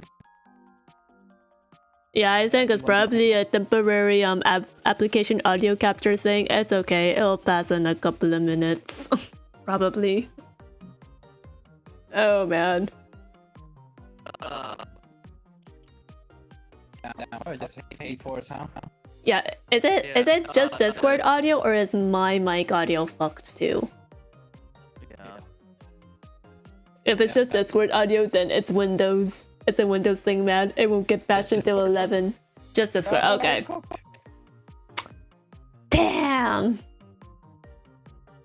Okay. Mod L. Wait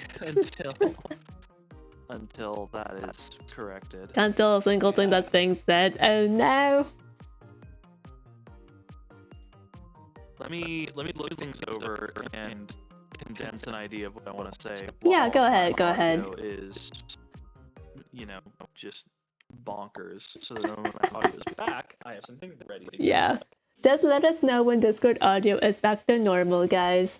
But yeah, for any newcomers here, this is a regular occurrence. So basically, if you capture application audio within OBS, it is a beta feature, and I think it's tied to something specific to Windows 10. What was it? 21H1, 22H2, whatever it is on Windows 10. So basically, after like a few hours, the application audio will get warped.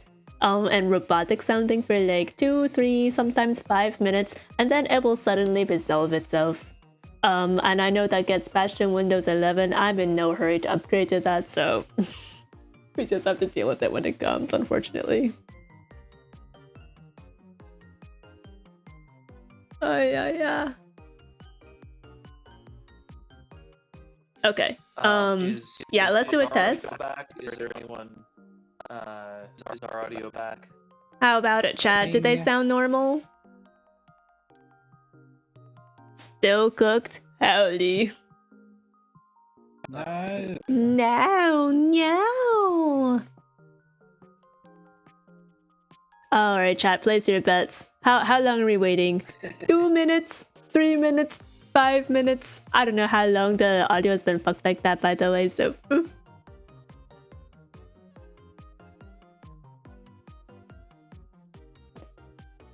But yeah, we are almost done with character reviews. I'm just shocked it like lasted for this long. I can yap about this at length, as we know. Yeah. Occasionally, Ari will message me on Discord about like, hey, here's this question I have about this character build, and I send like a Wikipedia back. And then I'm like, I don't think that's what she was going for. I'm like, 6 paragraphs. Alright, time to turn my thinking brain on and turn off my ADHD TikTok-esque brain off. But it's good stuff. It's back. Alright. Oh, it's back? Cool. Okay. Cypher stuff. Again, just commend you on the characters you've chosen here, because you're really picking the characters that I love. Cypher is, I think, she's definitely my favorite V3 character, and I think she's probably my second favorite character overall. Oh wow. Right after Jiaocho. The build is good. The build is good. For people that do not have Cypher, one of the big things you aim for is over 170 speed. And this is over that. Cypher loves speed. You want her fast.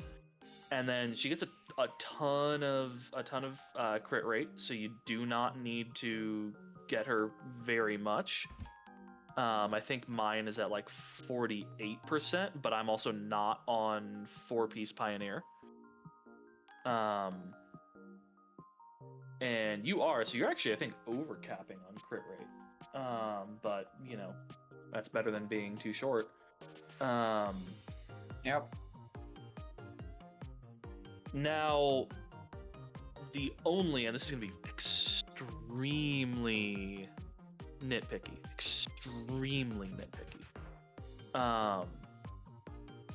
is I don't believe that the ultimate damage buff from Salsodo buffs most of her ult damage, because if memory serves, most of her ult damage is true damage.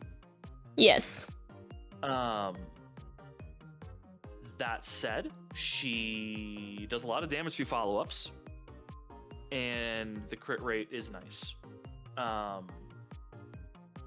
So I think that's quite good, especially if you use her in teams separated from other Nihility units. See, it doesn't matter that E6 and her buffs follow up significantly. Oh, true. Yeah, because you're going for E6. So at that point, then yeah, I would stick with Inert Salsodo. Okay. either that, or if you're running her in a like full follow-up team, you could consider Duran. But given that she's so versatile, which is again probably one of her biggest strengths, is that she's sort of like the nihility version of Treeby, where you can kind of just put her anywhere and she works. And she has some particular fun synergies with characters like phainon, but that's a separate tangent that I won't go into. If that's the case, yeah, keep her on Salsodo. Because yeah, her E6 is gonna make her follow-ups like go crazy silly style. Yeah, great build, fantastic. Yay! Do y'all have anything to add? No. Nothing much, honestly. It's a very good build. I'm just happy we got something different from Yeah. like the usual. Bro, it's been like how many Phainons, how many Sabers, how many Castorises. Yep. And then for the most impressive build I've seen tonight. Alright, what do we got here? Is that Oh, 171 wow. speed? Yes. Yeah. That is 171 speed with 77.9 over 141.8 Oh my god. on a 4-piece. Hold on. Oh my god, you got 9-ish speed on headpiece. 7. You have 10 speed on rope? Oh my god. Holy, So- what a attack rope. I want to see if I can describe why this is so good in as like little as little time as possible. But the so Aglaya's like premium team, right? Mhm. Is going to be Aglaya with Sunday, Robin, and Huahua. Right. And the entire idea there is to get her as many actions as possible. That's what she can kind of abuse in terms of the game mechanics, is using Sunday's action advance with her own ult's action advance to just get so many very strong actions in there. And when you have her S1, you get this really tantalizing speed threshold of it's like, I think it's 168 or like 168.7, something like that, where you can get, I think it's something like 5 actions for Aglaya in the first Oh. cycle. 5. In the first cycle. You get to action advance her so many from her own action advance, again, from Sunday, from Robin. It gets kinda crazy, and it's very difficult to do on 4-piece. And it's even more difficult to do with those base crit stats. Typically, you rely entirely on your supports to get like good crit damage. This is extraordinary. Like, even with Meteor's Acheron, which is, absurd, I think this Aglaya is probably the one that's impressed me the most tonight. Pretty fair.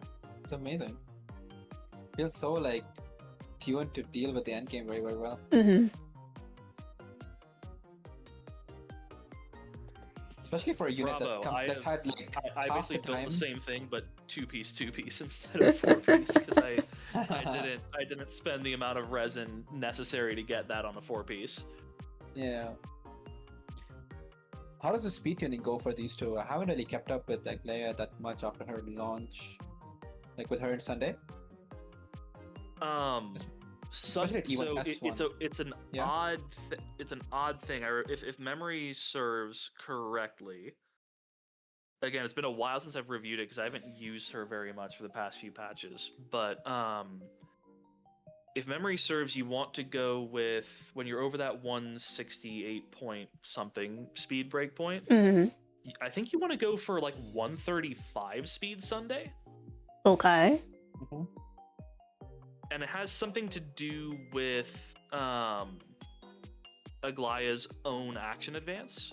You You tune. tune Sunday to half of Aglaya's speed and ult -1, which is roughly 135. Okay, yeah. I do remember correctly then. Yeah, you go to around that 135 zone. But yeah, it's dependent on her own speed, and because you're gonna advance yourself, and then you're gonna also advance from Sunday. My Sunday at 144, I need her to be at 180 out of combat. Yeah, which I don't know that I would go for getting Aglaya to 180. I think I would go for getting Sunday down Yeah. to the corresponding speed that you would need for this 171 build. Yeah, I do think dropping your speed here might And be a I'm little assuming you're easier using long term. that standard build of Aglaya, Sunday, Robin, Wah. 139. Yep.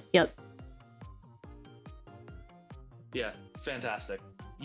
I love when you get into playing Aglaya. That is how you get into like the next level of speed tuning, because that's her entire building.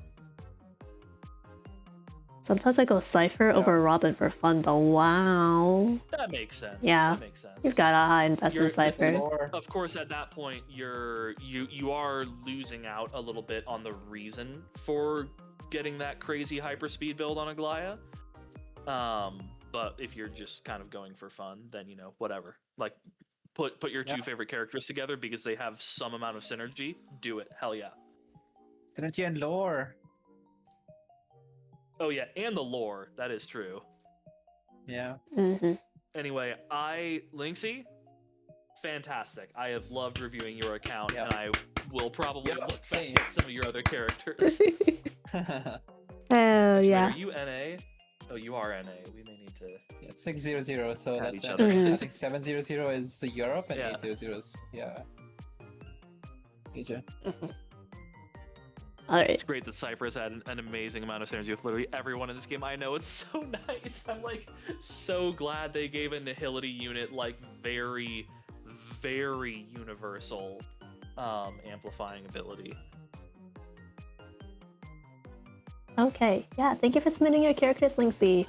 We technically have 2 more people on the form who submitted tonight. How are you guys feeling, energy-wise, I'm time-wise? fine. It's Friday. I don't have to work tomorrow. Okay. Also, the second person submitted literally always like, can I just do 1 character? So that helps a little bit. Yeah, let me like. I'm out of beer, but let me like pour myself a gin and tonic. Okay. Be right back. I don't know if you're still here, Ethan, but you are up next.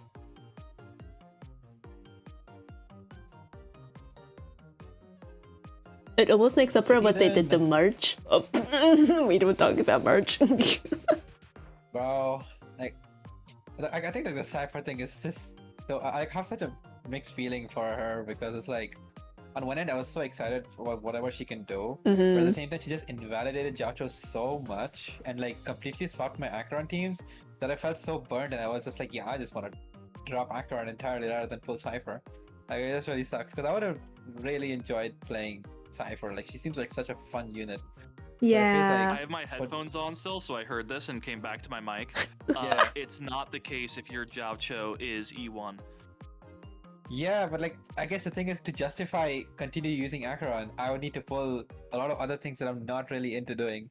So it just makes it really like sad for me, because then it's like I gotta just give up on Acheron then, because I don't really feel comfortable pulling like an E1 Jiaocho and then getting Cypher and then like hearing about how Silver Wolf and Cypher just work better anyway. That's what I'm just a burned Jiaocho man, because I'm just sitting here pulling everything for him. It's just GG. Does Silver Wolf require a high Eidolon count and synergy with Cypher? Like, is it like E1, E2, something? I guess like if you vertically invest, it works well together, but I don't think that's necessarily a requirement. But normally people are saying like the combination of like Cypher and Silverwolf is just like generally better. Like if I remember the cards correctly, like personally correct me, it's like that's like the best in slot team for an E0 S1 Acheron. Yeah, I don't know about E2. I'm not an E2 owner or enjoyer. Yeah, I only have E0 Yeah. Coming back to my microphone here, that is correct, assuming that your Jiaoqiu is also E0. If your Jiaoqiu is E1, he's going to generally overtake a lot of other supports. Yeah, he's also E0 as Cypher, you 0. still want there, but Silverwolf is a little bit more replaceable by Jiaoqiu. Because he's gonna buff like the entire team's damage at E1. Yeah. So I could either go for E1 Jiaoqiu, or I could replace him with Silverwolf and Cypher, potentially needing to go for Eidolons as power creep goes on. It's just really bad for me because like had I known all this before, I would have been like I would have still felt bad about having to pull units just to save my Acheron because like I wanted to use Jiaoqiu more, but at least it would have made it hurt less. But back then all I could hear from the narrative was like, oh, Jiaoqiu's gone. It's over. It's just Cypher Silverwolf now. You get the Silverwolf rework, you get Cypher, your Acheron's perfect. And I'm She like, will. like, Should I at least like So consider for getting me, Acheron my, S1? no, I mean in your case I'd probably say like Cypher is like good to have. No, like, do you have Jiaoqiu? You have Jiaoqiu. Yeah, right? I have E0 Jiaoqiu, so it's like, do I need to like go for Acheron's Lycone for future proofing? No, Okay. you don't. You absolutely do not need to go for Acheron's Lycone. My Acheron is still E0 S0, but her supports are invested. Gotcha. And that I think is more important because I think E1 Jiaoqiu is a really underrated Eidolon. Because at E1 he becomes very similar to characters like Cypher and Treeby, where you can kind of use him everywhere. I in fact like, again, Jiaoqiu is my favorite character, so I'm biased. True. biased. Jiaoqiu main here. Yeah. It But worked. one of my favorite places to use Jiaoqiu is with Mide. Like, why? I don't know, but it works really well. I think it maybe it's just that he provides buffs that typically the other supports in Mide teams don't provide. Interesting. And he's just very comfortable to use. I've used him in Casterus teams before, in place of either like Mide for dual DPS, a Remembrance Trailblazer for hyper carry, and probably will do that again after getting Evernight, because at that point I'll probably have two completely discrete Remembrance HP scaling teams. Right. Yeah. If you enjoy Jiaoqiu at all, or you enjoy Acheron at all, I strongly advise E1 Jiaoqiu, because then you have a support that is going to buff your Acheron very well, but also when you need another character to have like a general buffer for that team, cool, you can use Jiaoqiu there. So this then raises the question, when is Jiaoqiu getting another rerun? There's the kicker. Yeah. Don't know at this point. More importantly, would he get buffed?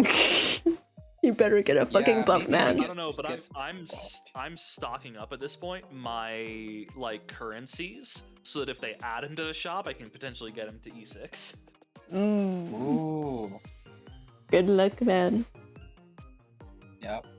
All right. Okay, good. With that said, we can get to the count. Yes. All right, Ethan, if you're here, or you're lurking, I'm not sure, but anyways, we're reviewing your account now, and you requested Cypher, Boothill, and Saber. And I love me Boothill. I love Boothill a lot. So, since we already do did too. Cypher Someone and Saber, let's start with those two first. Get like the roll and then stuff end out off the on way. a fresh Yeah. thing. Mhm. Yep. All right, let's start with Cipher then. This is an E1S1 Cipher. Yes. I guess I'm not too knowledgeable on Cipher, so probably Pers could take over again. And I guess totally. you could say whatever, yeah. So the 200 speed is insane. What the heck is this? 200 speed. Why is it so wow. fast? Fun. Why not? Two-piece speed. Holy. Two-piece is fine. There's no. Oh, that you're explains. Totally fine two-piece on Cipher. Yeah. If you're like super optimizing there, like Linksy was, you go for you do go for the 4-piece of Pioneer. Otherwise, you typically are going to go for two-piece on her. She doesn't really have a 4-piece that she cares about that much. Overall, let's see. Okay, so the E1 basically means that your damage tally tallies a lot better, a lot more, and that she gets a pretty substantial self buff from attack. That's pretty much permanently up from her first follow-up. It's nice, but it's not, you know, kind of what I said earlier with Cypher Eidolons. They're not like game-breaking in the way that like Castrus E2 or phainon E2 is. They're good, but genuinely I think the bigger strength is just that you can use Cypher in so many places, and so any amount of vertical investment on Cypher can benefit you in many different places rather than just in one. But again, that buff starts to become diluted the less free to play you are. If you are more free to play, cool, more buffs for your buffer that you're using in pretty much any team that you can is great. If you are pretty much always going to have the tailor-made best in slot support, then it's less important, because for teams where Cypher is a best in slot support, right now it's kind of like Acheron and phainon, and I think that's kind of it.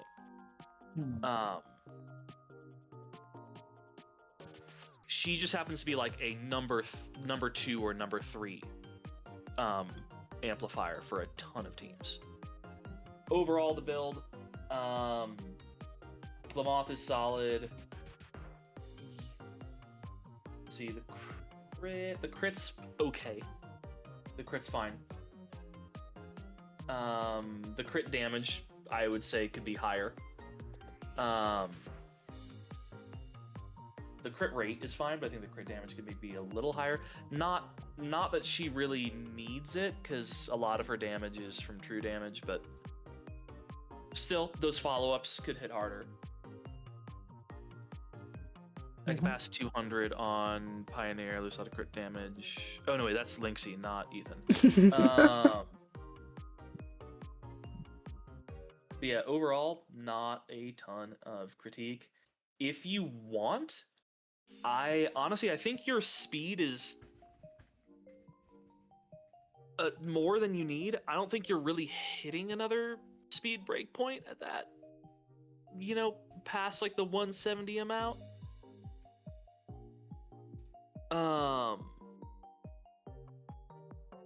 Damage is very low and rate is a little low, so no damage outside of her skill is single hits. Yeah, that was kind of what I was thinking. I'm like, I think the speed is actually, in a rare statement from me, I think the speed is actually too high. I was gonna say, because 170 is really all you're looking to hit. And think about the amount of rolls that is that you could be putting into your crit stats. That crit damage could very easily be hitting 160, and that crit rate could be hitting in combat like a perfect 100. Ooh, I see the vision. Some people are really into the 200 speed Cypher. I think that dropping down to 170 with better crit stats would be more valuable. Unless you are in the craziest, like most skill point hungry team, and you happen to have that 200 plus speed on 4-piece eagle,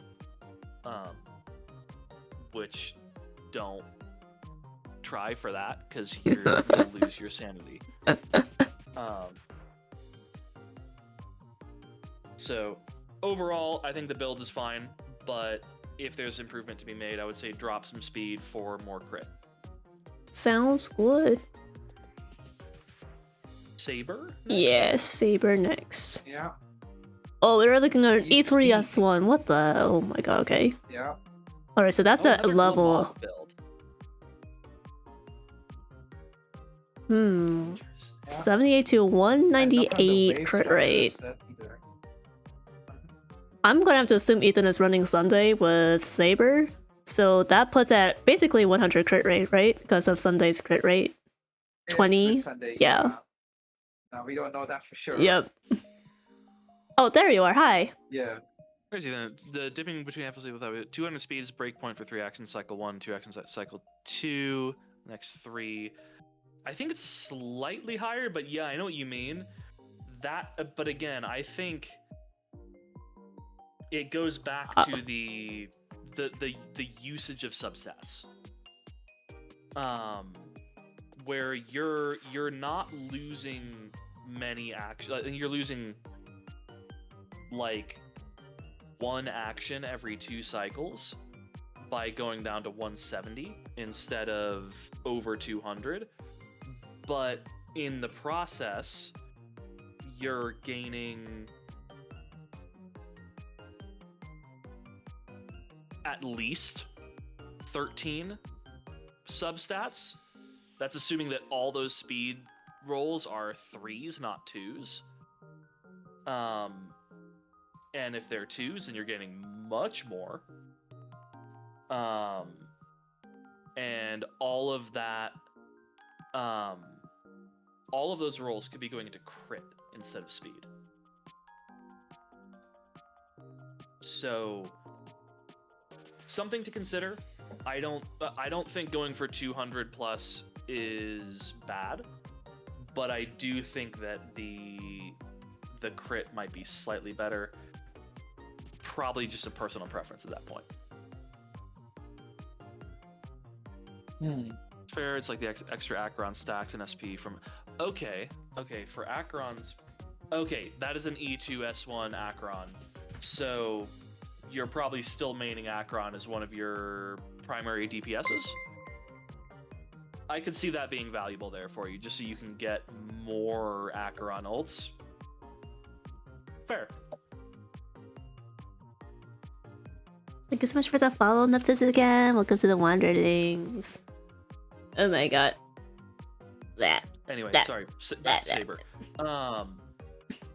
I will let y'all handle Saber, because I'm not a Saber main. Alright. I'm not a Saber main either. I'm barely a Saber man. But yeah, I will say, as we were chatting a little bit in chat, chatting in chat, your crit rate is covered, thanks to the 20 crit rate from the permanent trait, so that's good. Okay, Wind Orb, nice. I mean, we have Scholar. It's not really like as important for Saber to be running like Wave Strider versus Scholar in this regard. Like, yeah, the differences is negligible here, so no problems with that. Okay, crit rate. Yeah, honestly, looking okay. Firmament Glamoth. Okay, so when wearer speed is equal to or higher than 135, 160, the wearer deals 12% versus. Okay, so it's basically dealing 12% more damage because we've got 138 speed. Yeah, but look at the pieces. Yes, the 21.3 crit damage orb is crazy, and the 18.7 crit damage on the rope is also crazy, and you are making me insanely jealous right now, and it is like 1 a.m. and I can't be thinking about this. Also has 5.8 crit rate, and the rope also has 6 speed. Oh, Bronya's pushing her past 160. Oh. You may use Glamoth. But there's an E2 Brawny at the end of that. Okay, that makes a lot of sense then. Yeah. Don't understand my action advancers. Okay. Yeah, Glamoth very much makes sense. Even without that. to add on to the Glamoth point, it's like the difference between Glamoth and like let's say Inert's Auto and other stuff is like not even 1%. Like it's under 1%. Like at least according to Pridwen. So like you're probably gonna get you're definitely gonna get more mileage out of swapping from Scholar to Base Rider than from Glamoth to anything else. I think the planers are just like perfectly fine. Like they're really good. Yeah. Yep. Yeah. And it goes back to the thing that like I've touched on before when we were talking about I think phainon. Yes. My phainon runs Bone Collector. It does not run Arcadia, and because it goes back to if you have substantially better pieces on a slightly less optimal 2-piece set bonus, use those pieces. Like in 90% of cases, better pieces on a slightly less optimal 2-piece set are going to be more valuable than worse pieces but on a slightly more optimal 2-piece set. Right. And clearly you've farmed Glamoth quite a bit because you have some extremely good Glamoth pieces. So why bother with Salsoto when you have really good Glamoth pieces? Great. Yep. Awesome. Yeah, I have nothing more to add to that. I mean, I myself am running like 2-piece Ritalin because I had pretty good stats for what I had in my inventory until I can maybe replace it with something better. So like, you're more than set here. That's because I'm a day with Sailor main. Oh my god. Ah, the Sailor mains. Really How are excited y'all for the faring Boot these Hill here days? Because Yeah. my like Western US self just loves the cowboy. Alright, well, we might as well just look at the Boot Hill build. It's an E2S1. Bro. S1. You know, now that I'm staring at this Eidolon, I'm suddenly really tempted to go for Boot Hill Eidolons on his next rerun. It doesn't matter that breaks out of meta. But then again, I'm running him with Sundays, so like... meta, and more that single target is out of meta. Because... okay, but Apocalyptic Shadow. Like, honestly, even this, like, recent Apocalyptic Shadows have been not great for pure single okay, target. I do agree, though. I'm kind of coping, but yeah. The HP inflation is also wild. Like, Rappa's still doing okay. Like, Yep. like decently invested Rappa teams are still keeping up with V3 meta. The reason Boot Hill isn't is because he's single target. He has one of the... In fact, I would say that bang for your buck, he might have the highest single target damage in the game. I would agree with that. In terms of just like how many limited 5 stars it takes to hit that. Like, yes, my Feishao team hits higher single target numbers than my Boot Hill team. But my Feishao's E2S1 and my Boot Hill's E0S1, and he's pretty close to my Feishao's damage. I think it also is just like, he's a really easy to build break DPS. That's like literally all you have to do. You have to stack break on him. Like maybe you have like some side crit damage for like bonus points, I don't know, but mainly it's just break. So all you gotta do is just find like relic pieces with break and buff break %, and then slap Dalion on him, and then maybe run Mosalicon if you're F2P or like a Sig, and then you're set. I have one question.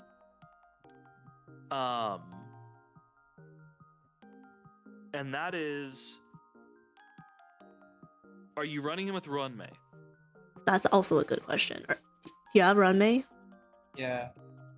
Because for now we can see an E2 Fugue, but no Runmei. It's the speed. Oh, there's an E2 Fugue.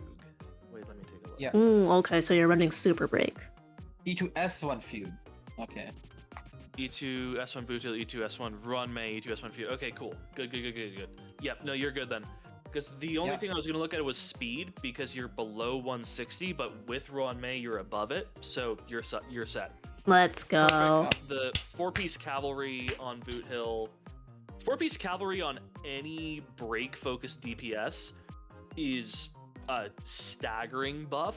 It is, to put it in like Genshin terms, it's like if you're running a break DPS that is not on cavalry, that's like trying to run a Dendro DPS without a 4-piece Deepwood carrier on the team. Yeah, definitely. Yeah. Or the EOSF set for any high energy cost DPS most of the time. Exactly. Mhm. Yeah, like it's running cavalry for a break DPS is just essential. So you're on 4-piece there. Also, the Lycon gives us Talia, speed perfect. buff as well by 12%. So like, yeah, that's pretty good. Oh yeah, you're completely Oh, overloaded it does say speed in battle. Yep. I always thought that calculated outside of battle, but it does say specifically in battle. Mm-hmm. then. Yeah. So yeah. Fair enough. So it wouldn't even matter with Runmei. So it's 160, 170 something. Wow. Yeah, you're very solid there. I love this because Boot Hill is one of my favorites, and Same. your Boot Hill team is even more vertically invested than mine, and Yep. I bet yours is probably vertically invested enough to actually still be like viable in endgame. Yeah, honestly, this is one of the Despite best the Boot Hill investment on builds my teams team, I've it seen. is not enough, or at least not enough in comparison to my V3 teams. Yeah.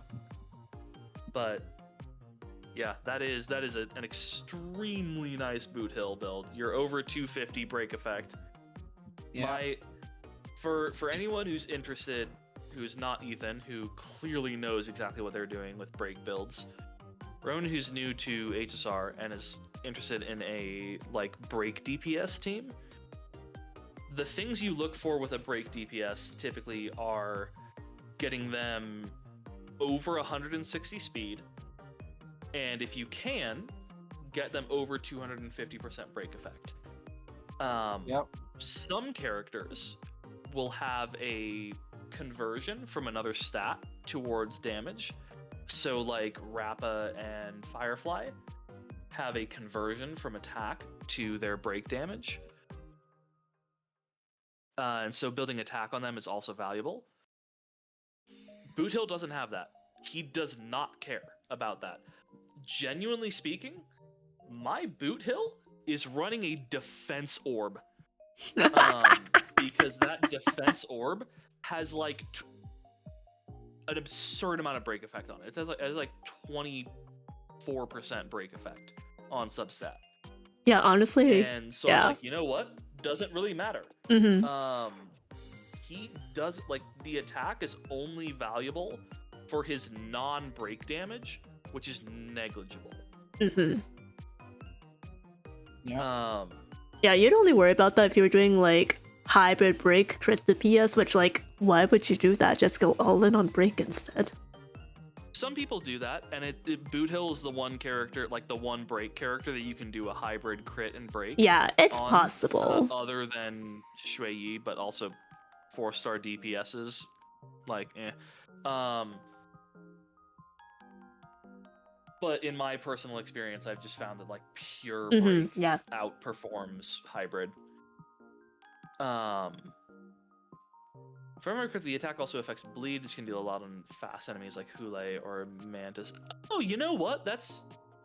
I hadn't really thought about that, because with Hule, I never really bothered, because he doesn't need the bleed damage to beat Hule. Yeah, he just blitzes. He's so good at taking down Hule. It's like him and Fei Xiao feel like they're tailor-made to defeat Hule. I hadn't thought about the Mantas, because I haven't used him recently, and the Mantas only came out like last patch. That's an interesting thought. Yeah. Fun. More fun 3.5 content to look forward to. Cool. I'm gonna say that we should move on to the next person before I digress more into like Yeah. theory crafting. The No idea worries, we only- of attack scaling boot hill for bleed against mantas. Yeah, you guys could potentially discuss that in more detail in gasp! You would never guess my Discord server. You've got a Star Rail channel there. You can spam build discussions there. Ooh. Theory crafting, Once however you again, want. Gotta mention, I do just genuinely love like yapping about it. It stimulates a part of my brain that just is so rewarding to me for reasons I don't personally understand that much. No worries, man. If I had Kafka, I would unironically do a Dodgel showcase. Bro. Okay, Burrs is not a big fan of DOT. I love DOT. Unfortunately, I lost my 50-50 on Hysolins, so I had to save my guarantee for Surja, but if I had gotten her, I would have gone so hard on Dot. Oh my god. I did grab Kafka on her last rerun just so that I would have a dot enabler in case I wanted to. I did not grab Hysolins because, well, busy pulls. Yeah. 3.6 is going to be a lot. Yeah. And Genshin 6.0 was a lot. I think I pulled 6 limited 5 stars on the first half of Genshin 6.0. Oh yeah, the Chronicle Wish, right, for Sumeru? Yeah. Ooh. My Dia is finally C6R1. Let's go, I'm congratulations. very happy about that. I'm a massive Dia enjoyer, despite her not being meta whatsoever. Anyway, we have someone. Yes, Bloof, are you in chat? Very new player to the game. Like they're not low. Oh yeah. 63. Yeah, and looking at the account UID as well, pretty new account. So it feels like they're either somebody who came before, like a few months back and didn't play anymore. Yeah, but you at see the what same the units time, that they have. E1 Yep. S1 Jingliu. Yeah, I guess I can probably guess who they want us to review. Yes, they were like, Yeah, please I'm gonna say only... we're looking specifically, let's see, fully dedicated to making the top 7% Jingli. 7 because I chose this randomly. This is the first 3 months of progress. He's currently top 26 worldwide. Seem pretty okay. So we're looking at just absolutely maxing Jingliu. Mhm. Before we get into the builds at all, let's talk about Jingliu's best team. The best builds are going to account for Jingliu's best teams. Yeah. And keeping with the theme tonight, I wonder. Sunday. My goat, my king, Sunday. Every hyper carry in the game is going to want Sunday. The only time that you don't opt for that is if you're running some weird like hybrid DPS stuff, but Jingliu just wants Sunday. So Good news, they do run Jingliu with Sunday and Robin. Okay, Robin is the problem. Robin. Yeah, because that's what the change is from previous, like her pre-rework and post-rework. Because post-rework, she does not scale from attack in any way, shape, or form. You do not want attack. Even her basic attack is scaling from her HP, not her attack. So you want that, yeah, either RMC, but ideally, I would probably say you do definitely want the trippy. Like it's just like a running team at this point. Yep. Like HP unit definitely wants that trippy and Hyacin as well, potentially. So like Hyacin has not rerun yet, if I'm not wrong. She should definitely be up around the corner pretty soon, I would say. Yeah. So She should be soon. yeah. So probably keep your eyes peeled for Hyacin. I think her S1 is specifically good with Jingli, right? Or was it just only a blade thing? It's it's really more of a blade thing. It's not really a Jingyu thing. Okay, so Okay. I guess then just a standard E0 S0 Trippy and a hyacinth should finish the job. And like you can free up Robin for the other team. I would say that E1 Triby might be more important than Hyacinth. For sure. If you're going for Jingyu specifically, if you're going for your account in general, I would say go for E0 of Triby and E0 of Hyacinth, because that's going to be more beneficial for your account as a whole. If you're just chasing like damage per screenshot for your Jingyu, then I would say that E1 Triby might be more valuable.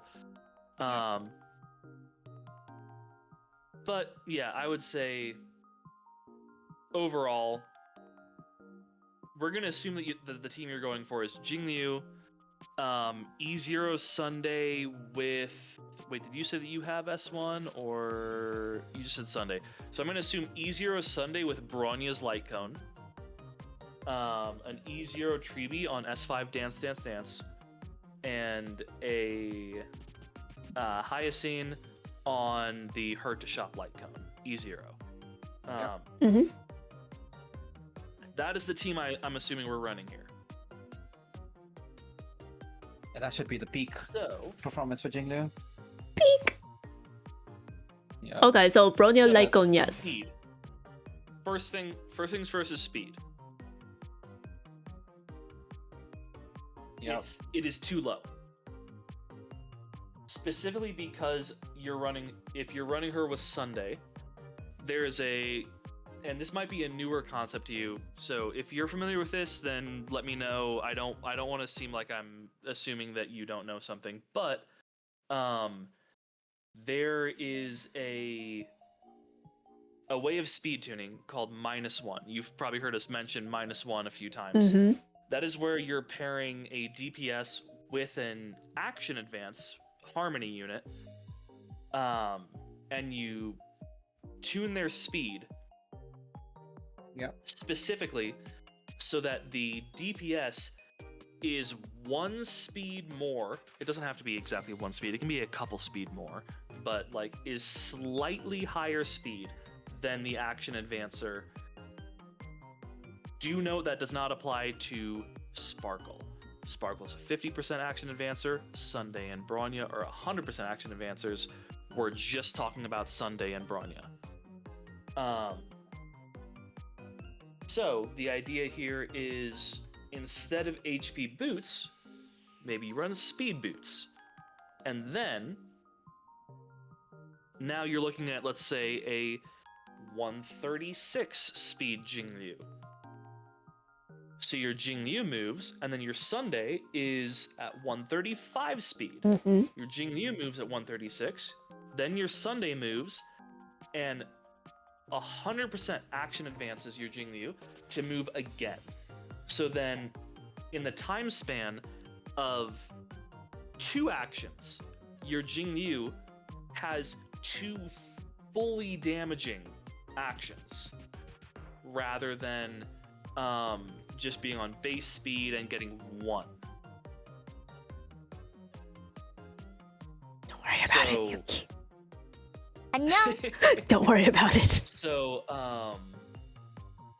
that's the main thing I recommend, is moving towards a -1 build in terms of speed tuning, so that your Jingyu is just barely faster than your Sunday. Your Sunday then advances her to act again very rapidly.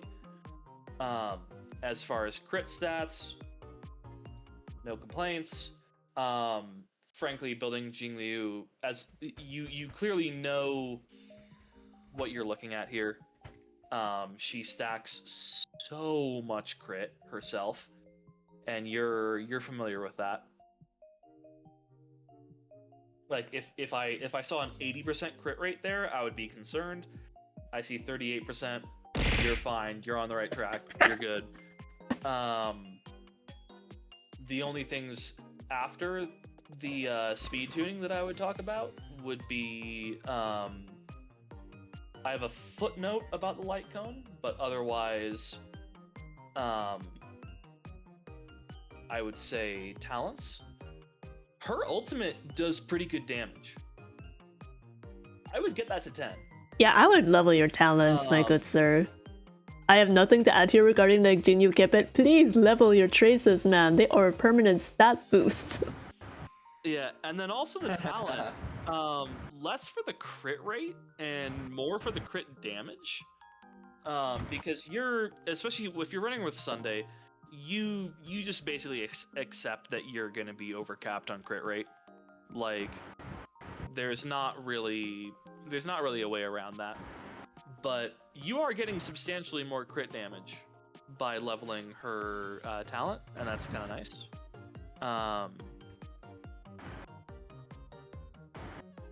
So I would say, yeah, level your talents, and then the only other thing I would say is the footnote towards the light cone. With her new buffed kit, Mide's light cone is actually a substantial buff for her. Like, not a small one over her signature. I think it's considering it's a signature 5-star versus someone else's signature 5-star, I think it's about a 12% difference. Which maybe not as significant as some other buffs that could be had, but it's not nothing to think about. I would say that there are probably some harmony units or like support units, eidolons that are more valuable. So I would say rather than going for Mide's light cone, I would probably go for like Hyacin's E1 or Treebe's E1. Treebe's E1 particularly is preposterously strong. But if you're like coming from a whale perspective, bear that in mind here. I am a whale. If I'm going for just like the purely best team I can get without like E6ing everyone, I'm thinking, okay, I want E1 S1 Hyacine. I want E1 Treebe on S5 Dance Dance Dance. I want Sunday definitely on his, I would say, what, E1? Probably E1. I don't think that Bronya's light cone versus his signature is that significant in that team. Because your skill points are going to be pretty okay.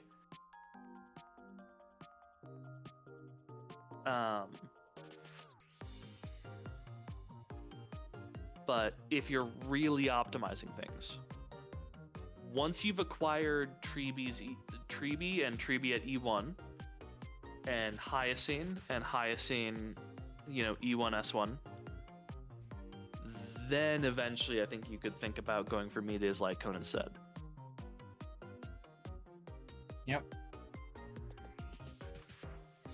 In the meantime, Burst Ultimate, Genshin language. Ultimate, oh my and, god. Talent levels. You can continue to ignore basic attacks. You don't need those. And then, speed tune. Focus on speed tuning for Jingli with Sunday. Yep. I say all of this coming from the standpoint of Jingli was my first main in HSR. Oh wow. Wow. Yeah. Daniel's release banner, Imbiber de Lunai, release banner was what like got me into Genshin, and I lost to Himiko on that. And then I grabbed Jingliu like the patch after, and I mained Jingliu all the way into V2. Wow. It wasn't until Penacony that I got another DPS that I really mained. Was that Akron, perchance? No, it was Daniel. Oh, that's so funny. Actually, you switched to Daniel in 2.0. So I pulled Jingliu, and then the only other limited 5-star that I grabbed between Jingliu and Daniel's rerun was Silverwolf. Wow. And the only reason I got Silverwolf is because I really like Silverwolf, Mm-hmm. but just kind of like generally, my phone case, like IRL, is Silverwolf's phone case. Oh, that's cute. It looks sick.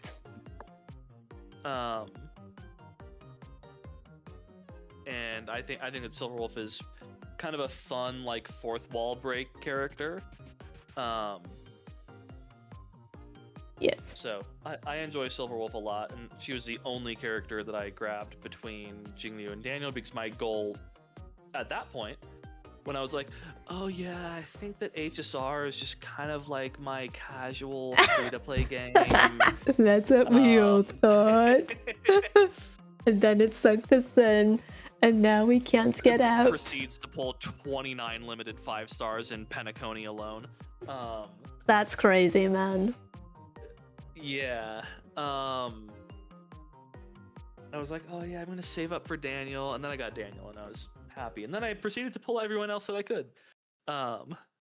So that was a lie. Yeah, exactly. Yeah, like for me, one point I was like, oh, I'll just grab the characters that I like. Who cares about meta? And then I started streaming, and then I got bullied for my poor builds. And now look at me. I am slowly but surely learning more how to build my characters. They're not there yet, but they'll get there. Speaking of, I think that was our last character. It is late. Yes, it is. Before we, I would say, wrap up, do we, Yas and I, do we want to do, if not 3 characters, maybe 1? We could do 1 character if you guys are super up for it. But no pressure. I'm going all the way to 3 personally. Like, I'm down for 3. Yeah, like, because I feel like the way I like farm and everything, take care of our characters, it's not really gonna be a review or like for advice. It's just gonna be a flexing session. So it's not gonna take a long time to flex 3 characters and run with Alright, if you guys are just gonna flex, that's okay with me. Send me your UIDs or links. I'll pull them up. Yeah, I'm trying to figure out which ones I'm gonna focus on. Because I'm winning 3 DPSs, and that just fits perfectly with the amount of characters like we're allotted, right? So I'm just gonna toss those 3 in. Perfect. It's just been Honkai support real reviews so far anyway. Yeah, my whole approach changed from 2.x to 3.x. From the last time we've done these reviews, like, I completely swapped my approach. I really want to show my blade build because it's so batshit and bizarre. And yet, because it is a pure fiction blade build. Pure fiction blade. I remember the team I mentioned earlier. Yes. Of Blade, Jade, Treeby, and Hyacinth. Yes. I genuinely use that team to clear like PF4. Whoa. I mean, I'm sure Jade is helping a lot, but wow. PF4. Everyone's doing damage there. Let me think. Okay, Blade, Castries. 안녕. Definitely going Blade and Castries. Okay. And then... Hi, Earth. Thank you for peeking in. Hi, hi, hi.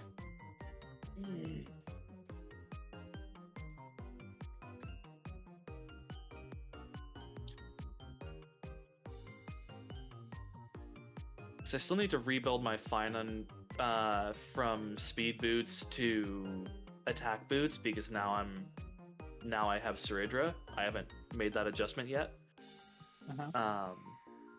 So my phainon build is gonna look really like cooked. No worries. We all go through stages of cooked. It's okay. And of course I want to show my Jiaocho, but like there's nothing really special about that build. There's no really cooking on like about a Jiaocho build. It's like, oh yeah, he's over 160 speed, has a metric shit ton of effect hit rate, and E1S1. Cool, great. Move on. I'll go with Blade, Cypher, and Casterus. Blade, Cypher, Casterus? Okay. Well, I have your Blade pulled up right now anyway, so we might as well just go ahead and start. Yeah. Alright, what have we got here? We've got E2 Blade. Alright, let's see. E2... Oh, crit rate increases by 15%. Wowie. Okay. 134 speed breakpoint. Got 55 crit rate. 170 crit damage. Your perfection team was Blade, Jade, Tribby, and who was the other one again? Hyacinth. Hyacinth. Okay. The only thing, there is one thing that I'm not super happy about with this build. Okay. Yeah. And is that the crit stats are a little low. Yeah, I was gonna say, cause like 55 crit rate, cause like even if we account for like crit rate buffs, it still seems like on the lower end. Like Disciple gives you, I guess. It's like, let's ask the general question. Are you using him on Sunday or no? No. So Okay, I'm at 86 in combat. Yeah. Yeah. I'm at 86 in combat, which if this was a team for MOC or Apocalyptic Shadow, I would say that's not great. In Pure Fiction, it's fine. Sorry about that headpiece in the hand. Yeah, could be better. The headpiece, I'm upset about. Yeah. Oh, that hurts. The hands, I'm not that upset about. I think I'm kind of okay with the hands. Could be better. Yeah, I mean, 60.1 hands, crit damage is a pretty decent easier to cushion. Yeah, that's not terrible. The headpiece, I'm like every day getting closer and closer to just crafting and improving. That's just not acceptable. Hey man, follow your dreams. Follow your heart. Do it. It's just like I'm like, that's a V1 relic set, and the amount of me that is like, V4 coming up soon. We thinking maybe a new relic set that may become a new best in slot for Blade? Mayhaps. At the very least, I want to see what the 4.0 relic sets are before I do that. Yeah, that's fair, yeah. Yep. I really only use Blade for Pure Fiction, and that team's doing great. The one thing that I do frequently get criticism on is why I'm running Duran. Is there like a better planar set for him? I actually don't too much about. I wouldn't even. Yeah, like I feel like you probably would get like criticism for it, but I don't even think it's a bad relic set for him because of like how frequently he would do his follow-up attacks, especially with the right team setup. So it's like it's honestly pretty good, arguably better than Salsoro because you're getting more crit value out of it. Oh, is Salsoto technically as you're getting the this? same. You're getting similar Salsoto's damage. generally Like, most so, recommended. Okay. And Rutilant. from Yeah. Rutilant or Salsoto are typically the two top ones. Yeah. Right now it's Bone Collection. Or Bone Collector, which is Yeah. Right. Like, Bone Collection is like because you're getting unequivocally better than HP and Salsoto. crit damage. Yeah. Before Rutilant, I mean Bone Connection, Rutilant, and like Salsoto were pretty much near even. But ever since Bone Connection became a thing, it's like been the de facto best recommendation for Blade. Yeah, but I guess if you're running Jade, then Duran makes more sense then, with like how often you're So- proccing the attack and stuff. Blade does follow-ups, Mhm. and Blade does follow-ups twice as fast with Hyacinth, especially with her S1. He does them even faster with Jade. Not just because Jade does her own follow-ups, but also because Jade increases HP consumption, gives him an extra stack every time he acts, so doubles that generation. Right. And then Treeby is also doing follow-ups every time anybody ults. Yep. So we're building up to that 5 stacks within like the first round of combat. I'm literally visualizing in my head right the now. first round of combat, we are now at 25% follow-up attack damage percent and 25% crit damage increase. Yep. Whoopee. And again, this is for pure fiction. Just We're for pure trying fiction, to guys. deal the most damage to all the enemies on field. Wow. Yep. Jade is giving a plus 30 speed bonus, so we're over 160 speed. Okay. On Blade. But he's still meeting the 134 breakpoint if I feel like running him in a hyper carry standpoint, because he's 134.9. So I can run an action advancer at 134 point, 2 or whatever, and that's still going to be a -1.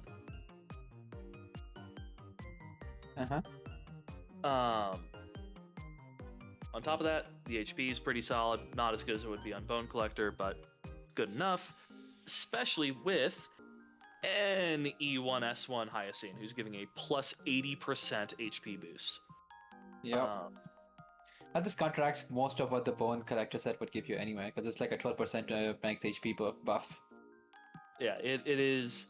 I am so happy about this Blade build, because on first glance you're like, what are you doing? This is so mid.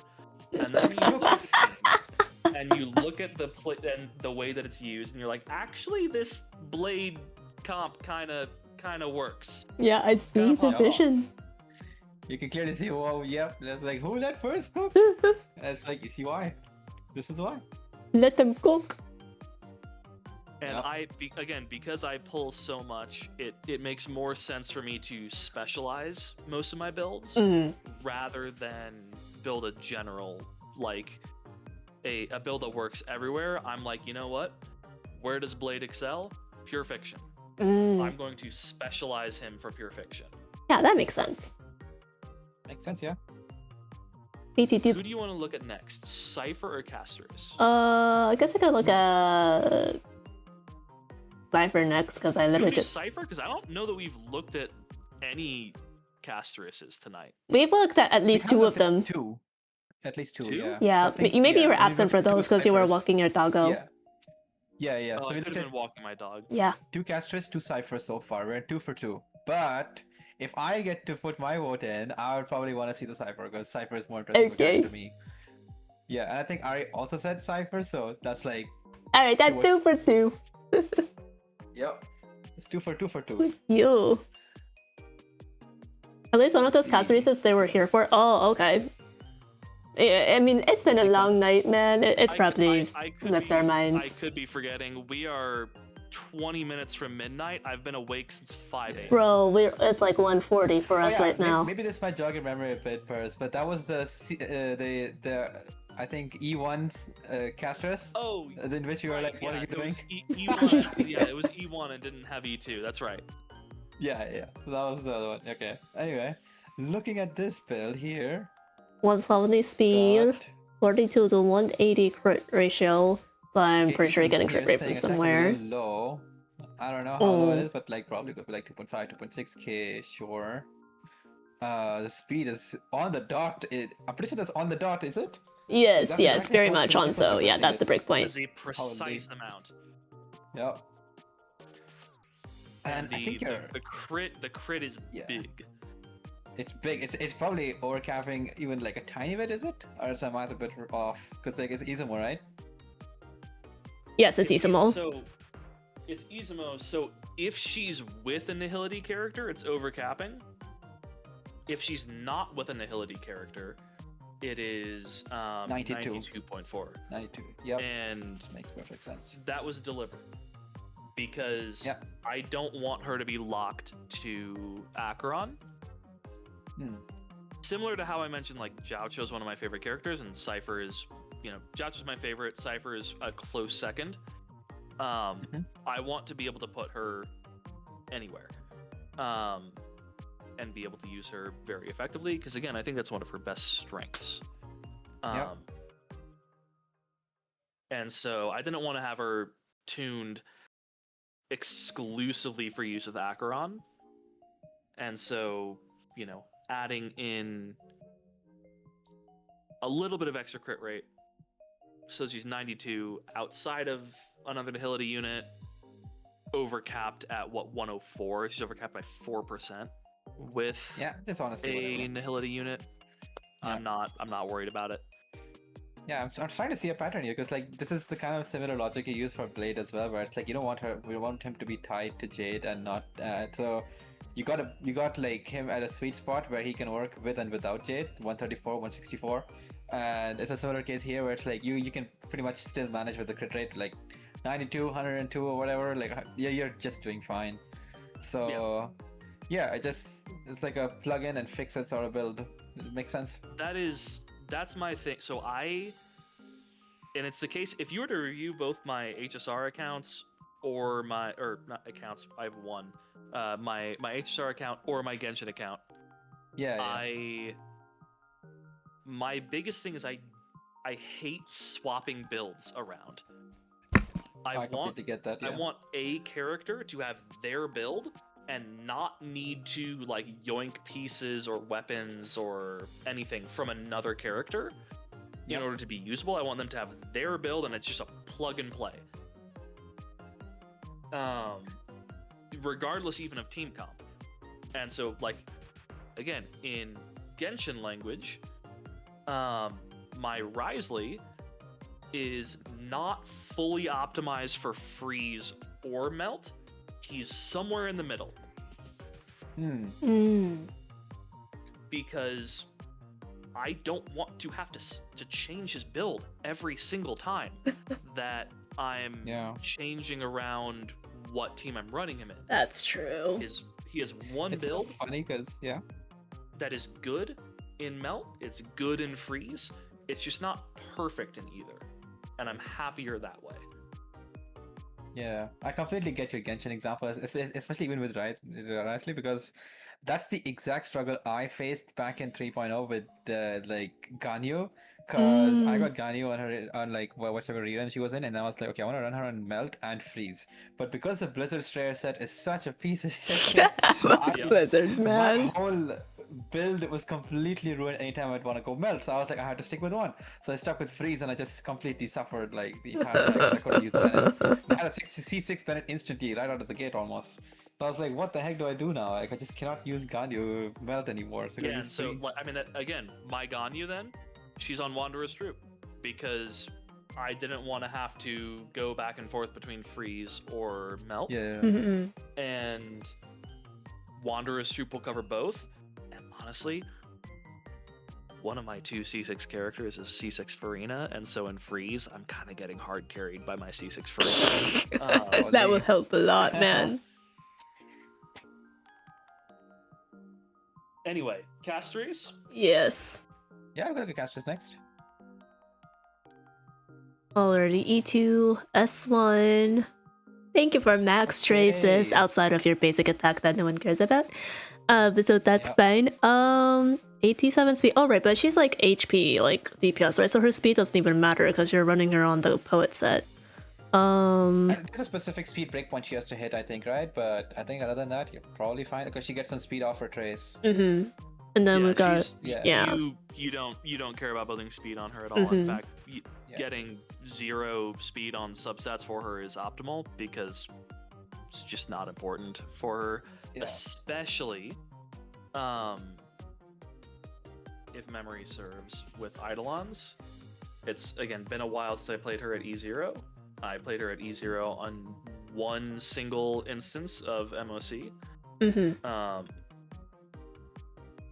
but if memory serves, she gets a pretty solid action advance from one of those eidolons.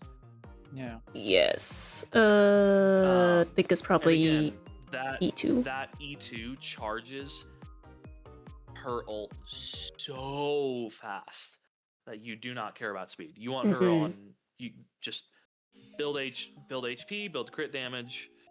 You're good. Yep. Then like your crit rate's also pretty much up there, 40%, and like combine that, or 32% combine that with RMC. That's like pretty much hitting max, 98. right? Yeah. Yeah. 98, right? It's everything you need. This is just a pristine Caster's build. This should be the template for the rest of chat to follow, honestly.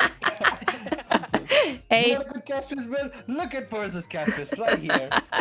Honestly, it's just magic gold right there. We should download this and pin this in the Star Rail channel. Oh god.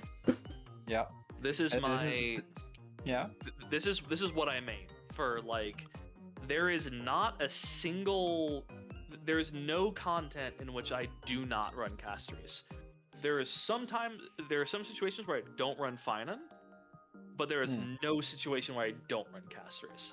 She destroys MOC. She destroys Apocalyptic Shadow. She destroys Pure Fiction.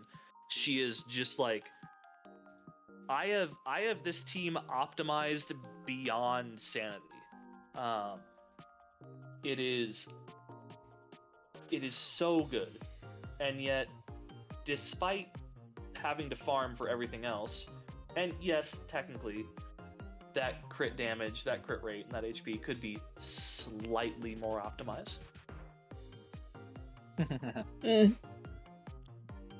I don't care because I have only skipped 2 characters in V3, and I've been pulling some reruns in the meantime. I have so much to build, and considering that, I'm so happy with this Caster's build, and she just absolutely whisper. Like I could see the amount of effort and like care you put into making Caster's as good as she could be. This is amazing. Yep. Another fun thing I would probably want to point out is like, look at the fact that there's no speed sub anywhere. It is base speed. No +1, no +2, 2.5. It's actually insane. Now that I'm saying this, yeah, no substats at all for speed. Even glorious. Because frankly, for her, it's just wasted. If anything, I'm upset at the fact that there's more than a single defense roll on there. There's only 2. There's there's one line of flat defense, and there's one line of defense percent. Or no, wait, there's a bunch of attack, a bunch of defense, yeah. Yep. That defense is a little upsetting. I know the attack is equally useless, but my brain is still hardwired to be like, oh, it's not that bad. I know it makes no difference, but that's at this point it's literally just moving towards a 0 wasted substat build for me. Because 9,500 HP with those crit stats feels good. It does, man. It really does. Sorry if I sound tired, by the way. It's because I am a little bit. I wonder, is it because it's approaching 2 a.m.? Bro. When we were initially cooking up this collab chat, we were like, this will probably go on until like midnight our time, which is like, what was it, like 10 like p.m.? 2 hours. Yeah. Nah, Oh my god. it never does. It never does. Yeah. Anyway, I guess it's also because we went for more of an in-depth sort of review. That we is spent, true. Like, about 20 to 30 to 40 minutes on some earlier accounts. I enjoy that more. Same. Yeah, I don't like rapid fire reviews. Like just telling people, okay, 80, 160, 90, 160, get out. Next person. That doesn't sound good. It's like giving more in-depth stuff. So it's way more fun because then you're giving more tailored advice for each character, each account, even depending on what units you have. Like, Exactly. Yeah. And then sometimes you like get to take a look at their other characters too. You give like a small bonus character review if it's like pertinent to the actual character we're reviewing, like we did with Anaxa that one time. For sure. That was funny. Yeah, and like that it's not just the. So to me, the thing that is more valuable is not the direct advice of saying do this, and do this. Mm-hmm. It is hearing the thought process. Yes. Yeah, for sure. Because that's how I learned to play these games. Mm-hmm. Was listening to other people that knew the games better than me. Not just say what I should do, but explain why. That's why there's a very specific Genshin streamer out there named Sharkheart, who if you if you like Genshin, Sharkheart, like, dude rules. And where a lot of other Genshin streamers, when I was just getting into the game, would just, you know, say, okay, do this, do this, do this. Didn't make any. I was like, okay, cool, great. That doesn't mean anything to me because I don't understand why. Yeah. And I started hanging out in Shark streams, and he would explain not just what to do, but why. He would explain like how the mechanics of the game worked and why doing X, Y, or Z was significant. It's so insane that you mentioned Sharkheart, because that's the exact content creator that I also started following when I started Genshin, because I was looking for content creators to follow, and mostly were just the ones that mostly focus on entertainment. But I could learn so much from Sharkheart, like telling us like what exact teams could be good, how to approach specific endgame bosses, general, like not general advice like that, more specific stuff like this. It's just what like it felt so eye-opening for me. I could understand the game better. So exactly, yeah. Like, like it's a rare instance of someone who's not just telling you what to do, but teaching you how to think about the game. Exactly. And that is an aspirational thing for me, and that is why I tend to spend so much time with account and character reviews, because, you know, I had someone like that to help me get into these games, well, or specific Genshin. Then I just kind of use the Genshin knowledge to get into Star Rail. Like, I had someone to help me with that, and if I had not had that, I would have been like, oh, this is kind of fun. I would have burnt out pretty quick. But because I had someone who did help me understand the game more, I am now, years down the line, still just to a borderline unwell degree invested in these games. I completely get that. That's like me with Honkai, man. Also, Yas, could you DM me your UID? Oh, I think it's in our text chat. Sure. Oh, I linked it. So you can just click the link. Yeah. And I guess the 3 characters I'd be selecting would be the 3 exact mains I have right now, which is Hyslens, Anaxa, and the Herta. You could look at it whichever order you prefer. Okay. Let's go Herta, Anaxa, and then Hyslens in that order.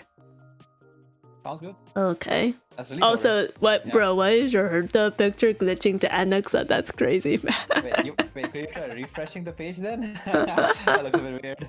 There we go. Bro, Anaxa is just trying to like assert his dominance over the Herta as like the new main hypercarry DPS. I wonder. Alright, what we got here? Wow, that is a really magnificent, like, attack to crit ratio on the Herta. Really? 4K attack. I am not in it. Like, I don't really care about elemental orbs. Like, I'm always just an attack percent max. It's just way easier to farm. I could just transfer that to anybody. Like, I just pretty much yanked this from Acheron because I had an attack percent orb. True. I've started doing honestly the same thing recently in Genshin with my goblets, where I'm like, you know what? I have this absurdly cracked attack goblet, and I don't have a great spare damage percent orb for this person, and I've already taken 3 weeks farming that domain. Screw Yeah. it. We're putting the attack or putting the attack outlet on them. Yep. It's Hey, so bro, you easy. gotta save some time and It's energy, great. man. Also, you have got the Jing and Lycone on the Herta. That's interesting. It's great. The legacy of It's the awesome. reason I got into Honkai carries on. Oh, I remember when we great. were getting into Honkai, and I remember putting on Jing Yuan's banner, and then I lost the 50-50, I think. Too well. I remember this. Yes. Yeah. 'Cause we Oh. were streaming it at the same time. So Like, it was been yeah. a theme for you. Wait, what? Losing on Jingyuan's banner. Oh! So the, I've only pulled on this banner once, though, haven't I? no, if you're saying that you pulled for him earlier on, other than on the Sunday release banner, then you have pulled for him multiple times. Wait, because I you pulled for wanted him to on the dip Sunday for him on banner? Sunday's banner. Did I actually? You went for Sunday, and after getting Sunday, and I believe his S1 as well, you then went for Jing Yuan. Oh. Oh. Then the Lion General really hates me then. Fuck this shit, man.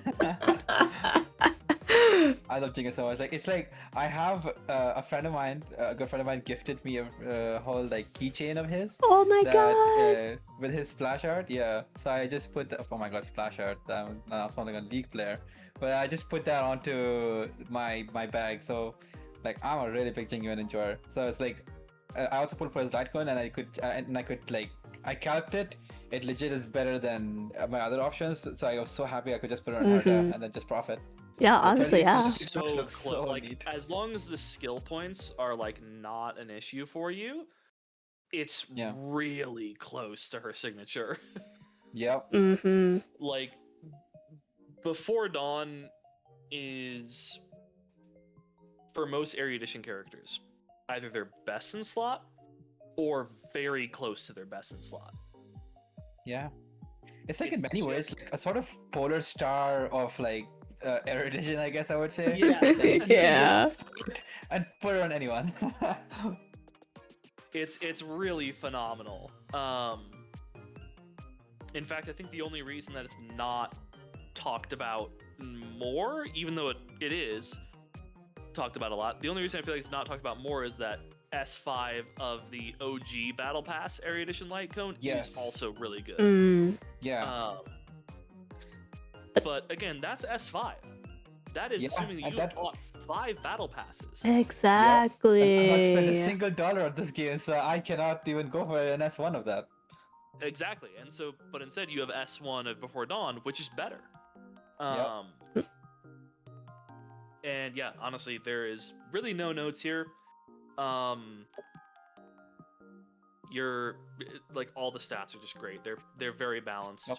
Yeah. Whether you're running her without a crit rate buffer or with, you are in a good zone. Yeah. The crit damage is even on her own okay, but then with another Area Edition character, which you always will be, is cracked. Yeah, no speed, good. Give her just more offensive stats. Love it. It's Mhm. fantastic. Very good. Oh. Very good. And then we go to Goat King Anaxa. Howley. I hacking love Alexa. Great Cosmic Enterprise. So We love since- F2P event Lycones. Yeah. So for more clarity, I've mostly set my Anaxa to be tuned with Sunday in mind. So Okay. this is like more of a hyper carry build. Yeah. Mhm. Just to Okay. clarify. Yeah. Oh my god, 250 crit damage on Sunday. What the hell, man? What the hell, man? How do you, bro? Alright, I'm not gonna cry over that. Anaxa. 136 speed. Okay. Oh, Speed how's is perfect. Alright, yeah, so basically exactly -1. Nice. 77 Yeah. crit rate, and then you get the 20 from Sunday, so basically max crit rate. 140 crit damage. And then you even have more crit rate buffs with Rutilant. That's even better. And don't forget the crit damage buffs from Anax's inherent kit. Yeah. See, He I gets don't about play 140 Nexus, I on, forgot about this And kit. then he gets about like 70 to 80 from Sunday. So this is like an effective in combat 357 or 360% crit rate. Crit damage Holy! Anaxa. Howdy. Completely prompting. He gets he self buffs crit damage a ton. Plus On being with Hyperchat. Sunday, it's even more. Yeah. Mm-hmm. This is again really no critiques here. For sure. Bruh. Like, The only thing that that anyone could piece- say, I feel like, is, Yeah. oh, well, you're on two piece instead of 4-piece of Yeah. Scholar. Oh, boo. But it, to get the overall, and this is going back to my overall, like, ethos approaching these games, Mm-hmm. to get those overall stats on a 4-piece of Scholar, Kinda while hard, you also man. have other characters like Herta who want really good Scholar pieces, Mm-hmm. would take an amount of resin that I do not feel like is worth the DPS increase. For sure. Speak your truth, King. And like the thing is also, it's like this mantra that I've heard from a lot of people where it's like the stats beat the set to some extent. Like if you can't have both together. So like when I'm looking at my eagle pieces, it's like I don't think I can ever come up with a 4-piece that's gonna be as good as that without putting an exorbitant amounts of like resin into it. Like it's just impossible. Like the one thing I would want to say is like, look at that hand piece. It's not coming out of a Scholar set. Right. Yeah, 34.3 crit damage already is insane, but then there's also a substat of speed on there. So like, Yeah. that's just not, because that single substat of speed is putting you ahead of your Sunday. That is allowing you to be on a -1 build. Yep. That is magnificent. And then Iceland's. Excellence. Okay, Eyes I will of do the my Prey. best to understand as a non-dot player. Okay, Yeah. question. Is that her F2P best light cone? Just a general question. that's Okay. her FTP. Yeah, it is a favorable best icon, and like I've also gotten her E1 because I'm running her with Ranmei instead Okay, of triple dot.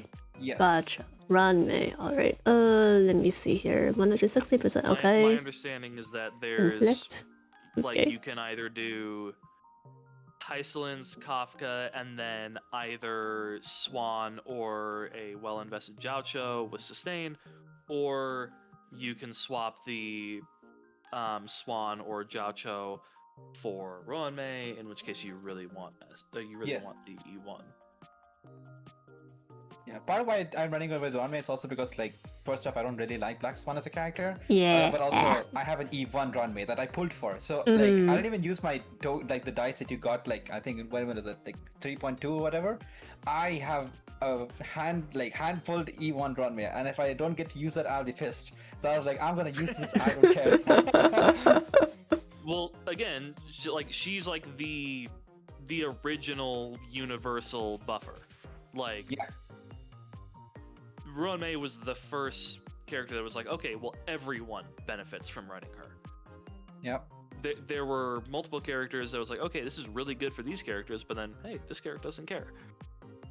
Everyone buffs from running Roanmei, and In many ways she's like the OG Sunday. Everyone wants Ranmei. Everyone wants Sunday today. It's so true, man. and honestly, to this day, E1 Roanmei, extremely viable. Yeah. I still use E1 Roanmei depending on the team. I'm not gonna Yeah. lie, depending on what anniversary units they add to the store in 4.x, I could actually, I might use my one free claim for E1 Runway because I still haven't used it yet. It's so good as well because like if you have other methods of defense shred or defense ignore, it just adds up really well. Because like that's the thing with defense, like it just scales really well. So that's why break was so good with it, because the super break set has defense ignore, I'm pretty sure, and like many of the DP like the super break units like Boot Hill or I think Rappa, their first Eidolon also is defense ignore, and or defense shred, whichever. Mm-hmm. And that's the same Or thing like, with the dot four like piece. Boot Hill's weapon is as like Yeah. defense ignore. I think same thing with Firefly's light cone. I think also. Probably, Yes. yeah. For No, I think it's just straight up just break effect, right? If Or I'm is not it just wrong? break effect? It's been a while Yeah. since I've checked. yeah, I'm not on Firefly As soon mains. I'm as- not sure. As soon as Rappa released, honestly, I stopped playing Firefly. But Yep, exactly what Ethan said as well. Like resolution came with Fugue, and there again you're getting more def. So it's like, like E1 Runway is so good with that, and the same thing goes for the dot team because the dot 4-piece set it gives you defense shred as well. Mm-hmm. But also, man, what is this 15.1 EHR on your attack rope, bro? Yep. How did you get that? Deadass. I was like, because I was trying to like add up the EHR like substats in my head. I was like, okay, that's 124. Wait, this be kind of low. And then I took one more look at the planners, and then I had to take a double take. And holy, did you farm it or did you synthesize it? I don't remember at this point, like, because there was like the double relics event. Yeah. Right? So, I just like dumped all of it onto the like the domain. I forget Yeah. what they call it here. Cavern. Yeah. Yeah, the cavern. question, because again, I don't really run dot. Mm-hmm. Yeah. So I could be missing. So what's your sustain? The sustain I'm running is Locha most of the time. Cool. Mm-hmm. Yeah. SP, I'm assuming like a 160 speed Locha. 175 speed Locha. Nice. So is it the only speed buff you're getting for Hysilins is from Ron May, right? So you're at like Yes. a 137, 137. 138, something like that. Yeah. Is that enough? I think I'm overcapping. I'm saying overcapping, but like I'm over the speed requirement because I think like I remember Mr. Poke's Discord like had a very detailed sheet in which they explain everything, like the speed requirements based on that. So I think I'm like maybe 2 or 3 speed over that for Okay. yeah. Let me It's just grab like a it for you. 135, 135, 136 break that you're looking for. Yeah, let me just get it for you because I have it right up here. Yeah. So with Ron May, I need because, 124. Again, as someone who's not a dot player, but loves Aglaya teams, the speed tuning is intriguing to me because I know dot really cares about speed tuning. Yeah. I am very interested, but So it's like for in a Ron May team, Hysilin should have 124.2 speed, and Kafka should have 156.6 speed, and I'm hitting both of those. Pretty much. Yeah, I think you're good. Okay, interesting. Wow, that is really precise, actually. Then. Yeah. So I was looking at your Kafka build, and I was like, that's interesting.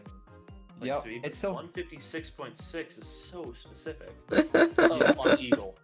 On Eagle, gotcha. on Eagle as well. Yeah, I was about to say, I'm like, 156 with Ron May, like, why is that so... Okay, Eagle, yeah. It's Eagle just like it's all over again. Yeah. Yeah, I like. Sorry, I'm brain dead. I can only say I like all builds good. I feel like I'm at the point where I might actually win a monster. Builds tonight. Yeah, it is my best character, hands down. Yeah, honestly, be proud of it. Be proud of Hysilin for me. I shall join Dot Gang at a later juncture, and then we can be proud together. Yeah. Hysilin's Dot is so fun. I know, right? I tried her so much in like Caverns and Galaxies, and I'm like, damn, I'm missing out.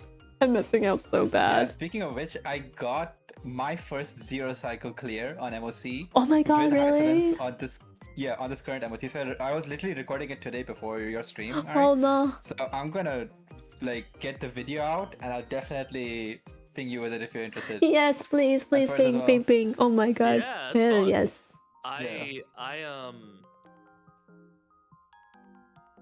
I always feel like I'm very excited for the new mode that's going to be coming out. Oh yeah. Oh, anomaly. Yeah.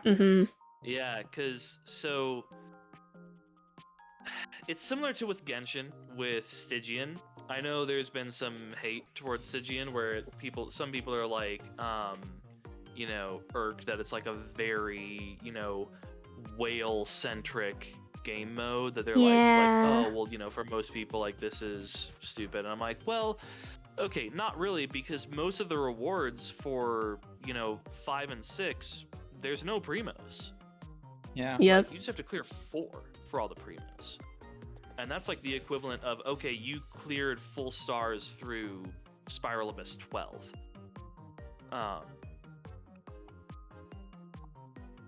And so I'm like, okay, for most people, think about Stygian as just clear difficulty 4, which I should remind you, you can do in co-op.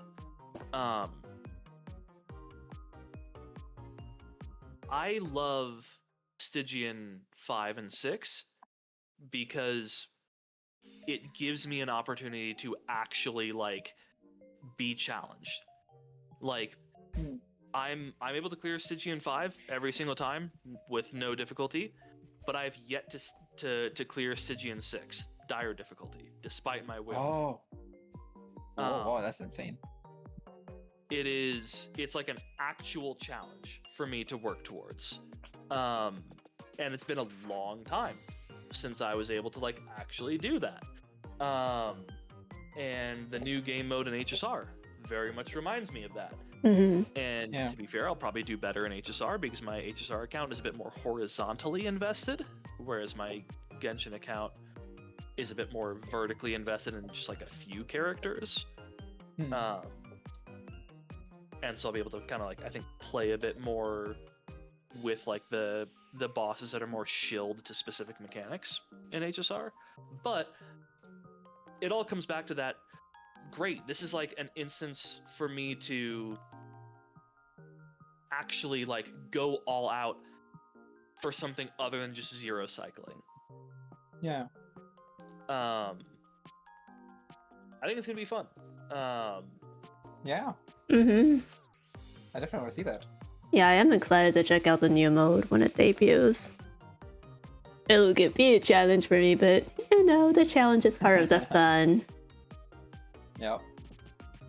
Okay, well, that's all our character reviews for the night. Thank you, Yas and Pers, for joining me and volunteering your time to review everyone's and supply us with your vast and bountiful knowledge. Yeah, thank you for having me. It was so fun. Yeah, I hope you guys enjoyed yourselves lots.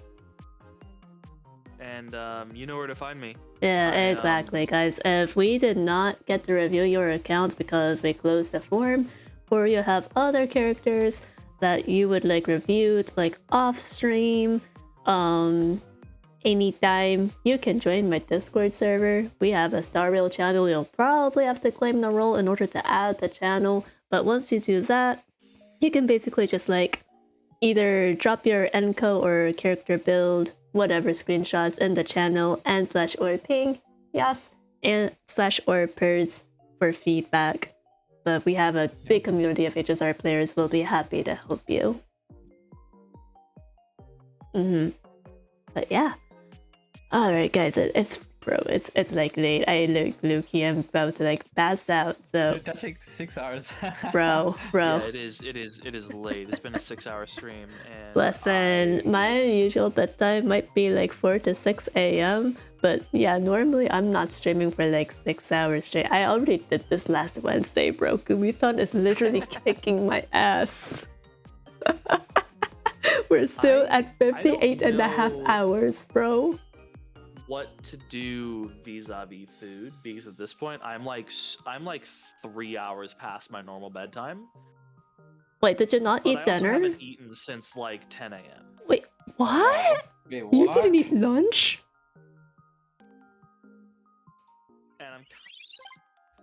And You know what, bro? Circadian rhythms be damned.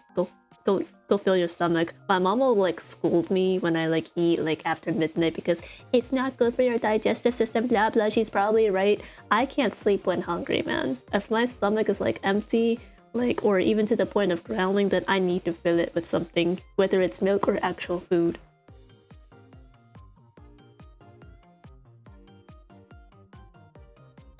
Yeah, snacks, leftovers. Man, if it were like my uni town, I probably would have gone to like something like the equivalent, like, I don't know, In-N-Out, Cookout, things that are like open past midnight.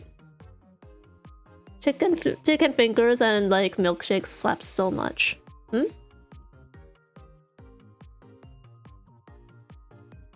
Oh, you know what? Yeah, I did, bro. I didn't do my dailies either. Oh my god. I guess we'll both be doing that. Holy.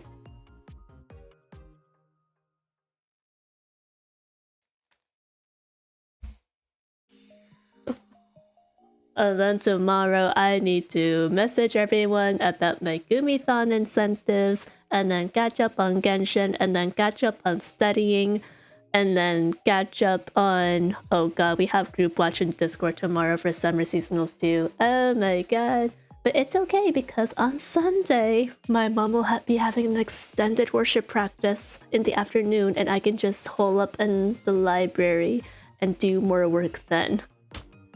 It will be amazing.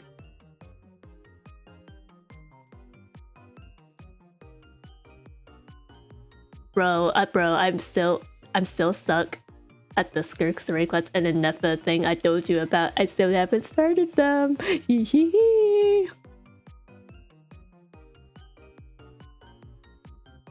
Also, but how long does the free constellation event thing last? Cause if I haven't been logging in consistently, then I might be cooked.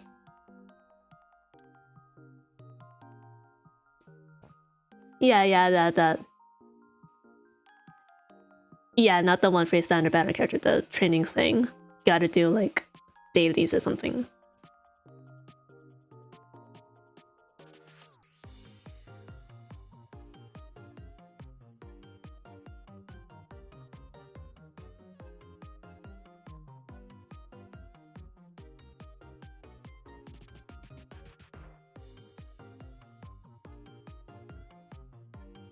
Oh, no, I know what the issue is. Give me a second, I know what the issue is. Cause I figured it out. I think my Discord VC is like broken. Yeah, there we go, here. I'm gonna hide that. Oh, there we go. Yeah. The TLDR is log in, do all of your daily stuff at least 5 days a week for 8 out of the 12 days that stuff is active. I'm cooked. If you... So you've missed everything so far. I logged in for like 2 days and then gave up. Don't miss any more weeks. I hate it here. The things I must do to get my Yai or Ito C1 isn't even that worth it in the long run. Bro, I hate that they're like making more events that are like, you gotta log into our game and play for like 30 minutes at minimum. The Ito C1 is like pretty substantial for Ito, but again, it's for Ito, so like, but also at the same time, he's probably gonna be like permanently an Inazuma Chronicle Wish from here on out, and I think I'm done with Chronicle Wish banners, so... Yeah. Yeah, Chronicle banners really only make sense if you're a whale. I say having pulled like 5 limited 5-stars in the most recent Chronicle banner. Maybe if I really, really, really want Albedo and he gets a skin, I'll consider it again. Because I remember pulling on the first Chronicle Wish. Anyway.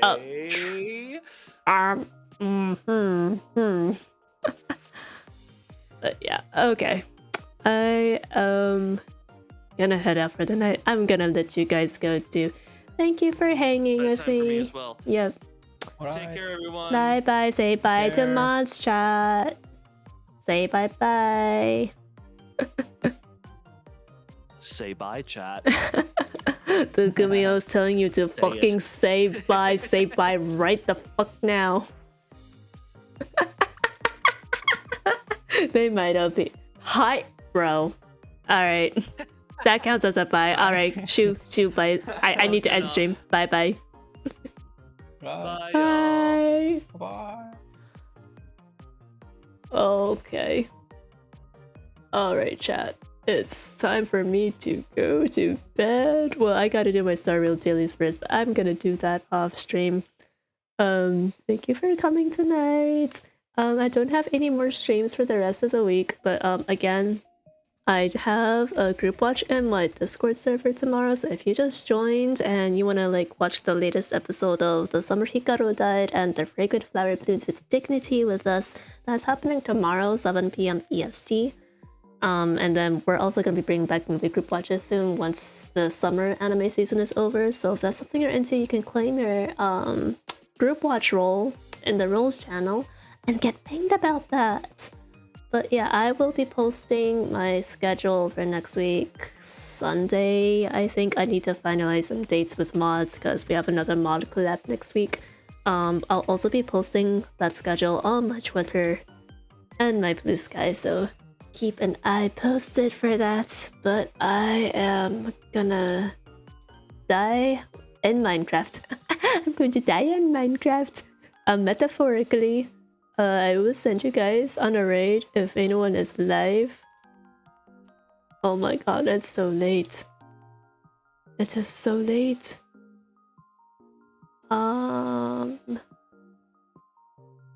Howdy, okay.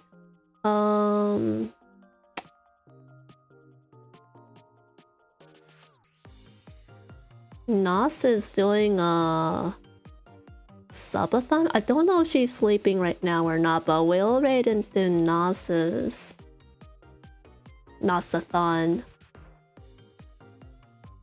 I haven't checked the Nas in quite a hot minute. But yeah, guys, please make sure to respect her rules. Don't do anything I wouldn't do. And I'll see you guys next week. Bye bye. Here's the raid message before I forget. Alright, bye bye guys.